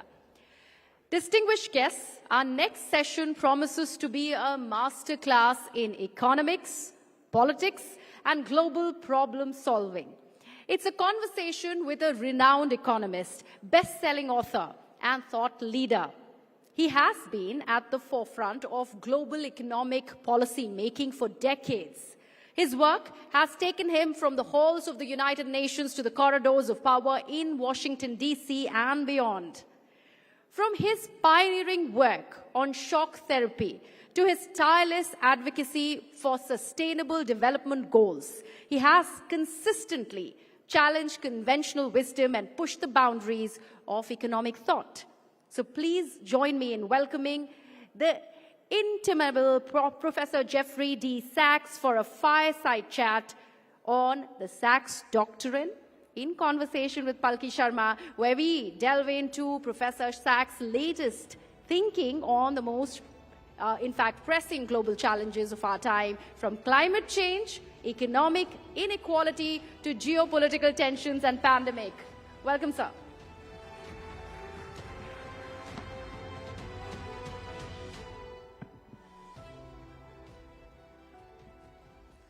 Thank you, Griha. Good evening to all of you. And welcome to the Sachs Doctrine, a conversation that promises perspective, provocation, and perhaps a prescription for a world in crisis. Ladies and gentlemen, please put your hands together for Professor Jeffrey Sachs.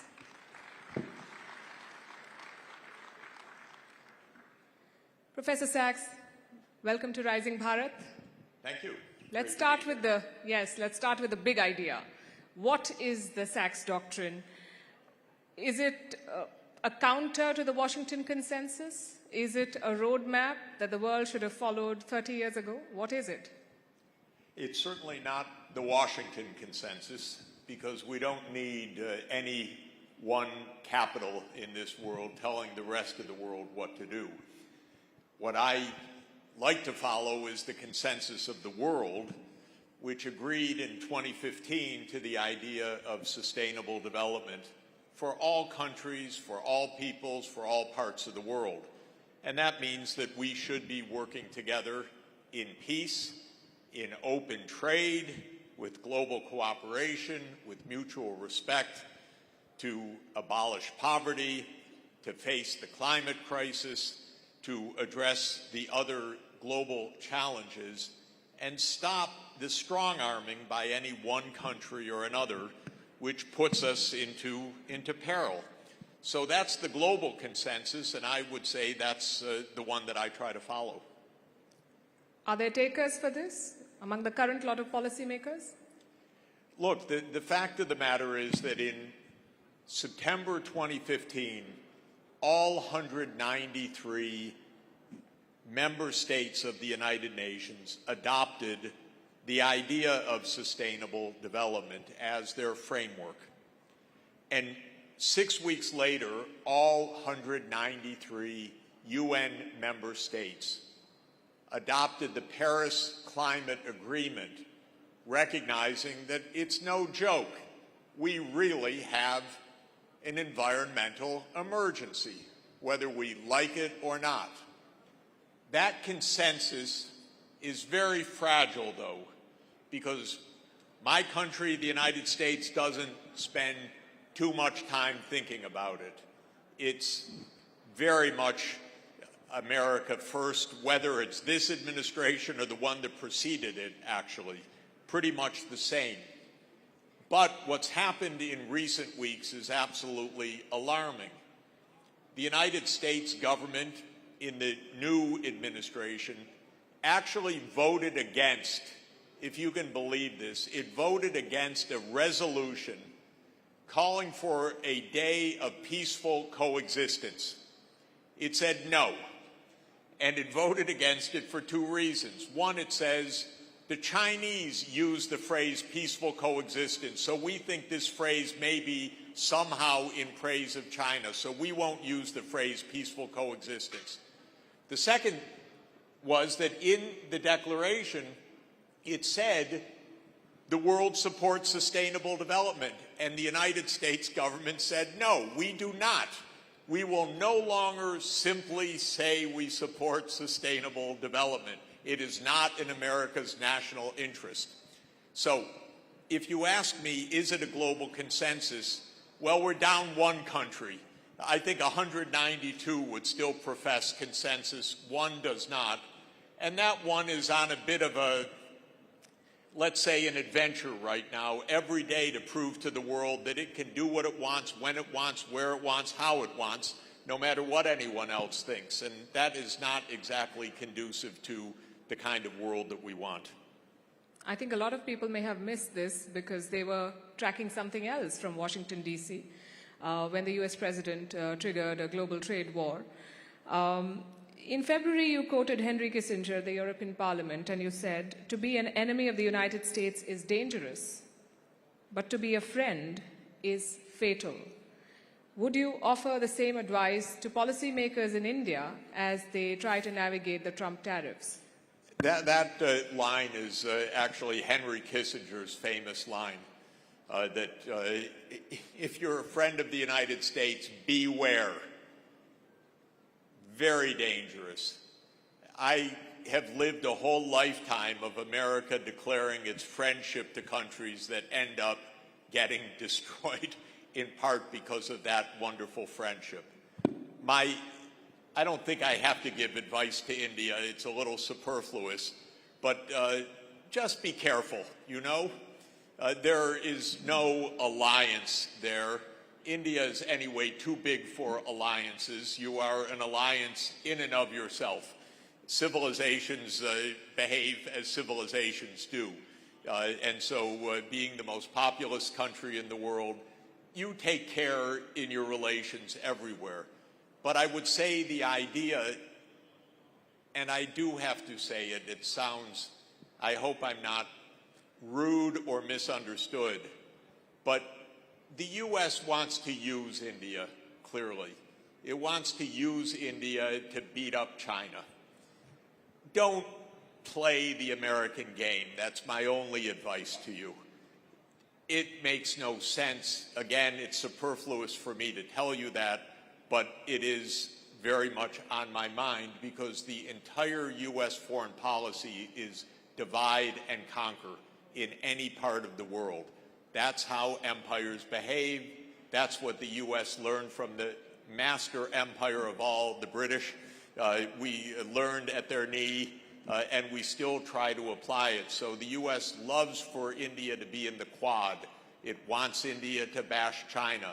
I heard some Indian politicians recently saying, no, it's not Donald Trump's trade policy, it's all because of China. No, not exactly. It's actually because of Donald Trump.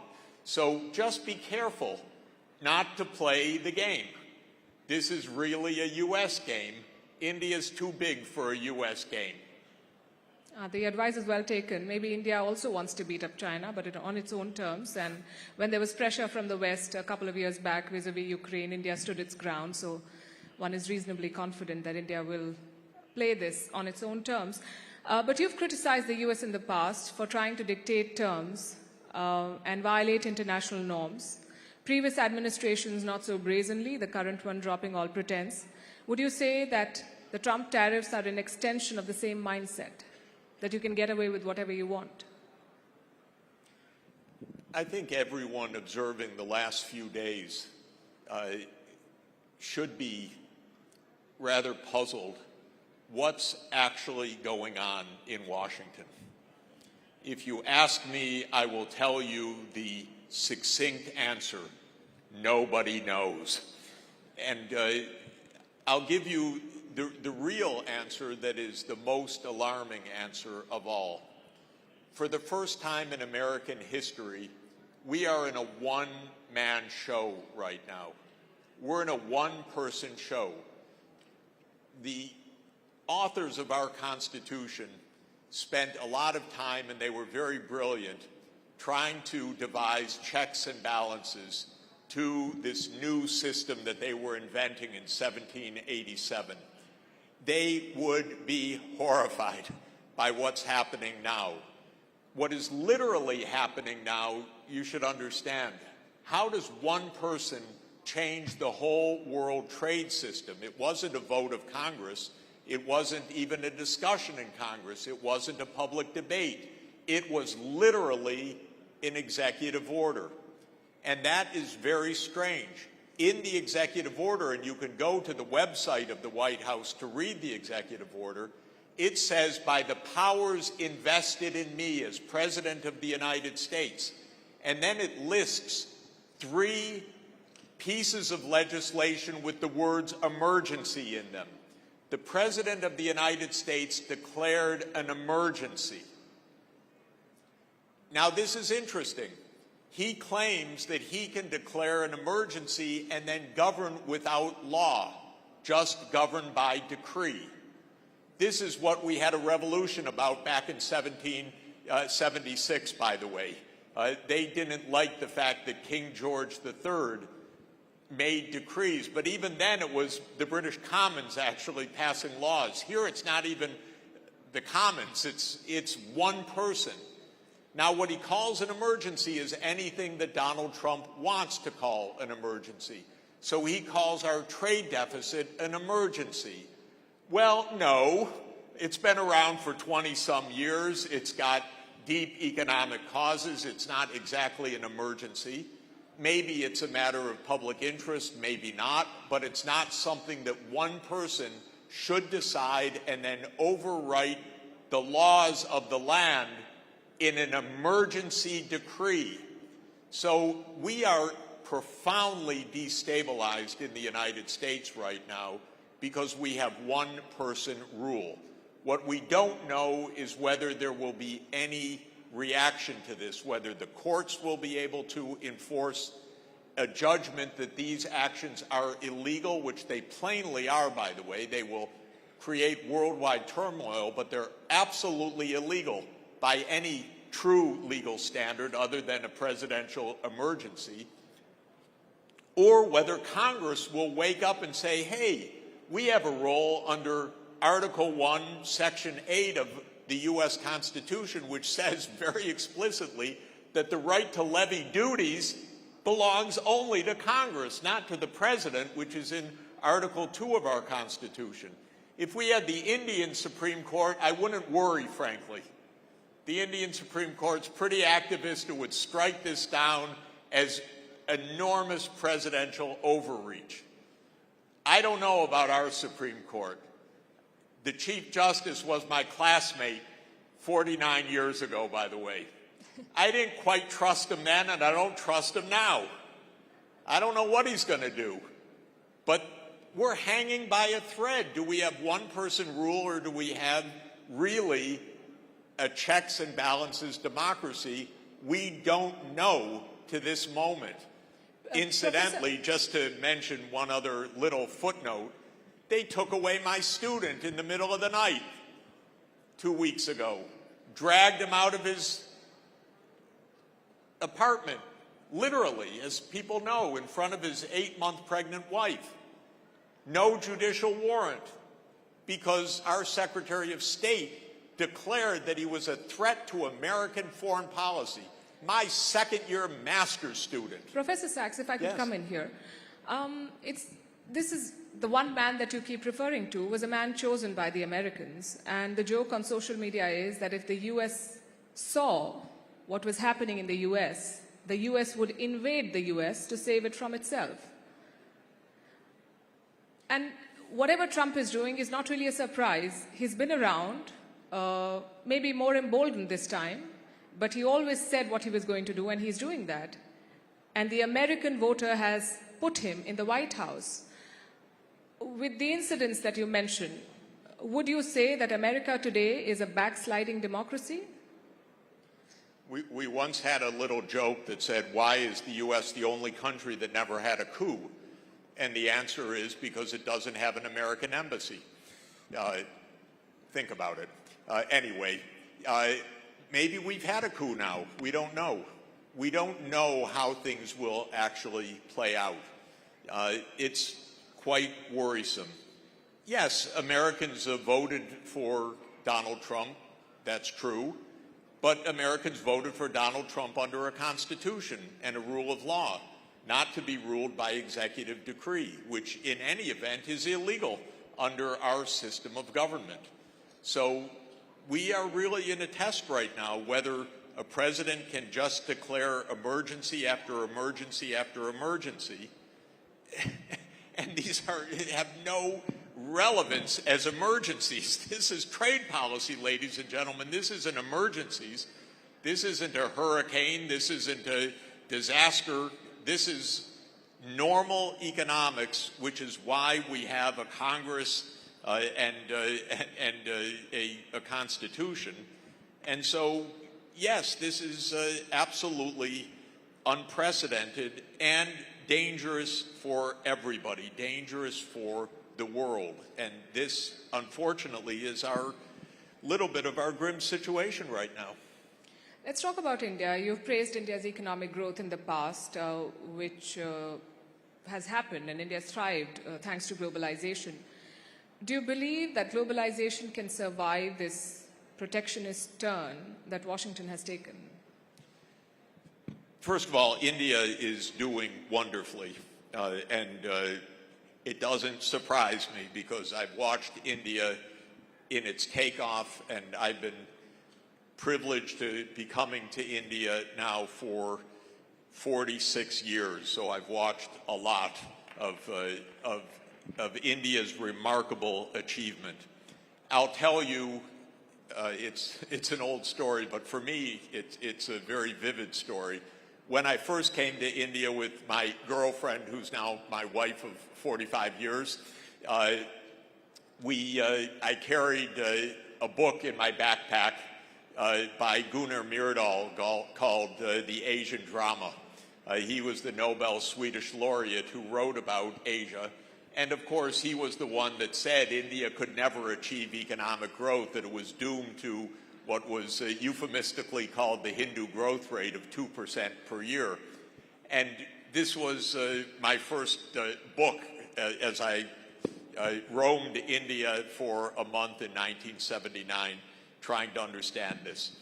Of course, I never believed this, and I never believed that any country is somehow condemned to poverty or doomed to backwardness. It's the opposite of what real economics shows. We are in an age of convergence right now. We're in an age where countries are catching up for lost time. India, as you know, was the second or the first largest economy in the world forever, for hundreds and hundreds of years, until, if I could say, the British arrived and did their job for quite a while. I do have a theory in life that all of today's challenges at the core have a British story to them, whether it's the Middle East or whether it's some other place, whether it's China too, because the British showed up in 1839 to demand the right to export opium to China, the opposite of the fentanyl emergency and so forth. In any event, India and China fell far behind, and they fell far behind until independence. And independence enabled catching up. And both started a rapid catching up after the 1980s. China first in 1978, India, I would say, in the early 1990s. And now the rate is very robust, and India will become the second largest economy of the world, overtaking the United States in 10 or 15 years. It will become probably the largest economy in the world in the second half of the 21st century. You're going to have the most people by a wide number, by the way. So this will be the major economy of the world. Advanced, high income, high tech. This is what's happening step by step, and your government's doing a very good job of promoting it, I would add. So in this sense, it's all very positive. And it should help to explain the weirdness going on in the United States. because the U.S. is in a kind of neurotic reaction. The neurosis is that the United States expected to be number one forever. This is the basic point. China ruptured that illusion, so Americans hate China. They hate China. How dare you be a bigger economy than the United States? This violates every rule according to American thinking. And they will come to resent India, I'm sorry to tell you, as you overtake the United States too. Just a little bit of friendly caution to you, because the American mindset cannot understand this is a big world and other countries are more populous and they're not being held back. And the United States is only 335 million people, a little bit bigger than Uttar Pradesh, but not so much bigger. And so it can't be the biggest country in the biggest economy in the world. It's not even possible in a world where technology is everywhere, where skills are everywhere, where the ability to innovate is everywhere. But this is driving the Americans crazy, and it's driving the Americans crazy, especially about China. Don't be pulled into it. I know India and China have their own issues, but settle them, because between the two of you, you're 40% of the world population, and you could actually help to run a very decent world together. Thank you. Let's talk about the war in Ukraine. And we know that the US president is giving the Europeans a hard time and that they've been sidelined. He's talking to Putin directly, who is tarrying and not taking a peace deal.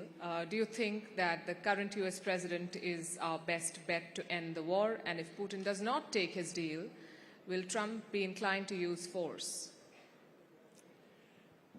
The war in Ukraine was a terrible debacle that the United States sadly walked into over a 30-year period by expanding NATO, despite Russia's continuing objections. Don't come closer to our border, don't come closer to our border. I know it. I was President Gorbachev's on his economic advisory team 36 years ago. I was President Yeltsin's economic advisor.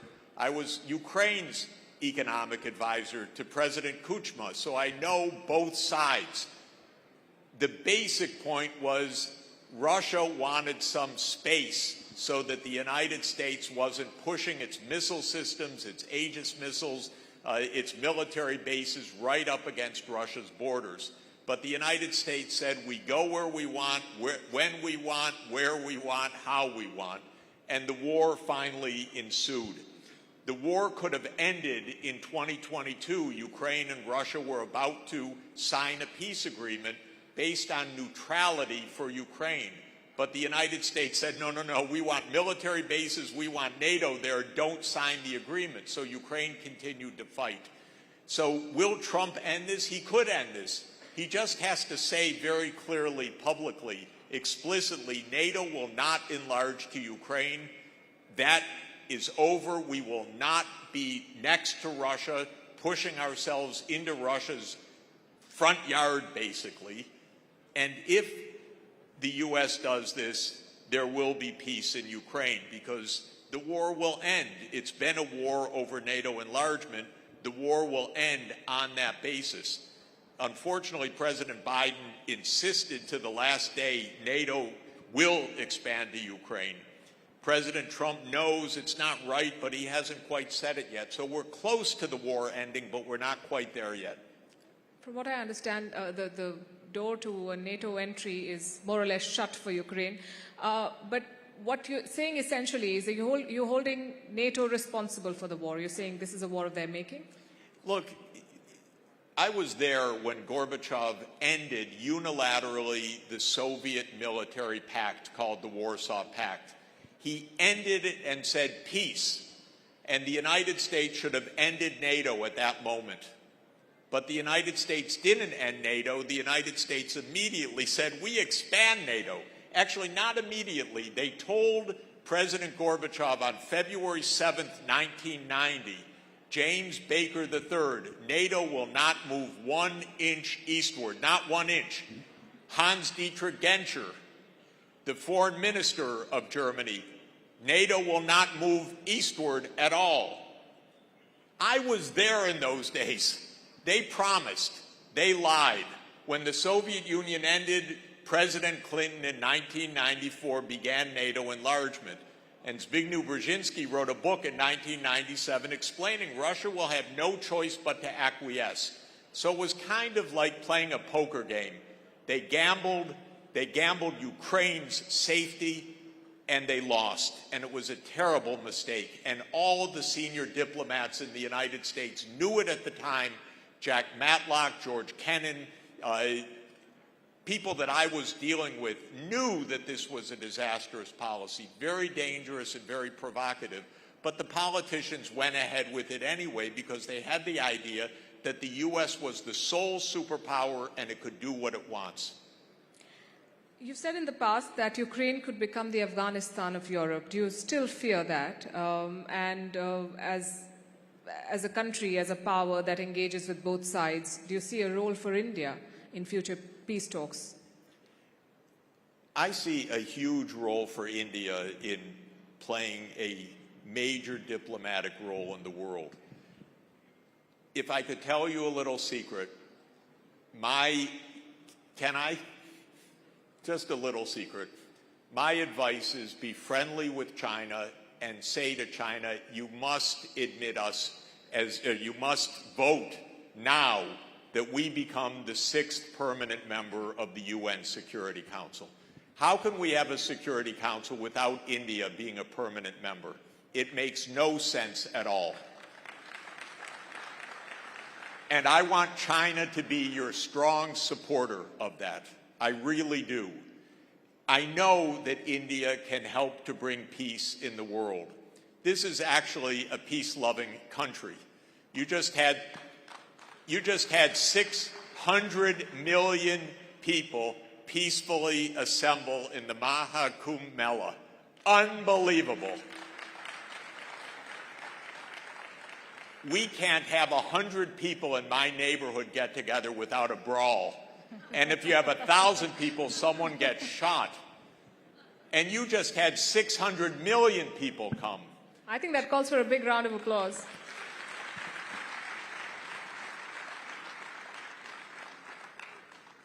So I want you in the Security Council, and I want you to be emphasizing, as you did in the G20 that India so brilliantly led, that the world is one family. That was the motto of the G20. This is the wonderful philosophy of Hinduism also. It's the wonderful philosophy of peace, and you will help bring peace to the whole world. We don't need these wars. This is the most basic point. We do not need conflict. They make no sense. Wars are the result of politics. You end the war not by war, but by political solutions. You end the war in Ukraine by Ukrainian neutrality and stopping NATO enlargement. You end the war in the Middle East by a state of Palestine as an independent, sovereign state living in peace with Israel. It's obvious. You end the conflicts in East Asia by not having a U.S. military buildup all around the East Asian seaways. This is straightforward. India can help bring that about.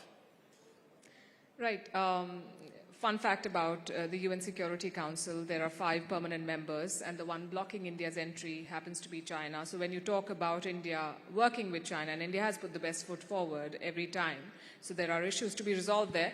But since but just to say, yes. I talk to Chinese politicians and the diplomats all the time, and I'm always telling them, admit India as the 6th permanent member. Yes. Because it's good for China and it's good for India. It's good for the whole world.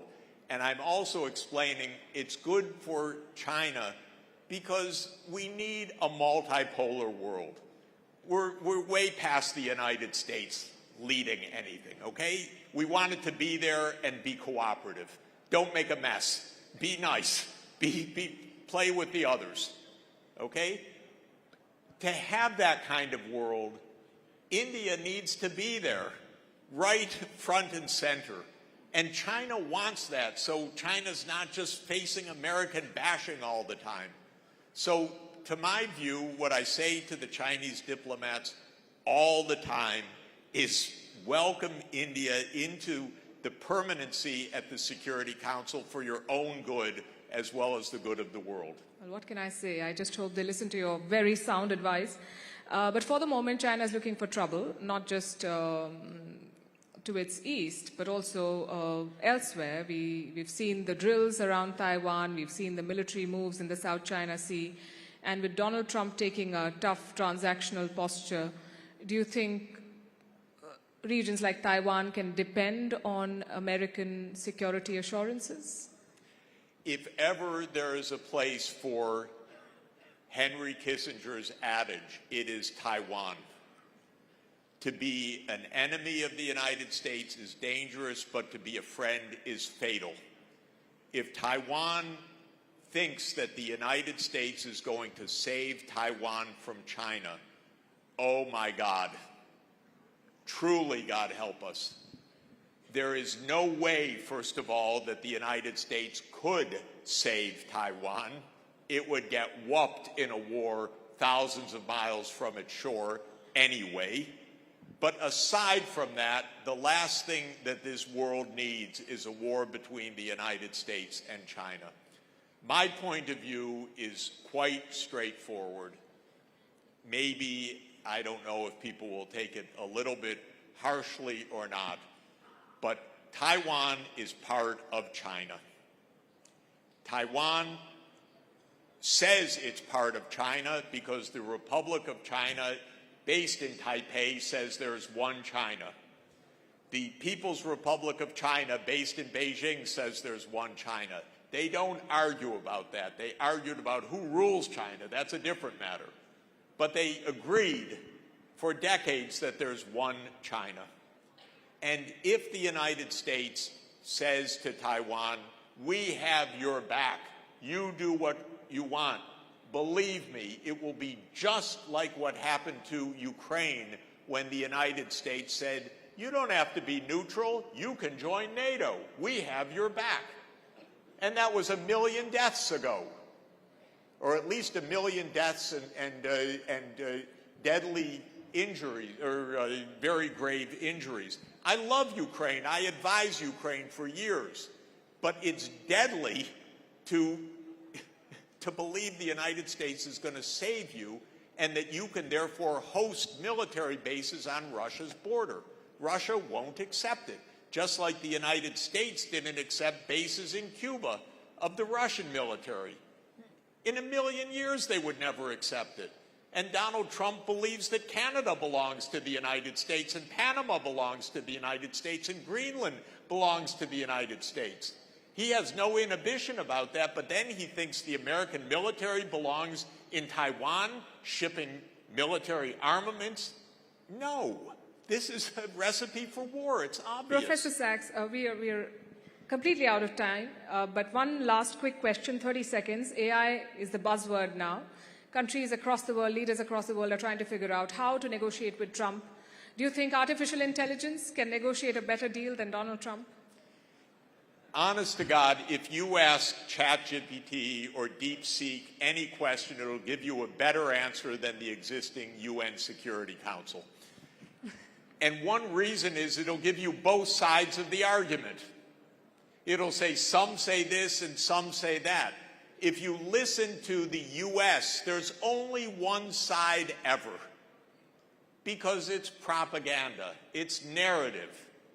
And at least what AI reminds us is, if it's good AI, if it's Perplexity or ChatGPT or DeepSeek, yeah, it'll give you the arguments on both sides. If we start with the arguments on both sides and actually sit down and talk with each other in this world, we will have a peaceful world. I think that's a fantastic note to end on. Thank you very much, Professor Jeffrey Sachs. Thank you for being such a wonderful audience.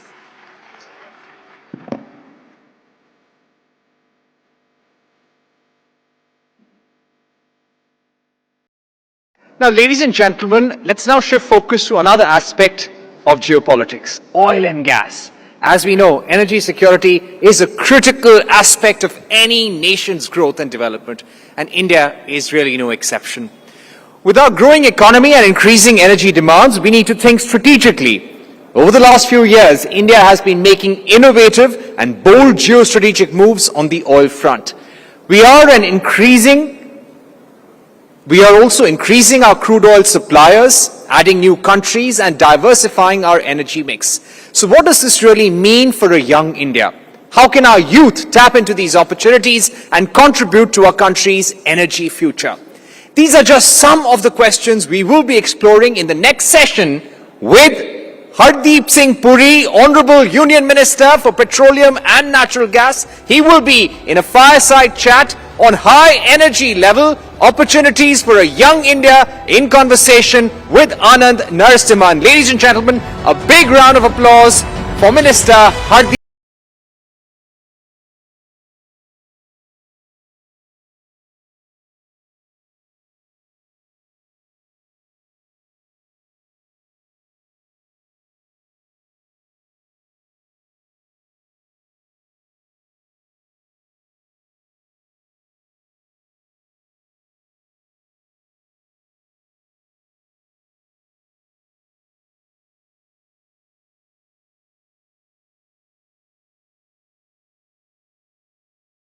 How does it feel to be here at Bharat Mandapam? Ye Swaroop, Rising Bharat 2025. Always feels good. There was a time when we only had Vigyan Bhavan, and there was a time when we only had the India Gate, that national stadium. Now we have world-class infrastructure, and Bharat Mandapam, I think, occupies pride of place there. We've also got Yasho Bhumi. Just to cite two examples of where global conference tourism can take place. And with all modesty at my command, I was the Housing and Urban Affairs Minister when these were built. I'm not saying I built them. The system built them. The Prime Minister had the vision, but I happen to be the Minister. And therefore it always feels good to come here. थोड़ा तो आप collar up कर सकते हैं, है ना? नहीं, मैंने कॉलर नहीं. अच्छा, लेकिन एक चीज है, the question I want to ask you, and I think everybody wants to ask you, sir तेल के दाम गिर रहे हैं, इंटरनेशनल क्रूड, बट आपने एलपीजी के दाम बढ़ा दिए, तेल के दाम बढ़ा दिए. Markets are crashing, but oil prices, LPG prices are rising. Why, sir? Why? Anand, I've known you for a long time, but I would have been surprised if you hadn't asked me the question. But a little surprised that after an hour-long press conference yesterday, you still asked me a question. But since you asked it, I owe it to you and your distinguished invitees Let's to talk explain. LPG. We'll talk LPG first. No, LPG. Let's go with LPG first. We provide LPG first number of connections. It was 14 crores in 2014. Today is 33 crores. If one connection is for one household, so you multiply and each household has 4 people, we have covered the entire population of India and more. You have 100% saturation. We provide the world's cheapest cooking gas. For an Ujjwala beneficiary, it comes to 5 rupees a day. Okay? And for a non-beneficiary, it comes to 14 rupees a day. For every cylinder that is sold, we incur a loss of 500 rupees per Ujjwala beneficiary. 500 rupees. So, there was a context in which it had to be done. We were in a particularly difficult environment. That is the environment in which we were providing 3 meals of dry ration in a day during the lockdown and pandemic. It's still continuing. But today, what happened as a result of the 503 rupees Ujjwala cylinder is that the companies which were supplying that, they have incurred a loss, and it's a cumulative loss of something like 41,000 crores. Now, I'm a student of subsidies. The money has to come from somewhere. It doesn't grow on trees, as a former Prime Minister said. So what we've done is something very basic. The price of a cylinder has been raised by 50 rupees only, okay? Which means the cost to a family of 4, which is using those figures, it's marginal, all right? But we have also raised the excise duty on petrol and diesel by 2 rupees. Now there was a big halla yesterday when they saw the finance ministry notification. We clarified the dam at the petrol retail point will not go up. It will remain the same. What we'll do is we'll collect some resources which will help, because we are committed to those oil companies. When they last time they incurred a loss of 28,000 crores on gas, we compensated them by 22,000 crores. So this is to do that. Now you come to the second part of your question. Oil prices are coming down. Wonderful news. Do you know something? We spend something like $150 billion a year on oil imports. If the oil price is down 20%, which means we save 30% overall, $30 billion. That is the value of our exports. So it's good news. But all things good, my friend, have to be sustained. If the oil price today is 61.89, yesterday, I don't know what it is as of this morning because I've been in functions like this. Today we are carrying 45 days of reserves. The price in beginning January for oil was $83 a barrel. And if I take the average of the 45 days, it comes to something like $75 a barrel. Now, if the price goes even from 60 to 65 or more, yes, the oil marketing companies will have headroom to bring prices down. But it's a deregulated sector. I can't keep telling them, aja petrol or diesel pe bhi under recovery kar lo or gas pe bhi kar lo. But they are called very responsible corporate citizen. They're very good people. They helped us out on gas. We are compensating them. And petrol and diesel, let your red attire of the day signal that if the trend remains like this, yes, they will bring the prices down. But that's the criticism. The criticism is कि चाहे वो 100 रुपया barrel हो या 60 रुपया barrel हो, consumer 100 रुपया दे रहा है. नहीं 95 रुपए 100 रुपए दे रहा है. एक आप काम करिए, आपके पास बहुत रिसोर्सेज है, बहुत इन्फ्लुएंशियल चैनल है न्यूज 18. आप एक लिस्ट बनाइए कि सबसे ज्यादा हल्ला पेट्रोल और डीजल प्राइसेस पे कौन करता है, और मैं रिजल्ट आपको अभी बताता हूं. एक ऐसी आइडियोलॉजी के लोग हैं, एक पॉलिटिकल पार्टी है, मैं नाम नहीं लेता, उनकी 2-3 जगह शायद सरकार बची हुई है जहां पे वो नेशनल लेवल से 10-12 रुपए ज्यादा चार्ज करते हैं, और जब ये प्राइस की बात होती है सबसे ज्यादा हल्ला वो मचाते हैं. भाई साहब, बीजेपी रूल स्टेट्स में और उन स्टेट्स में 10-12 रुपए का फर्क है. अगर आप देखिए difference between Lucknow and non BJP state near by, 10 rupees difference. If you see between Assam and another non-BJP state closest to that, I didn't name West Bengal. I didn't name it, but proximity में देखो तो वही आती है. देखिए ये this is hypocrisy of the highest order. और ऐसा है जिनको कुछ चीज की समझ नहीं. अरे आप बात कर रहे हो, अब मैंने कहा भैया जो स्टॉक हमने लिया है 45 दिन का, उस पे वो that was not bought at 60. I think it's a very legitimate point to make when the stock which you are holding was bought at 60. आपकी दुकान में माल भरा हुआ है जो आपने 80 रुपए पे खरीदा है और कहा आप 60 रुपए हो गया, उसको लॉस में बेच दो, कैसे होगा? पर हरदीप जी, जब 100 तक दाम बढ़े थे तब भी ये 45 डेज का बफर था.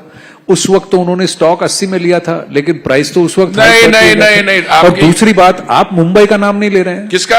मुंबई, मध्य प्रदेश के भी नाम देखिए, तेल के दाम, तो वो भी वहां पर तो बीजेपी की सरकार है, वहां तो तेल के दाम कम नहीं.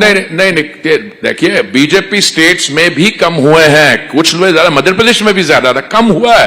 बट हम थोड़ा ना स्टेट को बोलते हैं. अब देखिए मैं आपको 2 बहुत सिंपल इंडिकेटर्स बताता हूं. जब भी प्राइसेस इंटरनेशनल बढ़ जाते हैं, you have an option of to organise yourself. Yes, हमने कंज्यूमर को नहीं आने दिया, उनको कष्ट नहीं होने दिया. माननीय प्रधानमंत्री जी ने on 2 occasions, November 21, 2021 and May 2022, he reduced the excise duty on petrol and diesel by 16 rupees and 13 rupees. And then the BJP ruled state brought the VAT down. That's how it came down. So we took the hit in the central excise, number 1.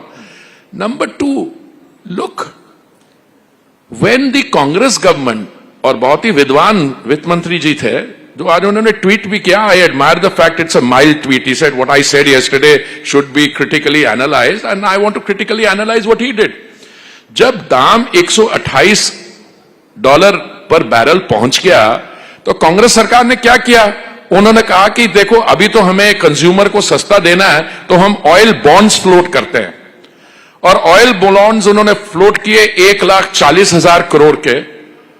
और आज इतने वर्ष बाद में, कितने 12, 13, 14 वर्ष हो गए, उसके बाद में we are paying back 3,10,000 crore.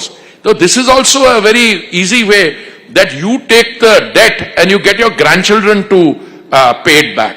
So I think when the history of this period is written, you will find that the Modi decade and decade plus is transformational. We have oil prices, we have petrol, diesel prices lowest in the world, coming down over a 3-year reference period during the turmoil.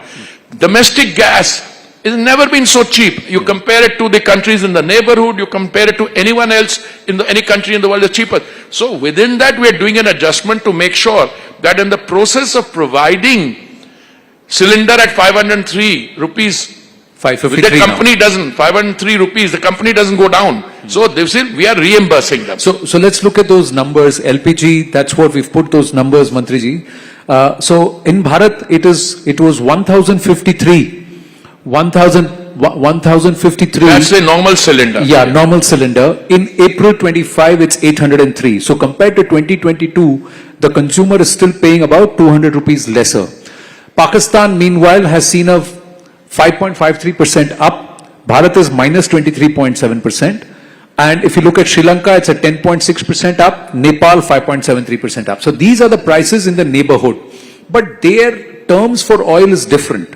Their terms for LPG purchases. No, I also asked this question so when I saw this. I said, was this figure, or the figures in the chart, were they equalized for currency exchange rates? They've been equalized. So it's after the equalization of currency. Yes, it's after the equalization. Let's look at oil and petrol and test your theory that compared to other countries. No, but I should also just hold on, because I'm not a party to this. Let me explain to you. The Indian LPG price is determined by something called the Saudi contract price. That Saudi contract price during this period has gone up by a massive amount, and we have come down. So we've come down by 23%, whereas the Saudi contract price has gone up by 60%. This is the beauty of this thing. I don't know whether you have a figure like that, but you please go ahead to the next chart. We'll look at it here. No, I have the chart here of the Saudi CP, and this is what we've not put it up there, but that's what you're saying. So the Saudi CP at this point, you're saying there is a difference at 803 and at 1,028 and 609. So the Saudi contract price, that's the base price, because bulk of the gas is procured from there, and that's where it's benchmarked. So you're saying, but the consumer will only think कि 50 रुपए बढ़ा दिए. No, consumer will not think if you explain it to the consumer. By nowhere in the world does the consumer say that the economic utilities should not be viable. You go on promising something, वो जो एक political party है जिनके पास 2-3 states है अभी, कभी दूध का दाम बढ़ा देते हैं, कभी बस का भाड़ा वो लगा देते हैं, कभी कुछ करते हैं. अरे भाई, आप किसी को हर एक बहन को एक महीने में 1,000 रुपया मिलेगा, वो आम आदमी पार्टी ने कहा था. 40 महीने हो गए, किसी एक बहन को भी 1 रुपया नहीं मिला.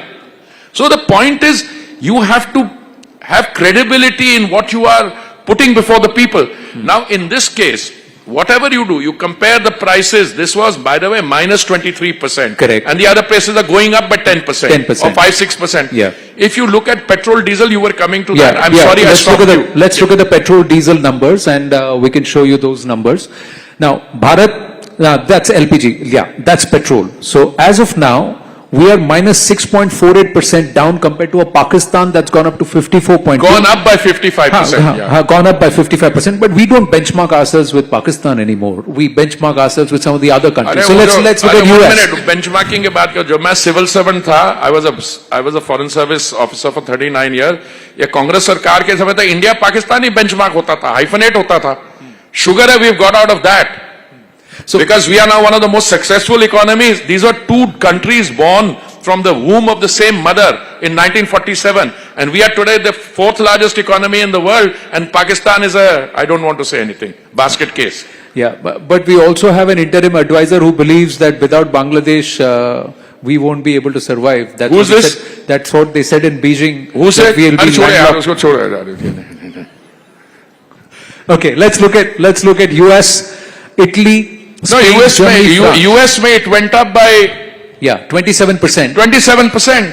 So we are the only country which brought it down. I mean, so there is a story in and of itself here. So we brought it down because we were buying oil from Russia. No, wait. We are buying oil from 27 countries earlier. Now we are then buying from 39, and then we started buying from Argentina, which makes it 40. By the way, you can buy oil from anywhere. If your policies are sound, what you turn around and say, I will issue a tender at the point of importation, जिसके बाद माल है आके supply कर जाए. That is why we are successful. अब एक Trump भाई साहब हैं, उनके पास भी ऑयल है, उन्होंने भी फ्रैकिंग खोल दी है. अरे मेरे भाई उनके पास ऑयल है. They are the world's largest producer. They produce 13 million barrels a day. Now they're going to be producing another 1.6 million barrels a day. But the issue is not that. They must have the oil to sell us. When they have the oil, but LNG they have. And I see a lot of increase in LNG. By the way, we've been buying $15 to $20 billion of energy from them in any case in the last few years. So by buying more oil, more energy from them, are we going to be able to offset this entire tariff thing, sir? But why are you so mesmerized by this tariff? No, we're not mesmerized. No, but why? There is a young leader, 54-year-old Yuva Neta, who made some statement because in the last public event I went, they asked me, उन्होंने ये कहा, मैंने कहा मैं नाम लेता नहीं किसी नेता का, उनको बोलो पहले अपने आप को समझे ये टैरिफ क्या चीज होती है. देखिए वो जो देश है जहां पे tariff, every country is free to determine its own economic policies. But we are part of a multilateral system. We were original signatories to the GATT, General Agreement on Tariffs and Trade. WTO आया, वहां पे कुछ negotiate. Somebody wants to change it because they think short right. Don't comment on it. You have to deal with it. भाई साहब, आपके 40% exports of services में है. The services sector is not covered by tariffs. Tariffs are applied on goods as they cross borders, but services तो चली जाती है. It can go ऊपर से भी और साइड से भी, सब जगह से चली जाएगी service. You can be different kinds of services you're providing. Some of your sectors are just not covered, like pharmaceutical. Look, I'm not a trade. I'm a student of trade negotiation, but just now when Piyush ji comes tomorrow evening, you ask him. My view is that he will exude a quiet confidence. We are one of the countries which is dealing with this, and as my colleague Jaishankar ji said, we are hopeful, following his discussions with the Secretary of State Rubio yesterday, we are hopeful of concluding an early trade agreement with the United States. So I think we are on track. You're on track. So you don't think Bharat is going to be adversely affected? अरे भाई ये adverse क्या होता है यार? मतलब समझाओ तो सही. हर एक challenge में opportunity. ये disruption अच्छा है कि खराब है? अरे अच्छा खराब तो कुछ नहीं होता. अगर आप में दम है, resilience है, तो you take advantage of an opportunity, of a challenge, and you utilize it as an opportunity. मेरी जिंदगी में तो यही हुआ. जब किसी कठिनाई का सामना करना पड़ा, उसमें से अच्छे निकले. अरे मैं बताता हूं, मुझे माननीय प्रधानमंत्री जी की overall, his capacity to navigate this and his team is second to none. We will come out winners in this. What's the message for the Yuva here? Yuva says, I'm jealous of you, yaar. I wish I was born when you guys were born. Why do you say that? I'm telling you because I was born 5 years after the partition. It was a difficult time. When I went to the university, we couldn't get a gas cylinder. I'm just giving you an example. You had to be very influential to get a gas cylinder. You had to be even more influential to get a telephone connection, even if you could afford it. When I left Delhi University at a very young age and was looking around for jobs, if you got a first class, you could get a teaching job in a Delhi University college. If you were very bright, there were 2 or 3 private sector companies that could hire you. And if you were not so bright, I shouldn't say this, but I will. You could become a lawyer. They did very well, by the way. They did very well. But the issue is today, look at our youngsters. They have been born. What would be the average age of the youth here? I suspect about 18, 20 years old. 18, 20? All right. चलिए 25 मान लेते हैं. 25. अच्छा, we are in 2025. We will be a Viksit Bharat by 2047. That if you're 25 now, when you're 47 years old, you will be part of a developed country with an economy of the size of $30 trillion, $35 trillion, $40 trillion, I don't. So when I say that I'm envious that you have been born now, I mean it in a positive way. You should be very proud of the fact that you're born in a country which has a demographic plus, which is a country which is firing on all cylinders. The economy is growing at 6.5% at a time when the world economy is facing headwinds. I mean, the major economies in the world, I mean, I am not going to go into what the chances of a recession are as a result of X, Y, or Z. I'm not getting into it. But look at them.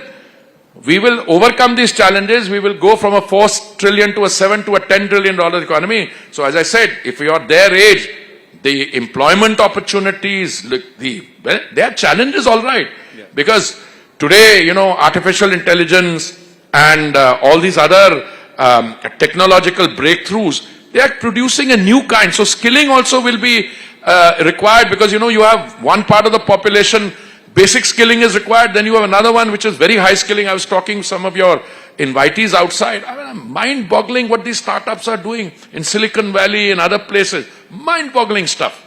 You know, not just delivery services. Huh? Not just delivery services. No, bhai, let's be serious about it. I was telling you the story when I went for India Energy Week last year, and we were taking the Honorable Prime Minister around. You know, they went to the BPCL stall. They had a electrolyzer there, domestically manufactured in collaboration with BARC, Baba Atomic Energy and so on, where they used the original technology which was there in a submarine where used to produce oxygen for the crew inside the tank, and they produced it for green hydrogen. So when I go around startups, no, those comments you are referring to, they were in a particular context. The fact of the matter is, India today, both in terms of the unicorns and we have in innovation and technology is one of our strengths. And these young people going into that strength, you're still very young, but I don't claim to be part of the innovative lot. I'm set in my ways. I try to be innovative in my limited way, but you know, there are limitations to that. Final question, we run out of time, but I just want to quickly ask you, have you ever faced discrimination as a Sikh in Bharat? And this entire narrative that's being trying to be drummed up, post-84, etc., etc. I have to ask you this, Hardeep ji, because there will be a lot of people who will want you to... I have never faced any discrimination of anything, and not because I'm a Sikh. When I was a 4-year-old kid, and you know, Sikh children don't cut their hair, I used to have a little Judai tried around. So I was going to a kindergarten in Germany. 4 or 5 or 6 years old, I don't know. So, you know, the German boys, very, you know, those blonde, blue-eyed guys. So they say, ye kya hai, lambe baal. So they try to teach me, to tease me a little. So I had you know, my mother had a German friend. We used to call her a second mother. So she said, next time somebody does it, take your shoe and just kick them under the knee, not too hard. वो एक दो बार किया, वो एकदम सही हो गए. उसके बाद बड़े अच्छे हो गए. मुझे तो किसी ने bully नहीं किया और कोई India is the safest haven for all minorities, believe me. And the Sikhs who say, अरे भाई तुम्हें कनाडा में या कहीं और जाकर settle करना, अपनी कहानी कुछ और बनाओ. Not because you are being discriminated or persecuted here. Pure BS. Sikhs have, look, we are a small percentage of the population. कितनी है यार अभी 1.4% है हमारी population. Our contribution to the armed forces is 20%. Our contribution to anything. When I joined the foreign service, we had 5 Sikhs in my batch here. I mean, not all wearing turban, but most of them wearing turban. So their Sikhs have never faced discrimination anywhere. ये जो appeasement politics के minorities को यार discrimination हो गई, ये हो गई. अरे अपना देखो अभी क्या बेवकूफी के stand ले रहे हैं recent legislation पे. अरे I must say, all minorities, India is the safest haven. Ladies and gentlemen, Shri Hardeep Puri. Hope you enjoy the session. Hardeep ji, thank you so much. I was requested by, of course, your side that I should say something about Rising Bharat. So, Rising is Uday. ये भारत का उदय है. ये भारत का उदय है. उदय में एक लय है. ये भारत का उदय है. उदय में एक लय है. ये मस्तक गर्व का है. ये मस्तक गर्व का है. यहां ना कोई भय है. ये भारत का उदय है. Translated for those who don't know Hindi. No. I mean, look. So I think people do. And see, good thing about poetry is, of course, poets are never apologetic about the language they use. Yeah. Because this is civilizational. When I am, even if the words you don't understand, my energies should reach you, the intent should reach you. We are the country of various languages. आपको कुछ होगा और मैं ये चाहता हूं जो हो वो बस सच हो. बाकी this language is all politics. Politics. Absolutely. Language में जब आदमी बोलता है तो इंसान सुनता है. मुझे इतना पता है. यहां बेचैन सपने नींद से जग रहे हैं. यहां बेचैन सपने नींद से जग रहे हैं. यहां बेताब अंकुर जमीन से उग रहे हैं. तो आप स्टार्टअप कहते हैं, उन्हीं के ऊपर मैं कह रहा हूं. यहां बेचैन सपने नींद से जग रहे हैं. यहां बेताब अंकुर जमीन से उग रहे हैं. यहां अब समय करवट ले रहा है, कह रहा है. यहां सीनों में सागर जोर से अब बह रहा है. हमारा लक्ष्य तय है. हमारा लक्ष्य तय है. भारत का उदय है. यहां हमको पता है सृष्टि क्या है. I was talking about we know the human and creation. यहाँ हमको पता है सृष्टि क्या है. यहाँ हमको खबर है दृष्टि क्या है. हमें आता है चलना प्रकृति को भी साथ लेकर. हमें आता है चलना प्रकृति को भी साथ लेकर. हमें आता संभलना साथ सारे हाथ लेकर. यहाँ सच्ची विजय है. ये भारत का उदय है. मैं एक अंतराज का मिस करता हूं, लास्ट पढ़ देता हूं क्योंकि आपके चेहरे पर एक मुझे व्यग्रता दिखाई. चलो एक बात तय करते हैं, अब दहाड़ बोलेंगे. We have to roar. चलो एक बात तय करते हैं, अब दहाड़ बोलेंगे. ना अब सपनों की कोशिश को कभी जुगाड़ बोलेंगे. सपनों की कोशिश को कि भारत जुगाड़ू है ये नहीं बोलेंगे. अब कोई और देश अपने देश के प्रतिभाओं को जुगाड़ नहीं कहता है, उनको इनोवेशन कहता है. ये हमें करना पड़ेगा. चलो एक बात तय करते हैं, हम दहाड़ बोलेंगे. ना अब सपनों की कोशिश को कभी जुगाड़ बोलेंगे. ना अब बोलेंगे हमसे, ना अब बोलेंगे हमसे हो नहीं पाएगा देखो. ना अब बोलेंगे हमसे हो नहीं पाएगा देखो. खड़े मुश्किल के टीलों को ना पहाड़ बोलेंगे. तभी भारत की जय है. ये भारत का उदय है. उदय में एक लय है. You talked about your earlier avatar as civil aviation. So I just want to ask you, your father, mother of Youthful, was the Minister of Civil Aviation. How was it for you to walk into that office and to sit on that chair when that happened? A very emotional moment, a very का सपना है sobering moment. अपने देश को एक super power banana. And a period through which I worked assiduously to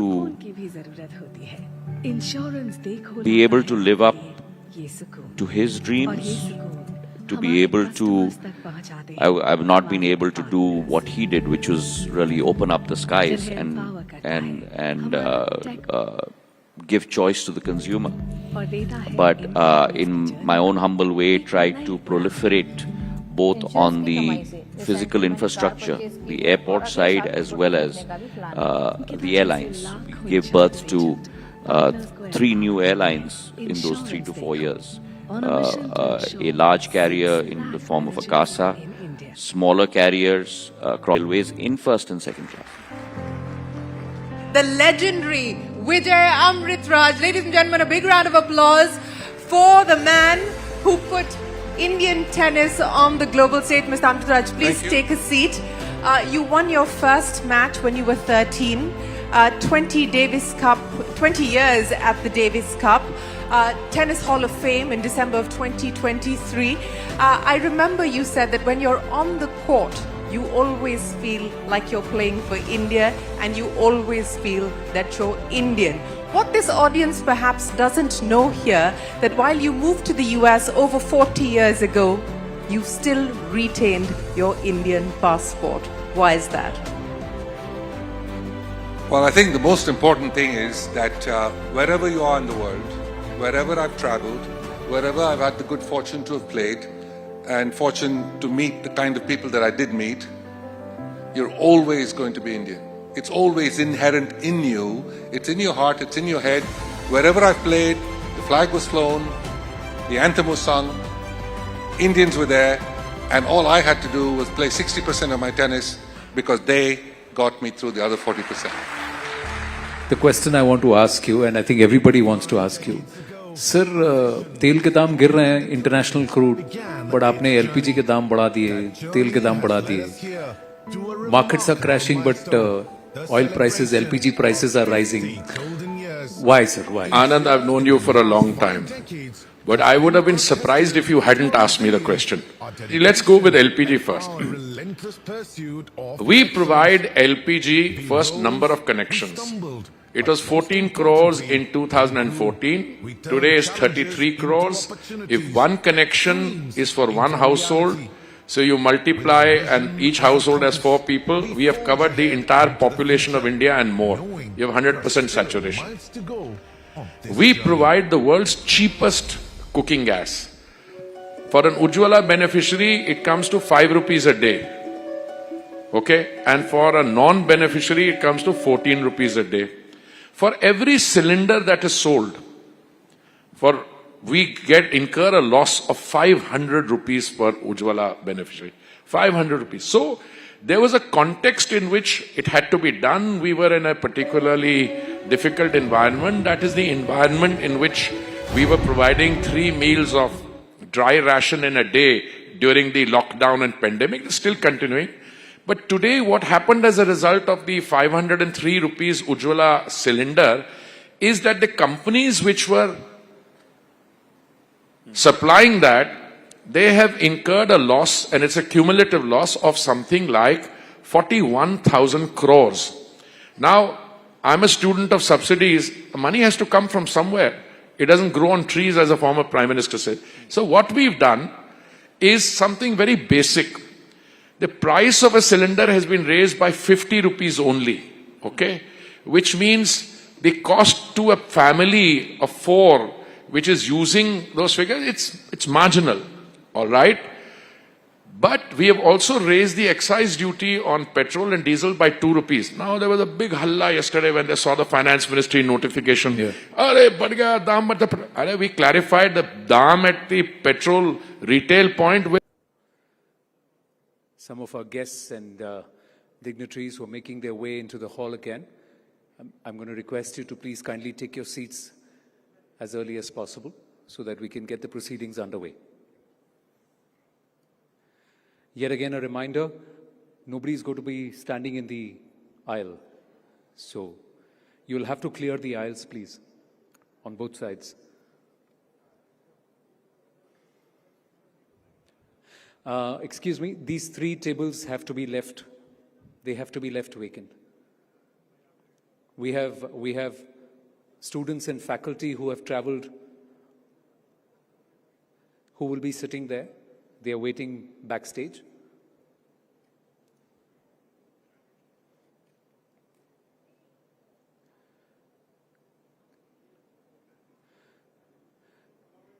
Vinay, tables 1, 2, and 3 behind you, they have to be left vacant.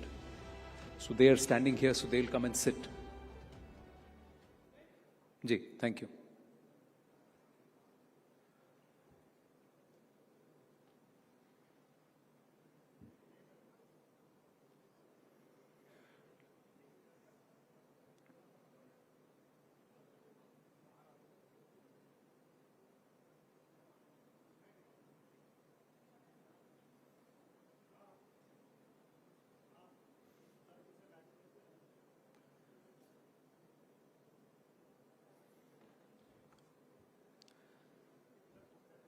I'm going to request my colleagues also to quickly settle in.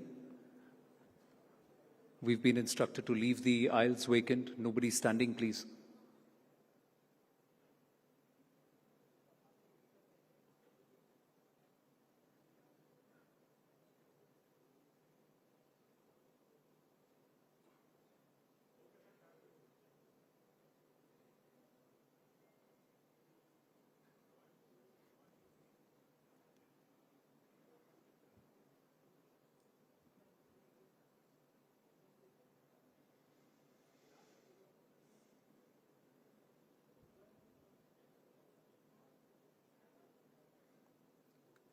To all my friends on the far corner there, the gentleman there, you will have to find a place to sit. We will not be able to commence proceedings till the arena is settled and the aisles are clear.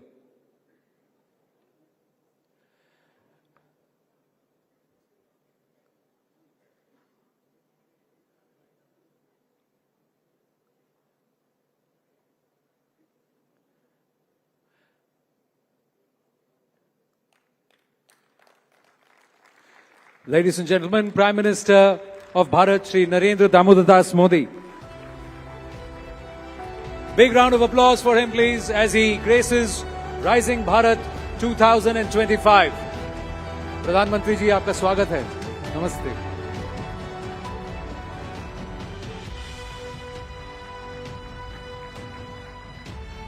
Prime Minister Shri Narendra Damodar Das Modi will be delivering the keynote address on Rising Bharat's principal theme, Empowering Youthful Aspiration.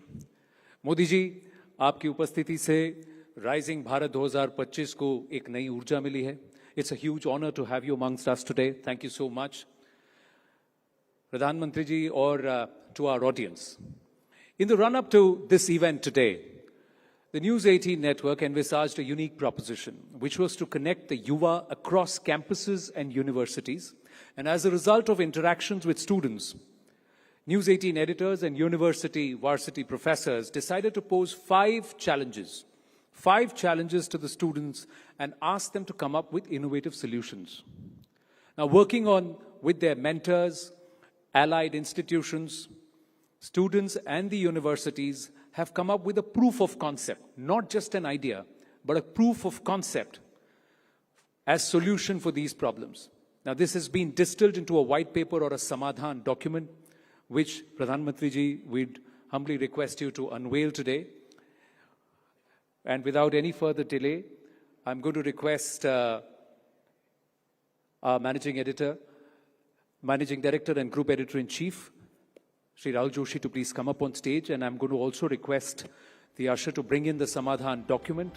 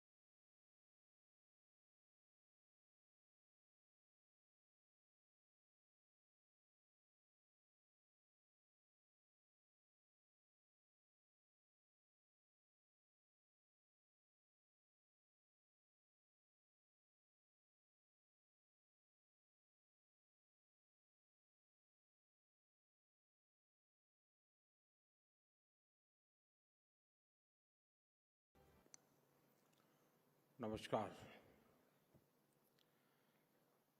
आपने मुझे इस summit के माध्यम से देश और दुनिया के सम्मानित अतिथियों से, आपके दर्शकों से जुड़ने का अवसर दिया है।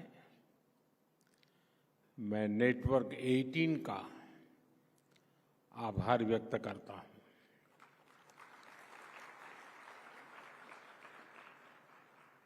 मुझे खुशी है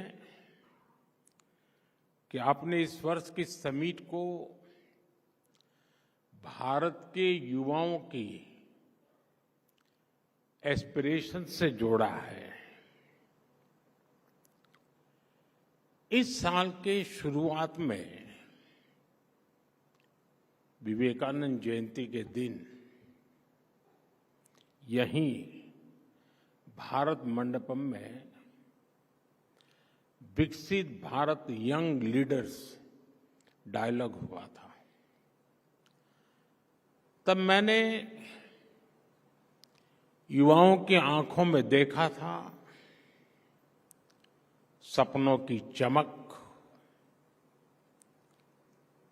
संकल्प का सामर्थ्य और भारत को विकसित बनाने का जुनून।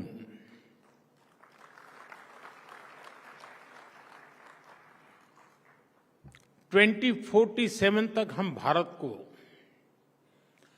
जिस ऊंचाई पर ले जाना चाहते हैं, जिस रोडमैप को लेकर हम चल रहे हैं, उसके कदम कदम पर अगर मंथन होगा तो निश्चित ही अमृत निकलेगा। और यही अमृतकाल की पीढ़ी को ऊर्जा देगा, दिशा देगा और भारत को गति देगा। मैं आपको इस समिट की बधाई देता हूं, शुभकामनाएं देता हूं। साथियों, आज दुनिया की नजर भी भारत पर है और दुनिया की उम्मीद भी भारत से है। कुछ ही वर्षों में हम दुनिया की 11वीं से 5वीं सबसे बड़ी इकोनॉमी बने हैं। बहुत कम समय में अनेक प्रकार के ग्लोबल चैलेंजेस आए, लेकिन भारत रुका नहीं। भारत ने डबल स्पीड से दौड़ लगाई और एक दशक में अपनी इकोनॉमी के साइज को डबल करके दिखाया है। जो सोचते थे कि भारत स्लो और स्टेडी चलेगा, उन्हें अब फास्ट एंड फियरलेस इंडिया दिख रहा है।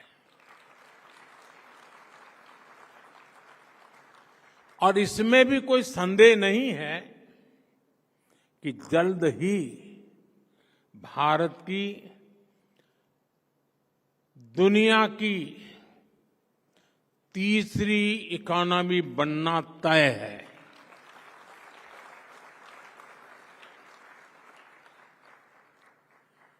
ग्रोथ की इस अभूतपूर्व स्पीड को कौन ड्राइव कर रहा है? इसे ड्राइव कर रहे हैं भारत के युवा, उनके एम्बिशंस और उनके एस्पिरेशंस। युवा भारत की इन्हीं एम्बिशंस और एस्पिरेशंस को एड्रेस करना आज देश की प्राथमिकता भी है। साथियों, आज 8 अप्रैल है। कल परसों ही साल 2025 के 100 दिन पूरे हो रहे हैं, 100 डेज, 2025 का पहला पड़ाव। इन 100 दिनों में जो निर्णय हुए हैं, उनमें भी आपको युवा एस्पिरेशंस की ही झलक दिखेगी। साथियों, इन 100 दिनों में हमने सिर्फ फैसले नहीं लिए, हमने भविष्य की मजबूत नींव रखी है। हमने पॉलिसीज से पॉसिबिलिटीज की राह खोली है। 12 लाख रुपये तक की इनकम पर टैक्स, थैंक यू। इसका सबसे बड़ा फायदा हमारे यंग प्रोफेशनल्स और एंटरप्रेन्योर्स को मिल रहा है। मेडिकल की 10,000 नई सीटें, आईआईटी में 6,500 नई सीटें, यानी एजुकेशन का एक्सपांशन, इनोवेशन का एक्सेलरेशन। 50,000 नई अटल टिंकरिंग लैब्स, यानी अब देश के हर कोने में इनोवेशन का दीप जलेगा और एक दीप से जले दीप अनेक। एआई और स्किल डेवलपमेंट के लिए सेंटर ऑफ एक्सीलेंस, यूथ को मिलेगा फ्यूचर रेडी बनने का मौका। 10,000 नई पीएम रिसर्च फेलोशिप। अब आइडिया से इम्पैक्ट तक का सफर और आसान होने वाला है। जैसे स्पेस सेक्टर खोला गया, वैसे ही अब न्यूक्लियर एनर्जी सेक्टर भी ओपन किया गया। इनोवेशन को अब सीमाएं नहीं, समर्थन मिलेगा। गीग इकोनॉमी से जुड़े युवाओं को पहली बार सोशल सिक्योरिटी का कवच दिया जाएगा। जो पहले दूसरों के लिए इनविजिबल थे, अब वे नीतियों के केंद्र में हैं। और एससी, एसटी तथा वुमेन एंटरप्रेन्योर्स के लिए 2 करोड़ के term loan. Inclusivity is not just a promise, it's a policy. इन सभी निर्णयों का सीधा लाभ भारत के नौजवानों को मिलने वाला है, क्योंकि जब युवा आगे बढ़ेगा, तभी भारत आगे बढ़ेगा। साथियों, इन 100 दिनों में भारत ने जो किया है, वो दिखाता है कि भारत रुकने वाला नहीं है। भारत झुकने वाला भी नहीं है। भारत अब थमने वाला भी नहीं है। इन 100 दिनों में भारत दुनिया का चौथा ऐसा देश बना जिसने सैटेलाइट्स की डॉकिंग और अनडॉकिंग की क्षमता हासिल की। भारत ने सेमी क्रायोजेनिक इंजन का सफल परीक्षण करके दिखाया। भारत ने 100 गीगावाट सोलर कैपेसिटी का ऐतिहासिक पड़ाव पार कर लिया। भारत ने 1000 मिलियन टन कोयला उत्पादन का रिकॉर्ड बनाया। नेशनल क्रिटिकल मिनरल मिशन की शुरुआत हुई और इन्हीं 100 दिनों में कर्मचारियों के लिए 8वें वेतन आयोग गठित करने का निर्णय हुआ। किसानों के लिए खाद पर सब्सिडी में बढ़ोतरी का फैसला हुआ, यानी अन्नदाता की चिंता सरकार की प्राथमिकता है। छत्तीसगढ़ में 3 लाख से ज्यादा परिवारों ने एक साथ नए घरों में गृह प्रवेश किया। स्वामित्व योजना के तहत 65 लाख से अधिक प्रॉपर्टी कार्ड सौंपे गए। और इतना ही नहीं, इन्हीं 100 दिनों में दुनिया की सबसे ऊंची टनलों में से एक सोनमर्ग टनल राष्ट्र को समर्पित की गई। आईएनएस सूरत, आईएनएस नीलगिरी, आईएनएस वाक्षिर भारतीय नौसेना की ताकत में नए नगीने जुड़ गए। सेना के लिए made in India light combat helicopter खरीदी को हरी झंडी मिली और वक्फ कानून में संशोधन का बिल पास हुआ, यानी सामाजिक न्याय के लिए एक और बड़ा और ठोस कदम लिया गया। ये 100 दिन 100 फैसलों से भी बढ़कर है। ये 100 संकल्पों की सिद्धि के दिन है। साथियों, परफॉर्मेंस का यही मंत्र राइजिंग भारत के पीछे की असली एनर्जी है। आप जानते हैं, अभी 2 दिन पहले ही मैं रामेश्वरम में था। वहां मुझे ऐतिहासिक पंबन ब्रिज के लोकार्पण का अवसर मिला। करीब 125 साल पहले अंग्रेजों ने वहां एक पुल बनवाया था। उस पुल ने इतिहास देखा, उसने आंधियां सही। एक बार सुनामी ने, साइक्लोन ने उस पुल को बहुत नुकसान पहुंचाया।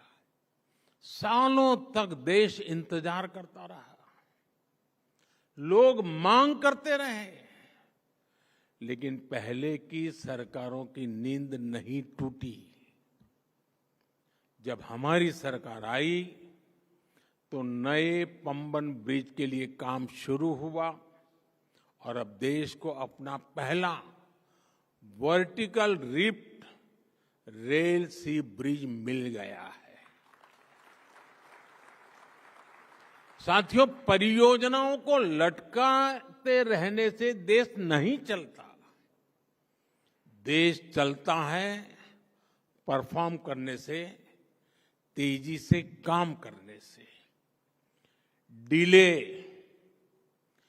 Delay is the enemy of development. और हमने इस दुश्मन को हराने की ठान ली है। मैं आपको और भी उदाहरण दूंगा। जैसे असम का बोगीबिल ब्रिज, हमारे पूर्व पीएम देवगौड़ा जी ने 1997 में इसकी आधारशिला रखी। वाजपेयी जी की सरकार आई, उन्होंने काम शुरू करवाया। वाजपेयी जी की सरकार गई, कांग्रेस की सरकार आई तो ब्रिज का काम भी लटक गया। अरुणाचल और असम के लोगों, लाखों लोग परेशान होते रहे, लेकिन तब की सरकार पर कोई फर्क नहीं पड़ा। 2014 में आपने जब हमें सेवा करने का मौका दिया और ये प्रोजेक्ट फिर से शुरू हुआ, और सिर्फ 4 साल में 2018 में ब्रिज का काम पूरा हो गया। ऐसे ही केरला में कोल्लम बाईपास रोड प्रोजेक्ट का भी उदाहरण है। ये 1972 से अटका था। सोचिए, 50 साल। एलडीएफ हो या यूडीएफ, किसी सरकार ने 50 साल तक इस पर कोई काम नहीं कराया। हमने सरकार बनने के 5 साल के अंदर इसका काम पूरा कर दिया। साथियों, नवी मुंबई एयरपोर्ट पर भी 1997 से चर्चा शुरू हुई थी।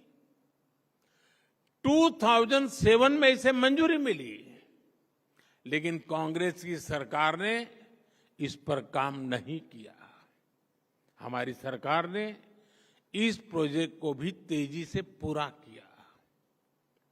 वो दिन दूर नहीं जब नवी मुंबई एयरपोर्ट से कॉमर्शियल फ्लाइट्स भी शुरू हो जाएगी। साथियों, ये जो मैं गिना रहा हूं ना, उसमें संसद भवन भी आएगा, ये भारत मंडपम भी आएगा। साथियों, आज 8 अप्रैल का एक और वजह से बहुत महत्व है। आज ही मुद्रा योजना के 10 साल पूरे हुए हैं। यहां जो युवा साथी बैठे हैं, उन्होंने तो अपने माता पिता से जरूर कहानियां सुनी होगी कि पहले बिना गारंटी के बैंक खाता तक नहीं खुलता था। खाता खोलने के लिए बैंक गारंटी चाहिए, किसी और एक की साथी की मदद चाहिए। बैंक लोन ये सामान्य परिवार के लिए तो सपना हुआ करता था। गरीब परिवार, एससी, एसटी, ओबीसी, भूमिहीन मजदूर, महिलाएं, जो सिर्फ मेहनत कर सकते थे, लेकिन जिनके पास गिरवी रखने को कुछ नहीं था, क्या उनके सपनों की कोई कीमत नहीं थी? क्या उनकी एस्पिरेशंस कम थी? क्या उनकी मेहनत का कोई मोल नहीं था? हमारी मुद्रा योजना ने उनकी एस्पिरेशन को एड्रेस किया, यूथ को एक नया रास्ता दिया। पिछले 10 साल में मुद्रा योजना के तहत 52 करोड़ लोन बिना गारंटी दिए गए। 52 करोड़। और मुद्रा स्कीम की स्केल ही नहीं, स्पीड भी अद्भुत है। जब तक ट्रैफिक लाइट रेड से ग्रीन होती है, तब तक 100 मुद्रा लोन क्लियर हो जाते हैं। जब तक आप ब्रश करके फ्री होते हैं, तब तक 200 मुद्रा लोन अप्रूव होते हैं। जब तक आप किसी रेडियो चैनल पर अपना पसंदीदा गाना सुनकर खत्म करते हैं, तब तक 400 मुद्रा लोन सैंक्शन हो जाते हैं। आजकल इंस्टेंट डिलीवरी ऐप, इसका बड़ा चलन है। आपके ऑर्डर के बाद जितनी देर में डिलीवरी होती है, उतनी देर में 1000 मुद्रा लोन सैंक्शन हो जाते हैं। जब तक आप किसी ओटीटी पर एक एपिसोड खत्म करते हैं, तब तक 5000 मुद्रा बिजनेस का आधार बन जाता है। साथियों, मुद्रा योजना ने गारंटी नहीं मांगी, उसने भरोसा किया। और आप सभी को जानकर अच्छा लगेगा, मुद्रा योजना की वजह से 11 करोड़ लोगों को पहली बार अपना कोई काम करने के लिए, स्वरोजगार के लिए लोन मिला है। ये 11 करोड़ लोग अब फर्स्ट टाइम एंटरप्रेन्योर बने हैं, यानी 10 साल में 11 करोड़ नए सपनों को उड़ान मिली है।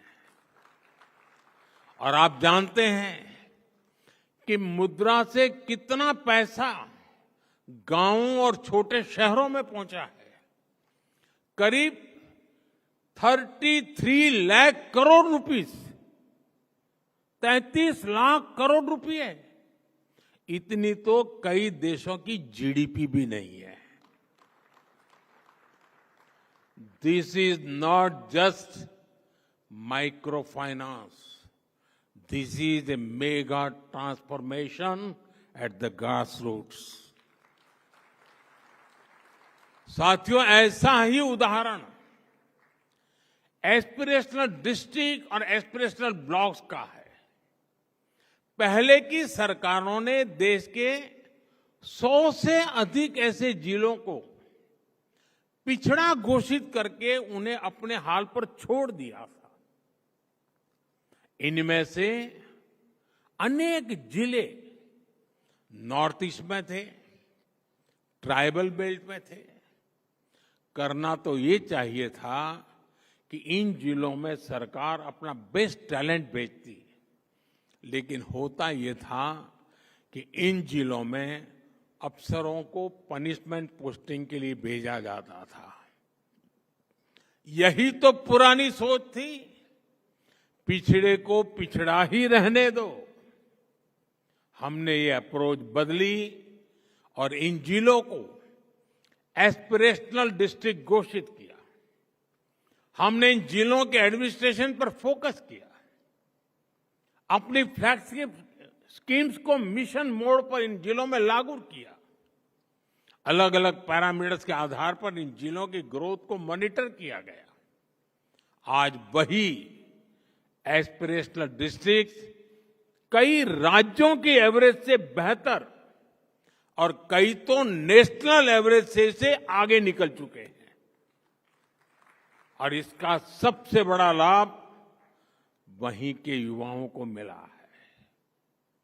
अब वहां के नौजवान कहते हैं, हम भी कर सकते हैं, हम भी आगे बढ़ सकते हैं। आज दुनिया के कई reputed institutions, reputed journals aspirational district programme की सराहना करते हैं। इसी सफलता से प्रेरणा लेकर अब हम 500 एस्पिरेशनल ब्लॉक्स पर काम कर रहे हैं। जब ग्रोथ को एस्पिरेशंस ड्राइव करती हैं, तो वो समावेशी भी होती हैं और सस्टेनेबल भी होती है। साथियों, किसी भी देश के तेज विकास के लिए बहुत जरूरी है देश में शांति, स्थिरता और सुरक्षा की भावना। गुरुदेव टैगोर की कल्पना थी, चित्त चेता भय शून्य, उच्च जेथा शीर, where the mind is without fear and the head is held high.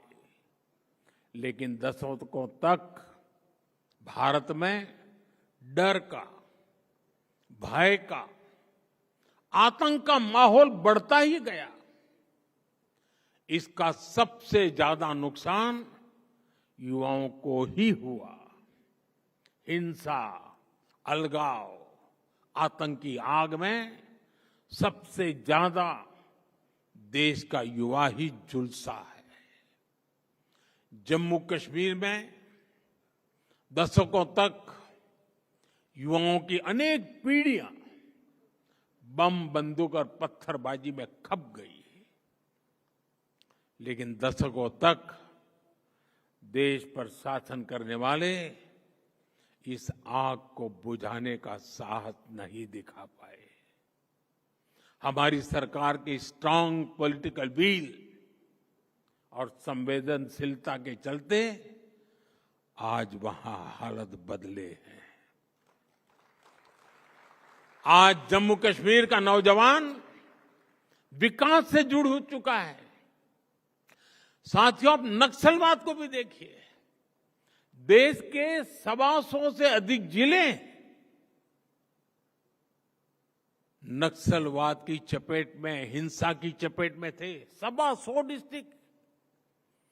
जहां से नक्सलवाद शुरू होता था, वहां सरकार की बाउंड्री खत्म हो जाती थी।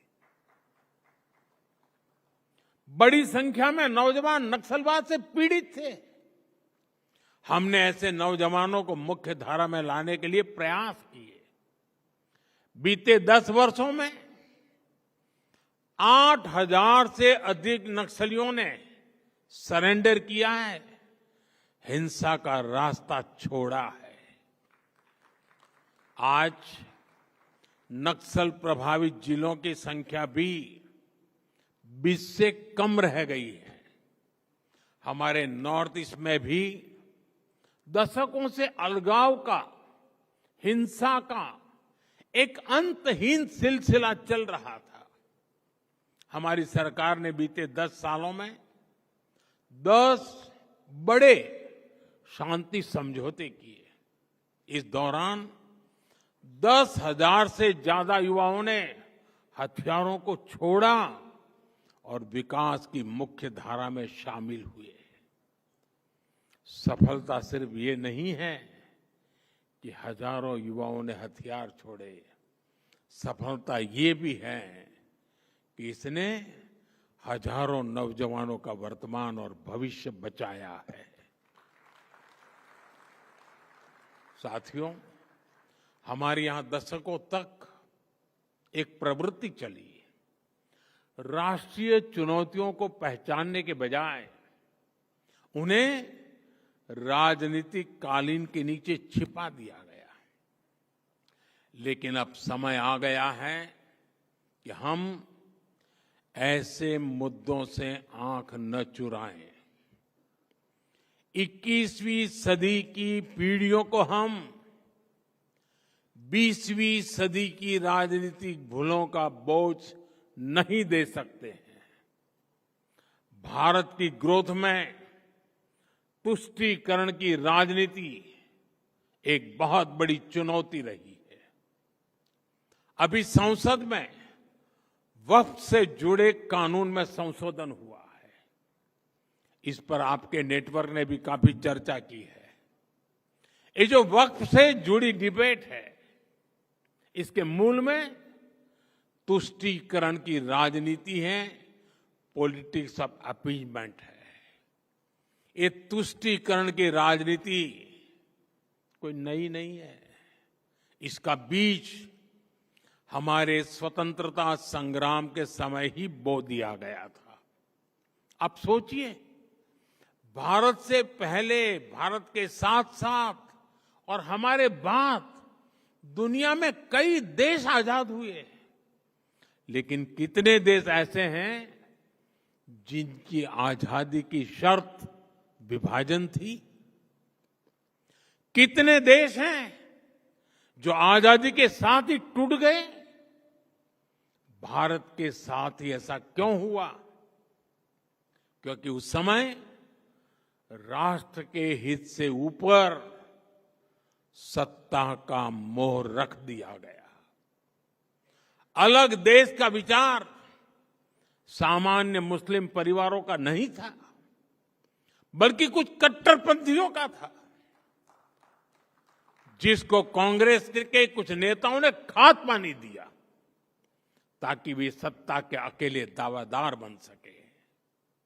साथियों, तुष्टीकरण की इस राजनीति में कांग्रेस को सत्ता मिली, कुछ कट्टरपंथी नेताओं को ताकत और दौलत मिली, लेकिन सवाल ये है, आम मुसलमान को क्या मिला? गरीब पसबंदा मुसलमान को क्या मिला? उसे मिली उपेक्षा, उसे मिली अशिक्षा, उसे मिली बेरोजगारी। और मुस्लिम महिलाओं को क्या मिला? उन्हें मिला शाहबानो जैसा अन्याय, जहां उनका संवैधानिक हक कट्टरपंथ की भेंट चढ़ गया, उन्हें मिला चुप रहने का आदेश, सवाल न पूछने का दबाव, और कट्टरपंथियों को मिल गया खुला लाइसेंस महिलाओं के अधिकारों को कुचलने का। साथियों, तुष्टीकरण यानी पॉलिटिक्स ऑफ एबिजमेंट भारत की सोशल जस्टिस की मूल अवधारणा के पूरी तरह खिलाफ है। लेकिन कांग्रेस ने इसे वोट बैंक की राजनीति का हथियार बना दिया। 2013 में वक्फ कानून में किया गया संशोधन मुस्लिम कट्टरपंथियों और भूमाफियाओं को खुश करने का प्रयास था। इस कानून को ऐसा रूप दिया गया कि उसने संविधान के ऊपर खड़ा होने का भ्रम पैदा किया। जिस संविधान ने न्याय के रास्ते खोले, उन्हीं रास्तों को वक्फ कानून ने संकुचित कर दिया गया, और इसके दुष्परिणाम क्या हुए? कट्टरपंथियों और भूमाफियाओं के हौसले बुलंद हुए।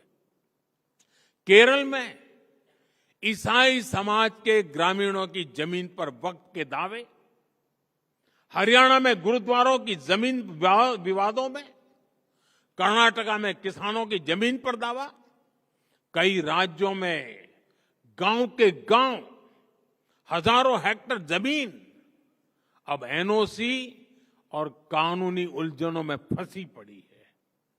मंदिर हो, चर्च हो, गुरुद्वारे हो, खेत हो, सरकारी जमीनें हो, किसी को भी अब भरोसा नहीं रह गया था कि उनकी जमीन उनकी ही रहेगी। सिर्फ एक नोटिस आता था और लोग अपने ही घर और खेत के लिए कागज ढूंढते रह जाते थे। जो कानून न्याय के लिए था, वो डर का कारण बन गया। ये कैसा कानून था? साथियों, मैं देश की संसद को सर्व समाज के हित में, मुस्लिम समाज के हित में एक शानदार कानून बनाने के लिए बधाई देता हूं।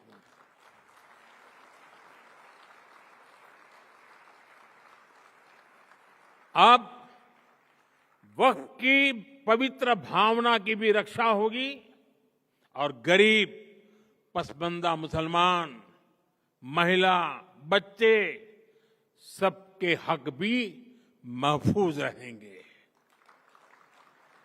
वक्फ बिल पर हुई बहस हमारे संसदीय इतिहास की दूसरी सबसे लंबी डिबेट थी। 75 साल में दूसरी सबसे लंबी डिबेट। इस बिल को लेकर दोनों सदनों को मिलाकर 16 घंटे चर्चा हुई। जेपीसी की 38 बैठकें हुई, 128 घंटे चर्चा हुई। देश भर से लगभग 1 करोड़ ऑनलाइन सुझाव आए। ये दिखाता है कि आज भारत में लोकतंत्र सिर्फ संसद की 4 दीवारों तक सीमित नहीं है।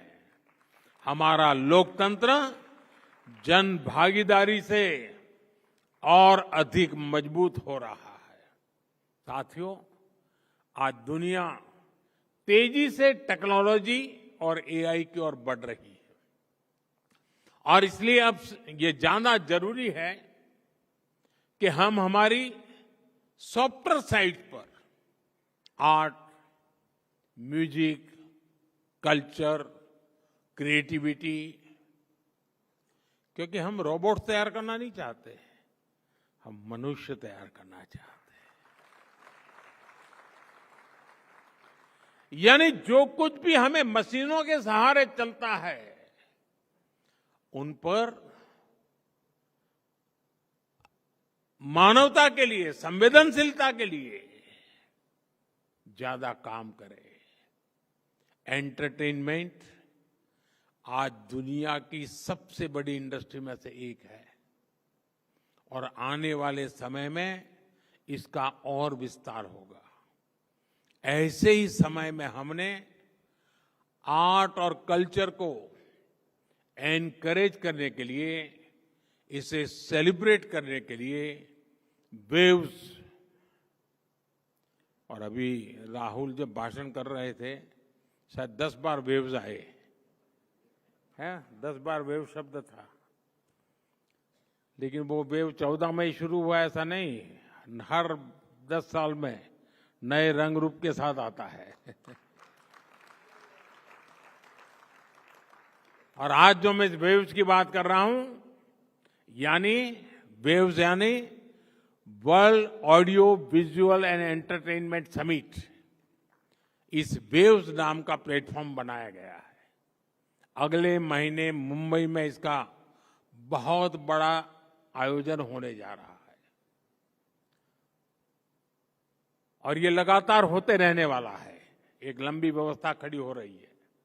आप सभी जानते हैं हमारे यहाँ movies, podcast, gaming, music, AR और वीआर की बहुत वाइब्रेंट और क्रिएटिव इंडस्ट्री है। हमने क्रिएट इन इंडिया का मंत्र लेकर इसे नेक्स्ट लेवल पर ले जाने का फैसला लिया है। वेव्स इंडियन आर्टिस्ट को कंटेंट बनाने और ग्लोबल बनाने के लिए एनकरेज करेगा और इसके साथ साथ क्रिएट इन इंडिया दुनिया भर के आर्टिस्ट को भारत में आने का अवसर भी देगा। मैं नेटवर्क 18 के साथियों से भी कहूंगा कि वो वेव्स के प्लेटफॉर्म को पॉपुलराइज करने के लिए आगे आए। यहां बड़ी संख्या में क्रिएटिव डोमेन्स में काम करने वाले युवा साथी हैं। कुछ लोगों से मेरे मिलने का मौका भी मिला। मैं उन्हें भी कहूंगा वो इस मूवमेंट को, इस प्लेटफॉर्म का हिस्सा बने। वेव्स की लहर हर घर, हर दिल तक पहुंचनी चाहिए।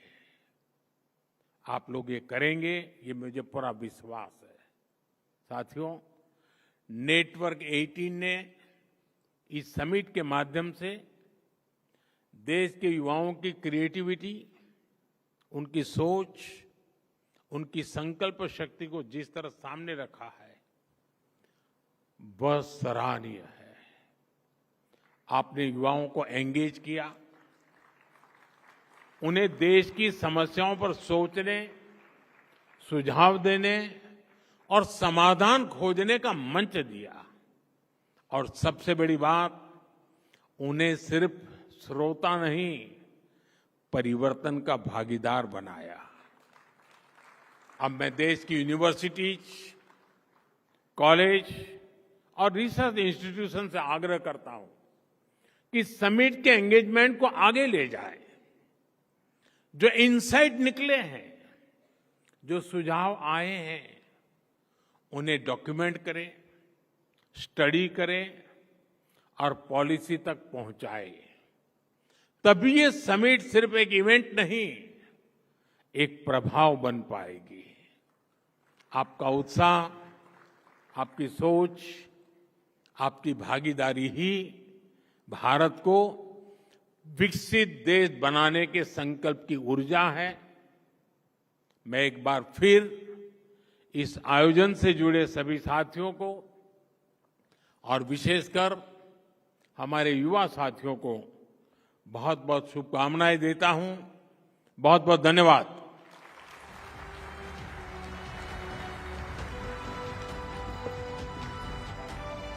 Huge round of applause for the Honorable Prime Minister, Shri Narendra Modi. What an inspiring